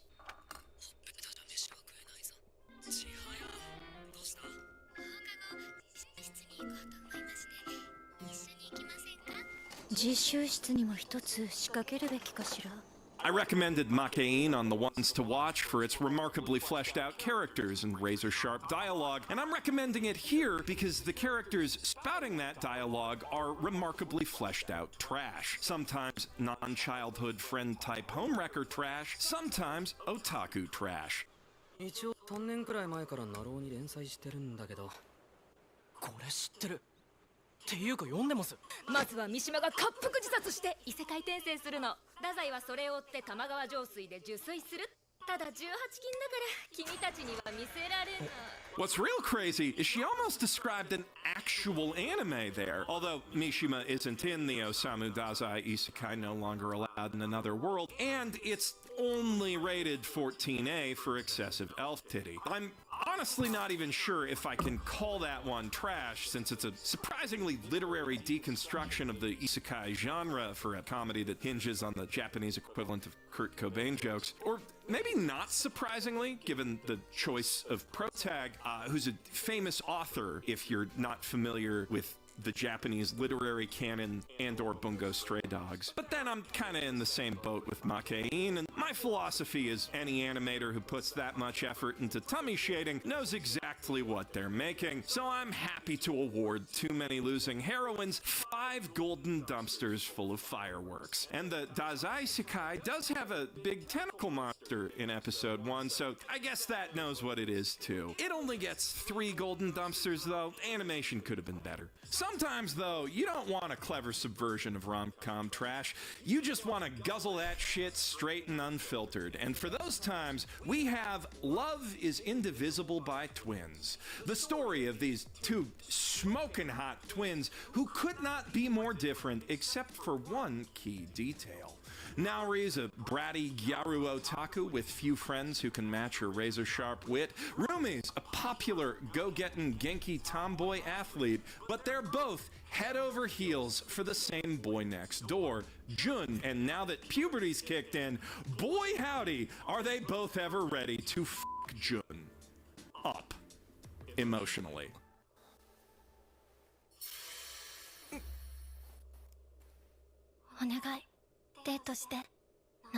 So, Rumi asks him out first, because, you know, go-getting, and they have a really happy, healthy, productive relationship for a solid minute there, but this is anime, so of course that ain't gonna fly. Halfway through episode 1, she dumps him out of nowhere, pretty much the same way she asked him out, actually, then orders him to date her sister, because, as she later explains when her friend quite justifiably asks her, "What the f***, girl?" She's popular, so she can eventually find another good dude, probably. But her sister, you know, with her personality and all, if she doesn't get together with Jun now, she's liable to die alone. How thoughtful. I would just love to have a sibling who thinks about me like that. Then she dumps him again at the end of the episode, only this time it's from her sister's perspective, because this show thinks it's literature. And, you know, to be fair, the dialogue is pretty well written as these things go. Even the otaku talk, which is rare to see. 宇宙、そこは最後のフロンティア。娘が公正日誌の出だしを暗唱する。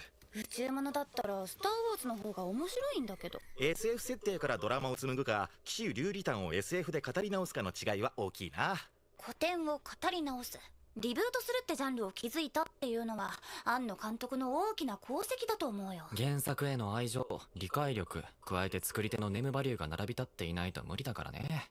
すごくインセプションっぽい。これっていつの公開？インセプションの4年前。イメージを具現化するコンサトシの先進的感覚の絶対的勝利。These aren't just cringy nerd references to spotlight things the author's a fan of. They actually tell us more about who these people are, what they value, their differing tastes and opinions, and the points they connect on, and more importantly, the ways they're not connecting.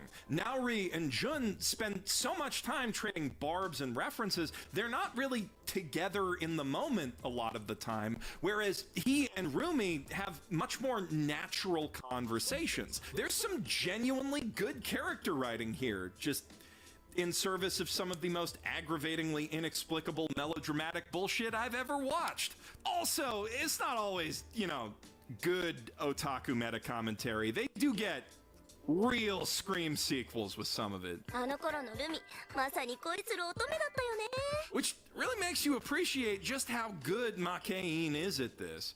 But I'd be lying if I said I wasn't hooked on this crap anyways. I just gotta know how these stupid, horny teenagers are gonna hurt each other next. I give it 3 flaming dumpsters full of Jun's therapy bills. Speaking of stupid teens hurting each other, though, it's been a while since we last served up a good old-fashioned big dumb death game, and let me tell you, they don't get much bigger or dumber than Tasuketsu, Fate of the Majority. The first death game anime I've ever seen that ropes the entire population of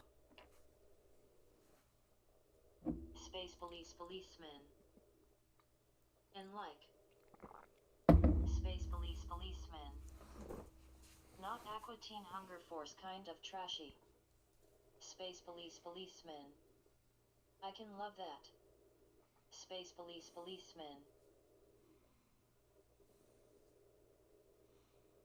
Or panty and stocking.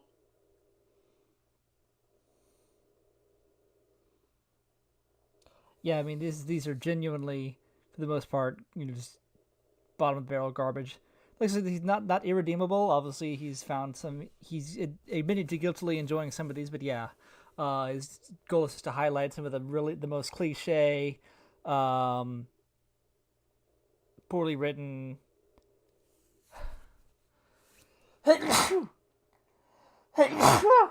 bottom of the barrel shit each season rather. And he does the reciprocal. He does, he highlights the best shows of the season, in separate videos.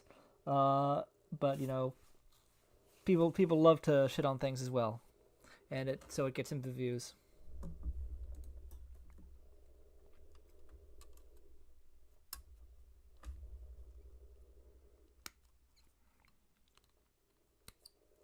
Tokyo into the festivities. A game in which a yes or no question is posed on TV every night at midnight based on viewer submissions to a magic mailbox that moves randomly around the city every day, and then everyone with the majority answer dies immediately. What the fuck? Unfortunately, the deaths themselves, at least at the hands of the game, are a little underwhelming, especially compared to the genre's greats. But Tasuketsu still has its fair share of horrible animated violence, by which I, of course, mean violence that is animated just horribly. あら、あなた、本当に運がないわね。撃ったのはあんただろ。 Now, simple math tells us those rules will create a hard limit of 25 days before there's one or less people left alive in the city, which also quickly culls the massive player base down to a more manageable and traditional death game roster of 5 naive goobers united by the power of friendship, plus several dozen unhinged psychopaths. Conveniently, there are also several dozen death game superpowers floating around the city, which come in 2 flavors. Rights, minor supernatural advantages that can be gained for free just by opening an envelope, and prime rights, straight up reality warping abilities that can only be attained by sacrificing a body part. 僕は陰謀を選んだ。 You laugh, but bro's out here playing 5D chess. I'll kick you in the balls. そうか、君が先か。 I have not seen an anime fly this far off the rails this fast since King's Game. It might even be worse. We've got endgame betrayals and third act plot twists dropping while players are still learning the rules. Over half the cast is dead by the end of episode 1. But don't worry, they get better, and the apparent big bad's opening gambit in the very first scene we meet him in is blowing up his own allies with a car bomb. You know, once all the episodes are out, I might just have to give this one a full dedicated roast of its own just to do it justice. Although, if there are any other anime from this or past trash menus that you'd like to see get that same treatment, let me know down below.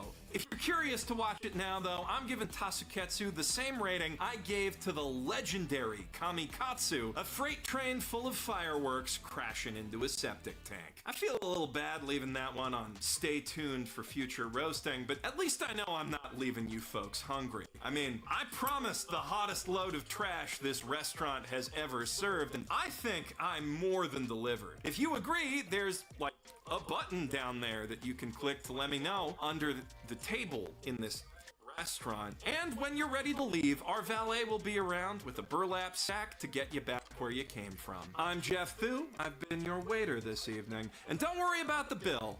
We've already robbed you.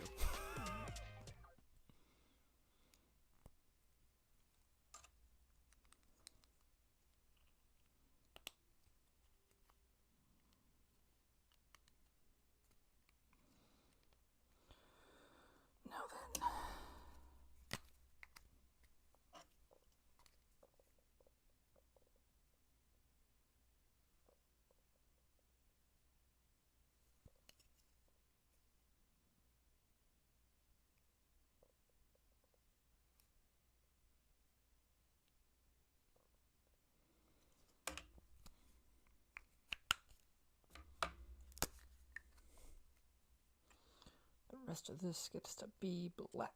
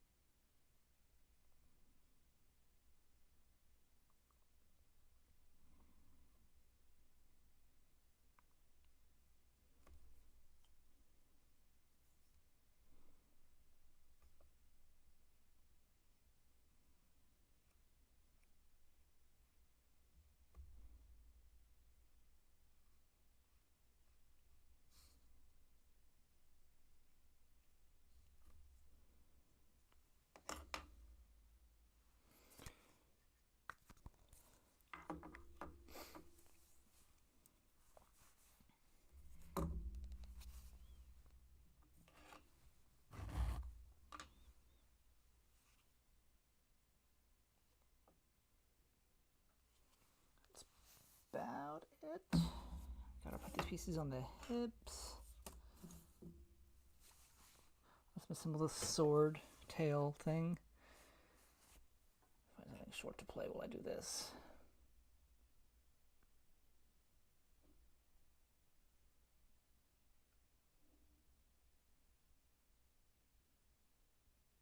That's not short.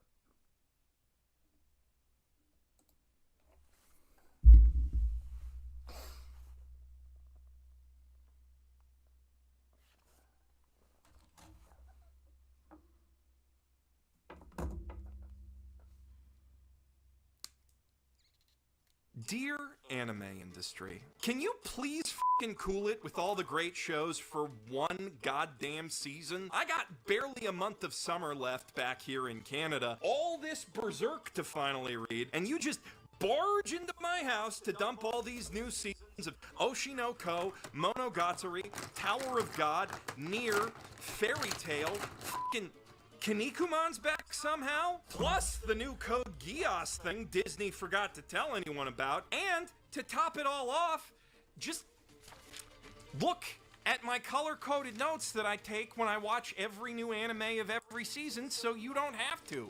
Do you see all this green ink? I had to break my own arbitrary rule by making this a top 11, and even then, I still had 7 anime left over that were too good for the bargain bin, so I had to put those in their own special section. I tell you folks, it is not easy actually watching every new anime of every season to make sure you don't miss out on any hidden gems. Not to mention taking the time to do this whole thing right puts me at a 3-week algorithmic disadvantage to the people who just claim to have watched everything in the title of a regular season preview video. Not hating any players here, I just hate that part of the YouTube game. So, with that said, if I help you find a new potential fave today, please say thanks for all that hard work by clicking the like button before you go watch it. It really helps with getting my recommendations recommended to other people. Anyway, these are the ones to watch for summer 2024, sponsored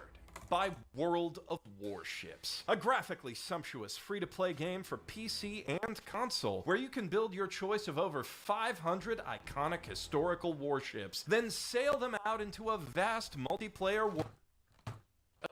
And huge register the. Okay, you got me. I just wanted to say the code again. Arp, arp, arp! I really shouldn't be fixating on seal noises, though. Not with a new apex predator poised to take over the anime ecosystem.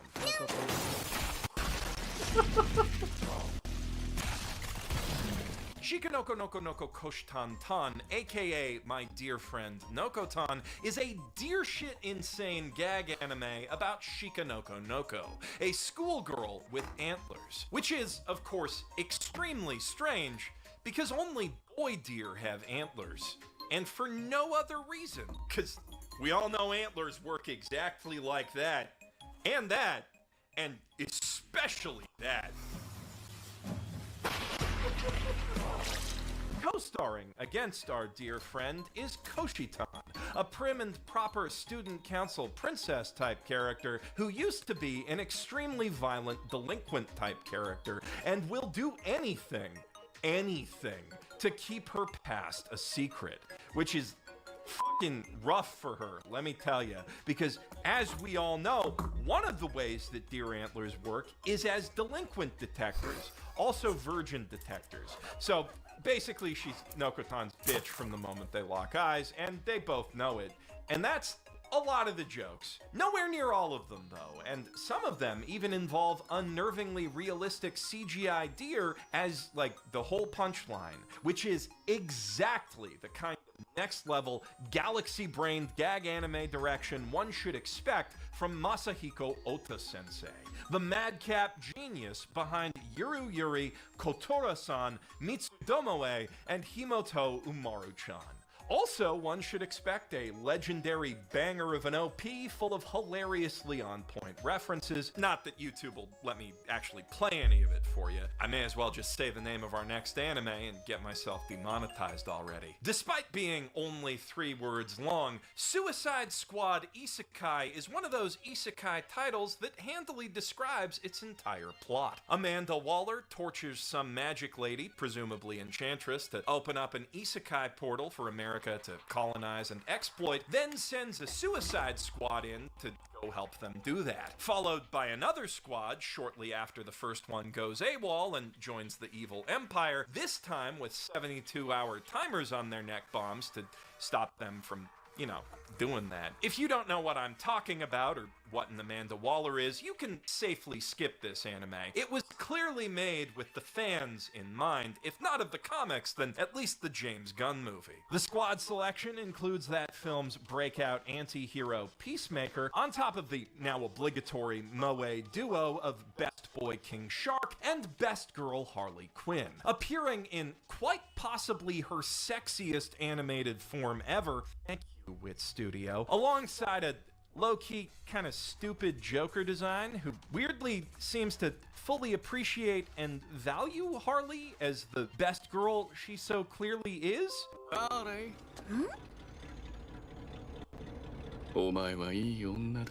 Guess not everything can be comic accurate, but quite a bit of this surprisingly is. Deadshot's also here, representing more old-school squads, unfortunately rocking a very new Killmonger fade, and rounding out the roster as the equally obligatory nerd who knows all the isekai tropes.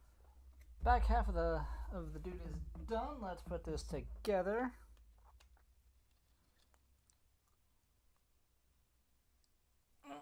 That's gonna be a bitch, isn't it? Do this without smudging the paint. There we go. Okay.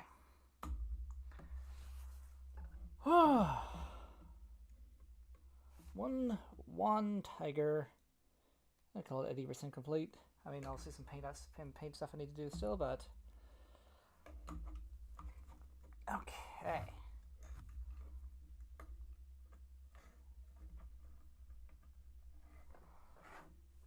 Here he is. A little smaller than I expected. I mean, I don't know what I expected. It has to be in scale. But yeah, one tiger. Photograph this. It's got a lot of articulation, but I can't do anything with it right now because it's still got some wet paint on there. Then we need to let dry and then clear off. Let's transform you. Bujin Henge!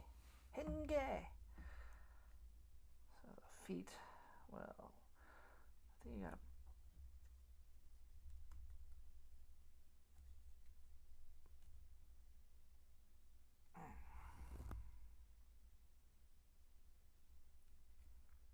It's really not making this easy.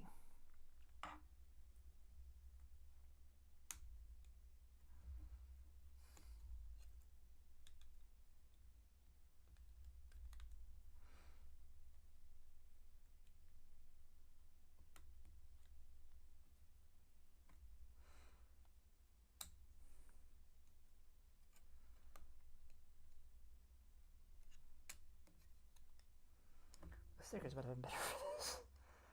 Rather than trying to paint, or at least, trying to. Okay.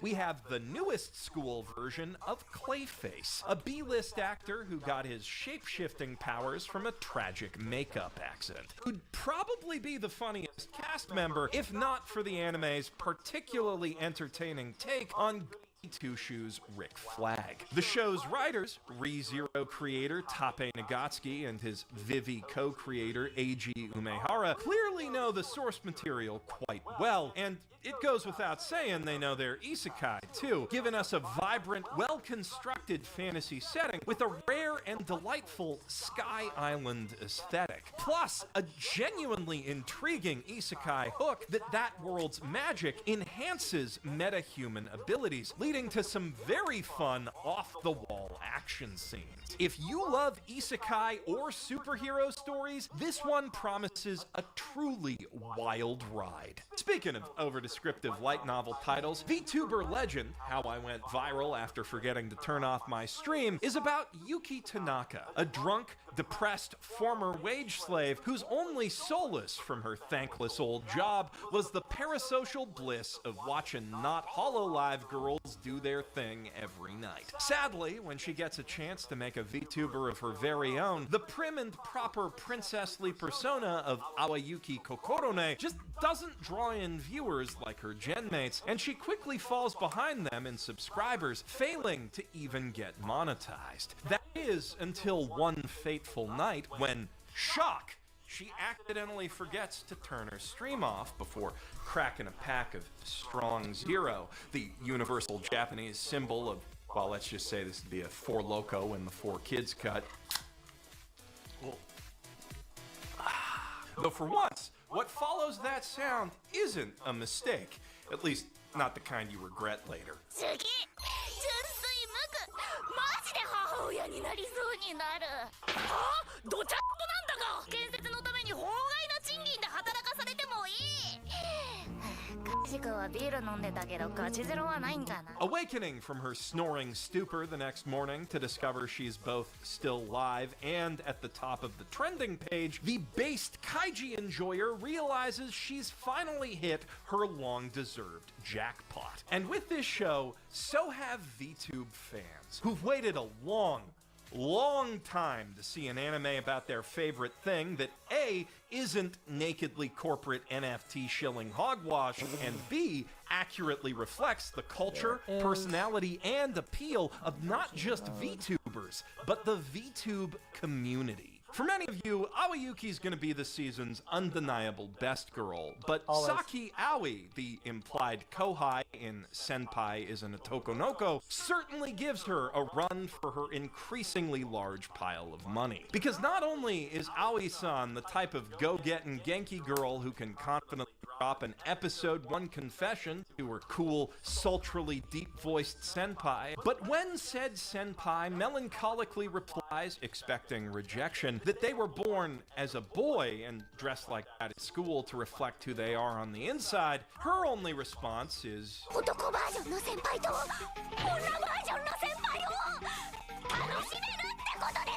Of course, it's not quite as easy as all that. For one thing, Makoto-senpai's never been in love with anyone, and there's a lot going on to distract from any burgeoning feelings between both classmates and a mother who quite vocally do not approve of his lifestyle. And for another, his best childhood friend, Ryuji, keeps photos of Makoto in his student handbook. Though Aoi's definitely not the type to back down from a little bisexual love triangle, she's the type to blackmail Ryuji for a copy of those photos. So begins a romance equal parts hilarious and heartfelt, featuring both fantastic comedic animation and dramatic direction to sell both sides of that story, which is about being who you are and loving what you love regardless of what anyone tells you. A lesson I think could benefit all the culture war tourists who review bombed this series before Crunchyroll turned off comments, failing to realize that Yuri, Yaoi, and cross-dressing have been a part of anime a lot longer than they have. But ultimately, I just feel sorry for those guys, letting their hang-ups get in the way of enjoying what is easily one of the funniest shows of a very funny season, alongside what are shaping up to be some of summer's heaviest gut punches. And don't worry, my horny cishet brothers, the anime industry has not forsaken us. In fact, you'll find some of the juiciest elf and cat girl talks you have ever seen in... I guess I should go ahead and... I'm not sure if I want to try... Oh, fuck it, I'll do it. We doing this. Gonna risk it all. Gonna go for... Bujin hit for the Gatai. See if I can't get all the armor bits off.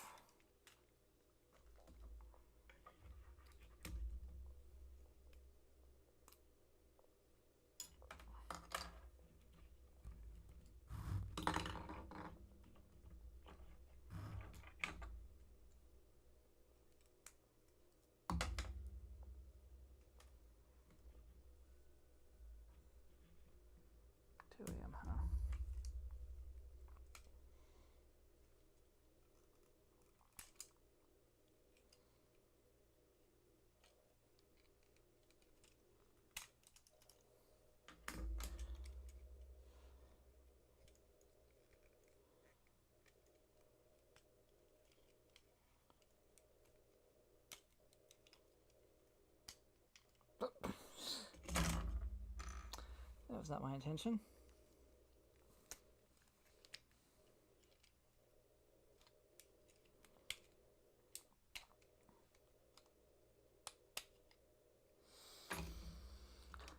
By the way, the problem with the stickers shredding on the legs here still exists.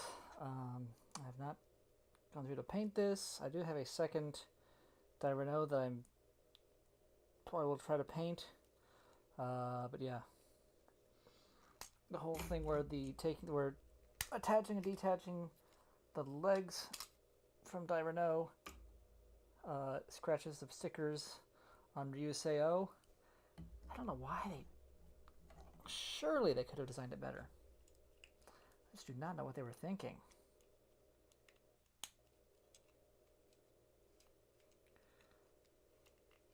But anyway, that's still a thing.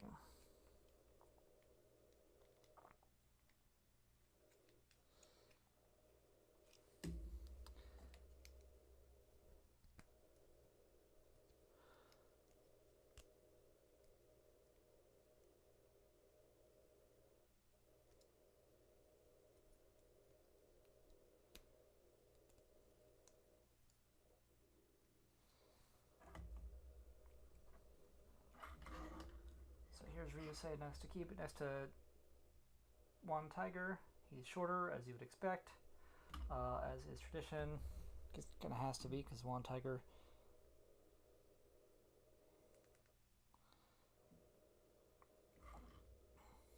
I'm not going to get your alternate hands right now. Sorry, bud.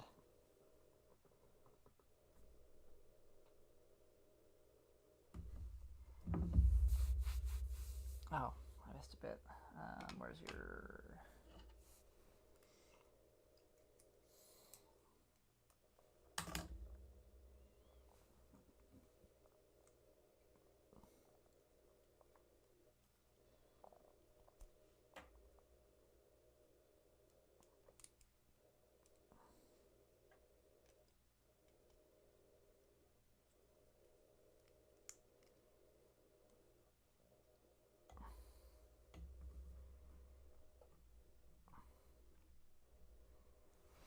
Oh, screw it, I'll get all the alternate hands. I brought them down for a reason. I'm gonna put that baggie behind me.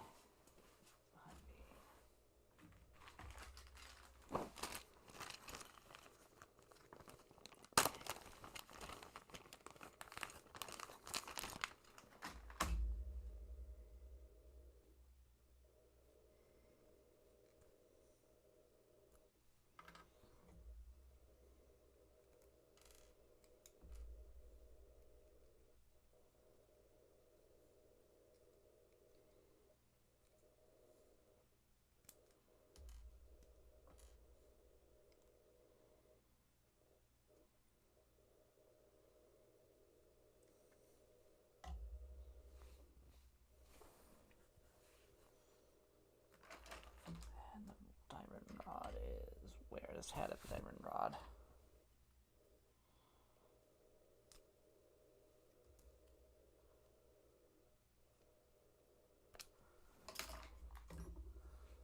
There it is.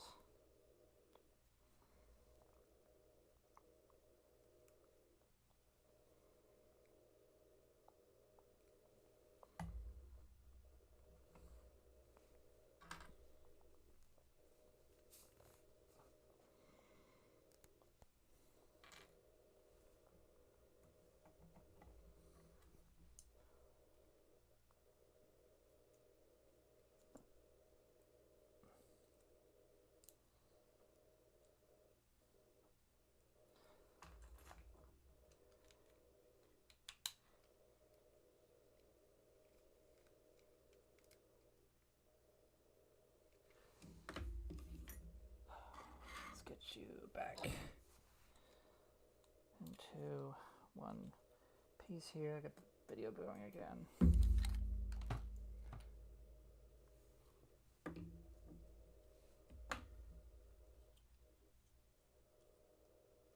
Cishet brothers, the anime industry has not forsaken us. In fact, you'll find some of the juiciest elf and cat girl tits you have ever seen in... Hold up. Thought I already did the side squat. Wait, Why was that bleeped? Oh, I get it. Trigger warning. No longer allowed in another world is the untold isekai journey of Osamu Dazai, here only referred to as Sensei for plausible deniability reasons, who's famous for writing some of the most hauntingly honest and human works in Japan's entire literary canon. And also for trying to do that thing YouTube won't let me say 4 separate times, including one success, which has made him the posthumous subject of a lot of dark Japanese comedy. See also Bungo Stray Dogs. Though in this anime, before he and his lover Sachan can hit the flooded Tamagawa Canal for their famous last swim, they're unexpectedly ambushed by Truck-kun's grandpa, and Sensei finds himself before the aforementioned elf tits. Not that he even knows what an elf is. Isekai definitely hasn't been invented yet in 1948, and the first edition of Habet no Boken isn't due out in Japan for another 15 years. Though the attached elf finds herself quite taken with him, since his cool, tortured artist demeanor is so much less obnoxious than your average Kirito. 伝説の剣的なやつ引き抜けちゃいました。こんなの初めて。さすが勇者様。知らなかった。すごい。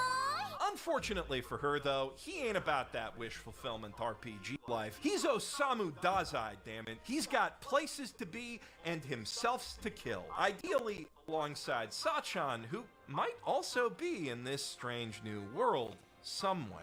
Also, for being honest, the level up noise gives him a migraine.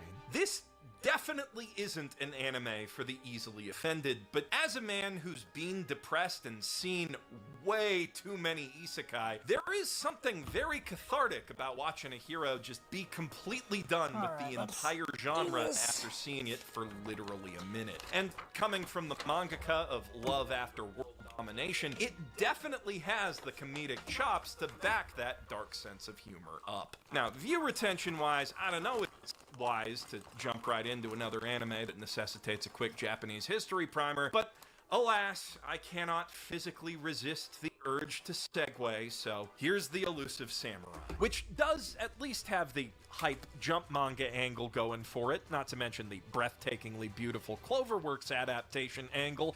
I mean, this Sakuga speaks for itself. Also, the storyboarding. Mwah. And it's a real testament to just how juicy those elements are that this show has gained any traction in the West, considering it stars a samurai most Japanese kids barely even see on their history tests. Hojo Tokiyuki, last heir to the Kamakura shogunate, who narrowly escaped Ashikaga Takauji's 1333 coup before going on to lead a rebellion a couple years later. The anime follows his long journey to do that, aided by this hilariously sketchy priest dude with the power to partially see the future, emphasis on partially, who tells Tokiyuki that his ability to parkour out of danger real fast is basically a shonen superpower in its own right, gassing him up like, Hojo. Run away, bravely ran away, away. I didn't. When danger reared its ugly head, he bravely turned his tail and fled. Hojo. I didn't. He chickened out. You gotta admit, that's some pretty badass cowardice right there. This show has some of the cleanest action scenes in recent memory, not to mention absolutely phenomenal character acting. It's an absolute triumph for every animator involved. And over at Cloverworks' sister studio, A1 Pictures, they're working even more Sakuga magic on Makein, Too Many Losing Heroines. The tale of Kazuhiko, a self-described background character who inadvertently becomes the designated crying shoulder for all the forlorn childhood friends at his school full of light novel cliches. Starting with his cute classmate, Anna, who puts an hour of trauma dumping on his conscience and $30 of trauma eating on his tab after he catches her getting dumped in a restaurant. そんなことをやめろそんな悲しいことはやめるんだ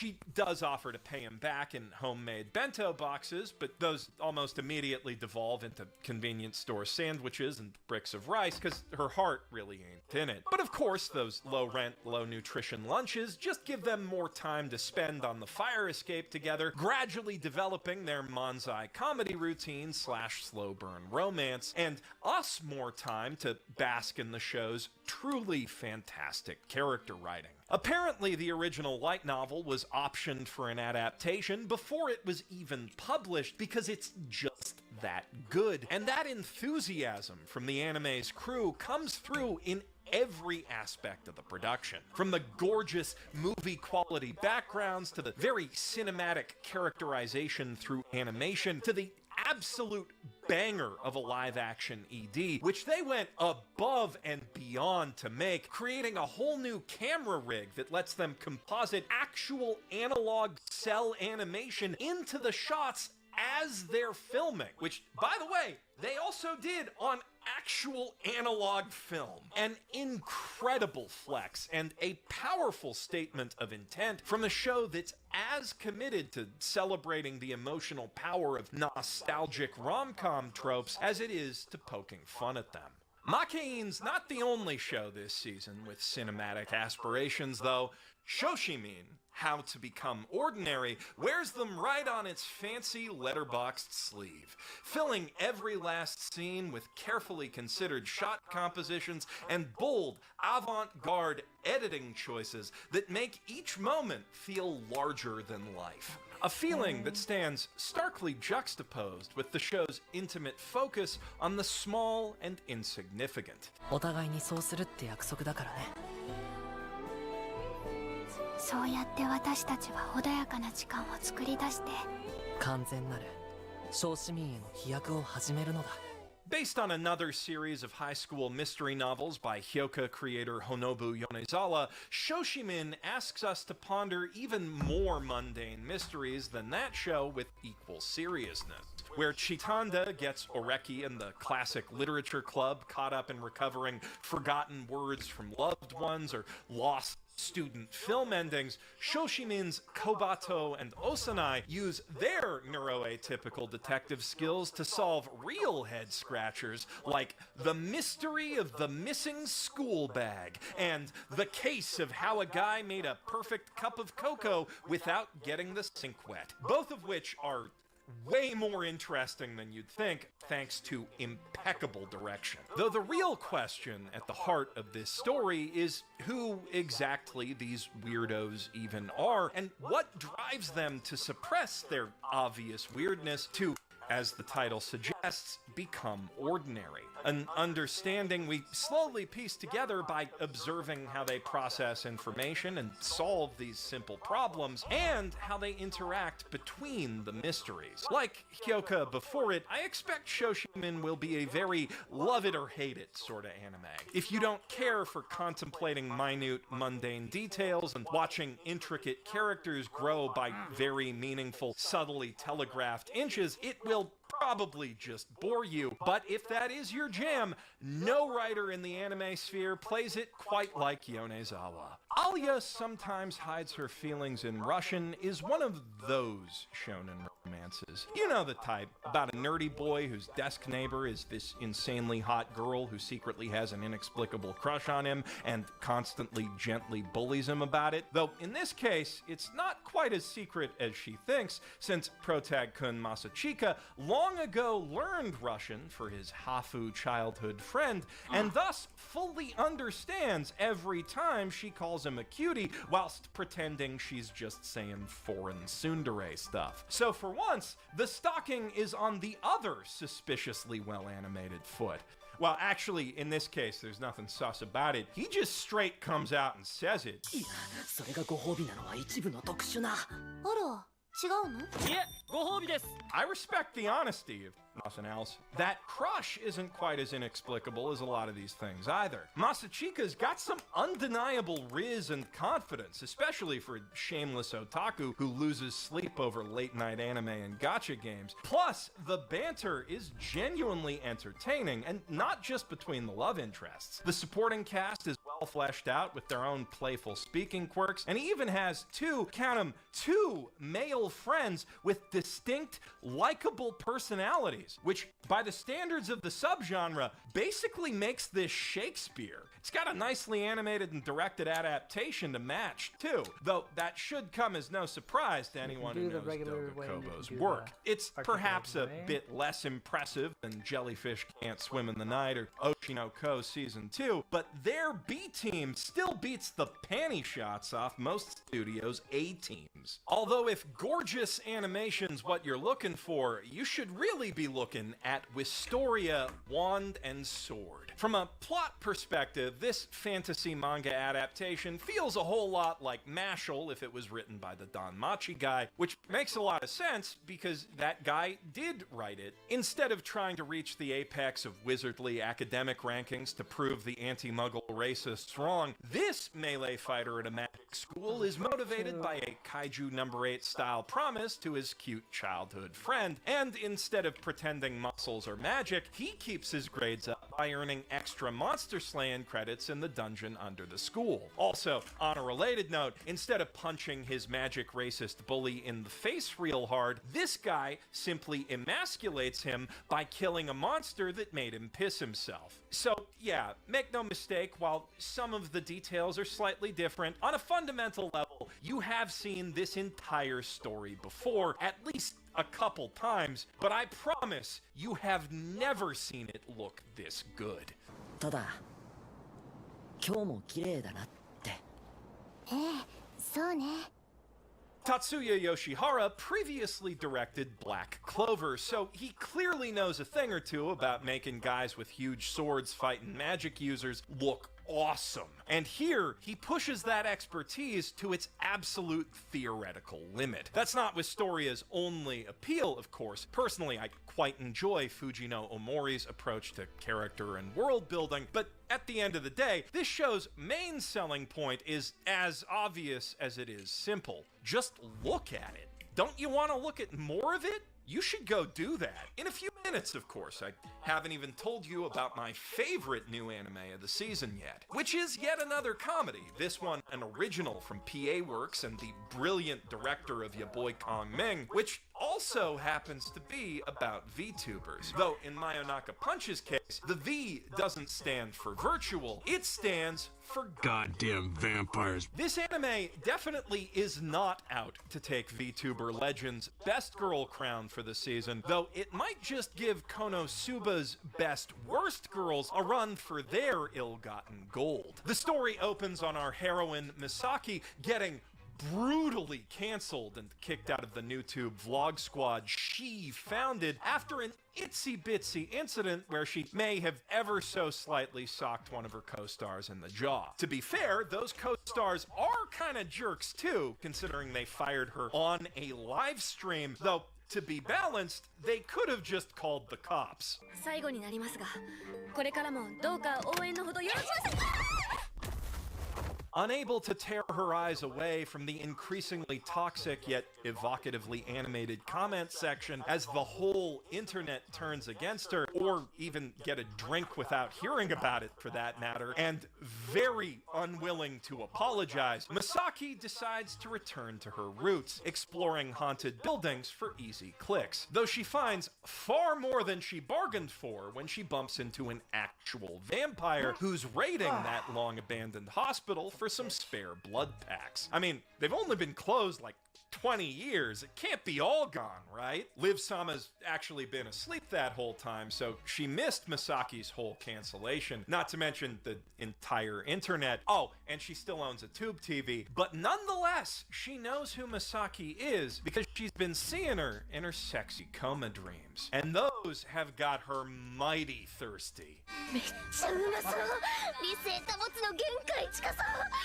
吸いたい吸いたい吸いたい吸いたい吸いたい吸いたい吸いたい。 Though after the initial shock of, you know, f***ing vampires exist wears off, Masaki's prodigious content brain immediately kicks in, and she swiftly makes a pact with her biggest undead fan. Use them vampire powers to help her beat those traitorous bitches to 1 million subs, and the desperate NewTuber will happily let Liv drink her dry. Maybe I'm a bit biased in calling this one for Anime of the Summer. I did find its portrayal of comment doom scrolling to be as relatable as it is artful, but with an instantly memorable cast of girls who aren't afraid to be hilariously terrible, and some of the most exciting and inventive animation I've seen all year, Mayonaka Punch is definitely one to beat for any anime that wants that crown. Not the only one, though. It's not even the only gorgeous PA Works original this summer. And on that note, I still have to tell you about those 7 bonus ones to watch I mentioned before we can get to the bargain bin. Starting with Nare Nare, Cheer for You, that other PA Works original, which is a lot closer to their typical cute girls doing cute things type output than Mayonaka Punch, albeit with a bit of a sports anime twist. As the title suggests, it follows a squad of competitive cheerleaders that's been going through a bit of a rough patch since one of their spotters was put in a wheelchair, with the Genki girl protag, who feels guiltiest about that, sitting out practice for months on end until her passion is unexpectedly reignited by a chance encounter with a half-Brazilian wannabe YouTuber and the local Catholic school's Kudere parkour queen. Parkour! Extreme! Parkour! Parkour! Parkour! Parkour! Parkour! Like most of PA Works' CGDCT anime, Nare Nare's got its fair share of doki doki moments that hit you right in the kokoro, though I will say the animation does feel a bit undercooked compared to both Mayonaka Punch and their non-original anime for the summer, Sakuna of Rice and Ruin, which I'd also like to recommend for its gorgeously faithful translation of the farming RPG's striking world and character designs, plus a plot that captures the charm of those characters and their story without just feeling like a glorified Let's Play. At least so far, it is an A+ adaptation. It's articulation, you've got to have crunch in there if you want. That's good. Bends, the knees work. I think there's something I'm missing here. That does that. These panels are meant to move on the back, meant to move to allow the legs to work. On these hip skirts, there's a lot going on here. It's a weird setup. I realize it's a weird robot to try to make articulate and transform at the same time. Their hands are like, it's a really weird one. I will grant them that, but I'm not sure what's going on with the legs here.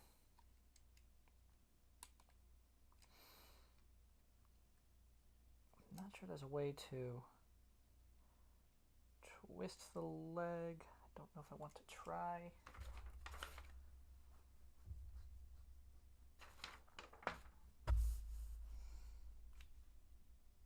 I'll have to check the blog later. Alright, so you can put this on the helmet on the stand for storage.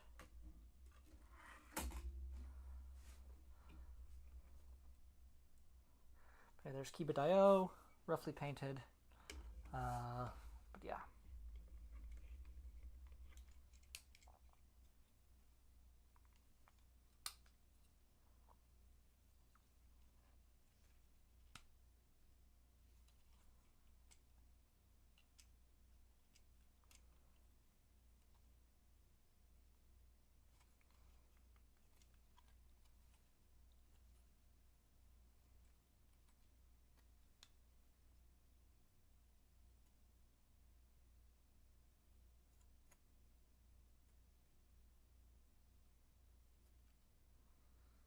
Anything be unpegged to...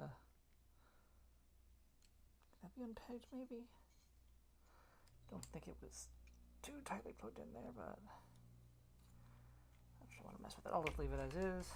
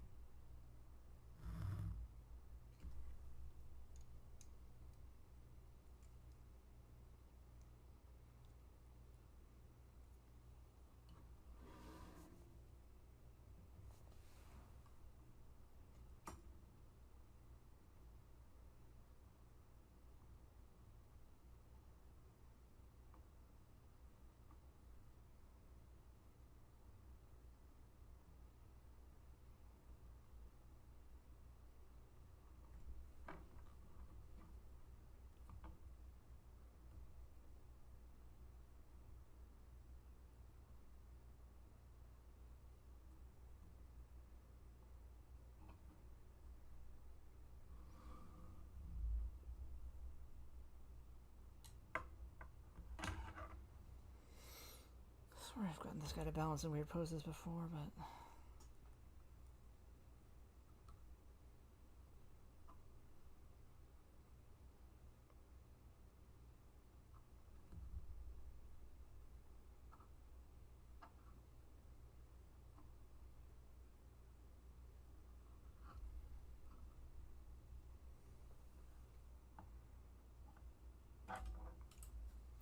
Whatever.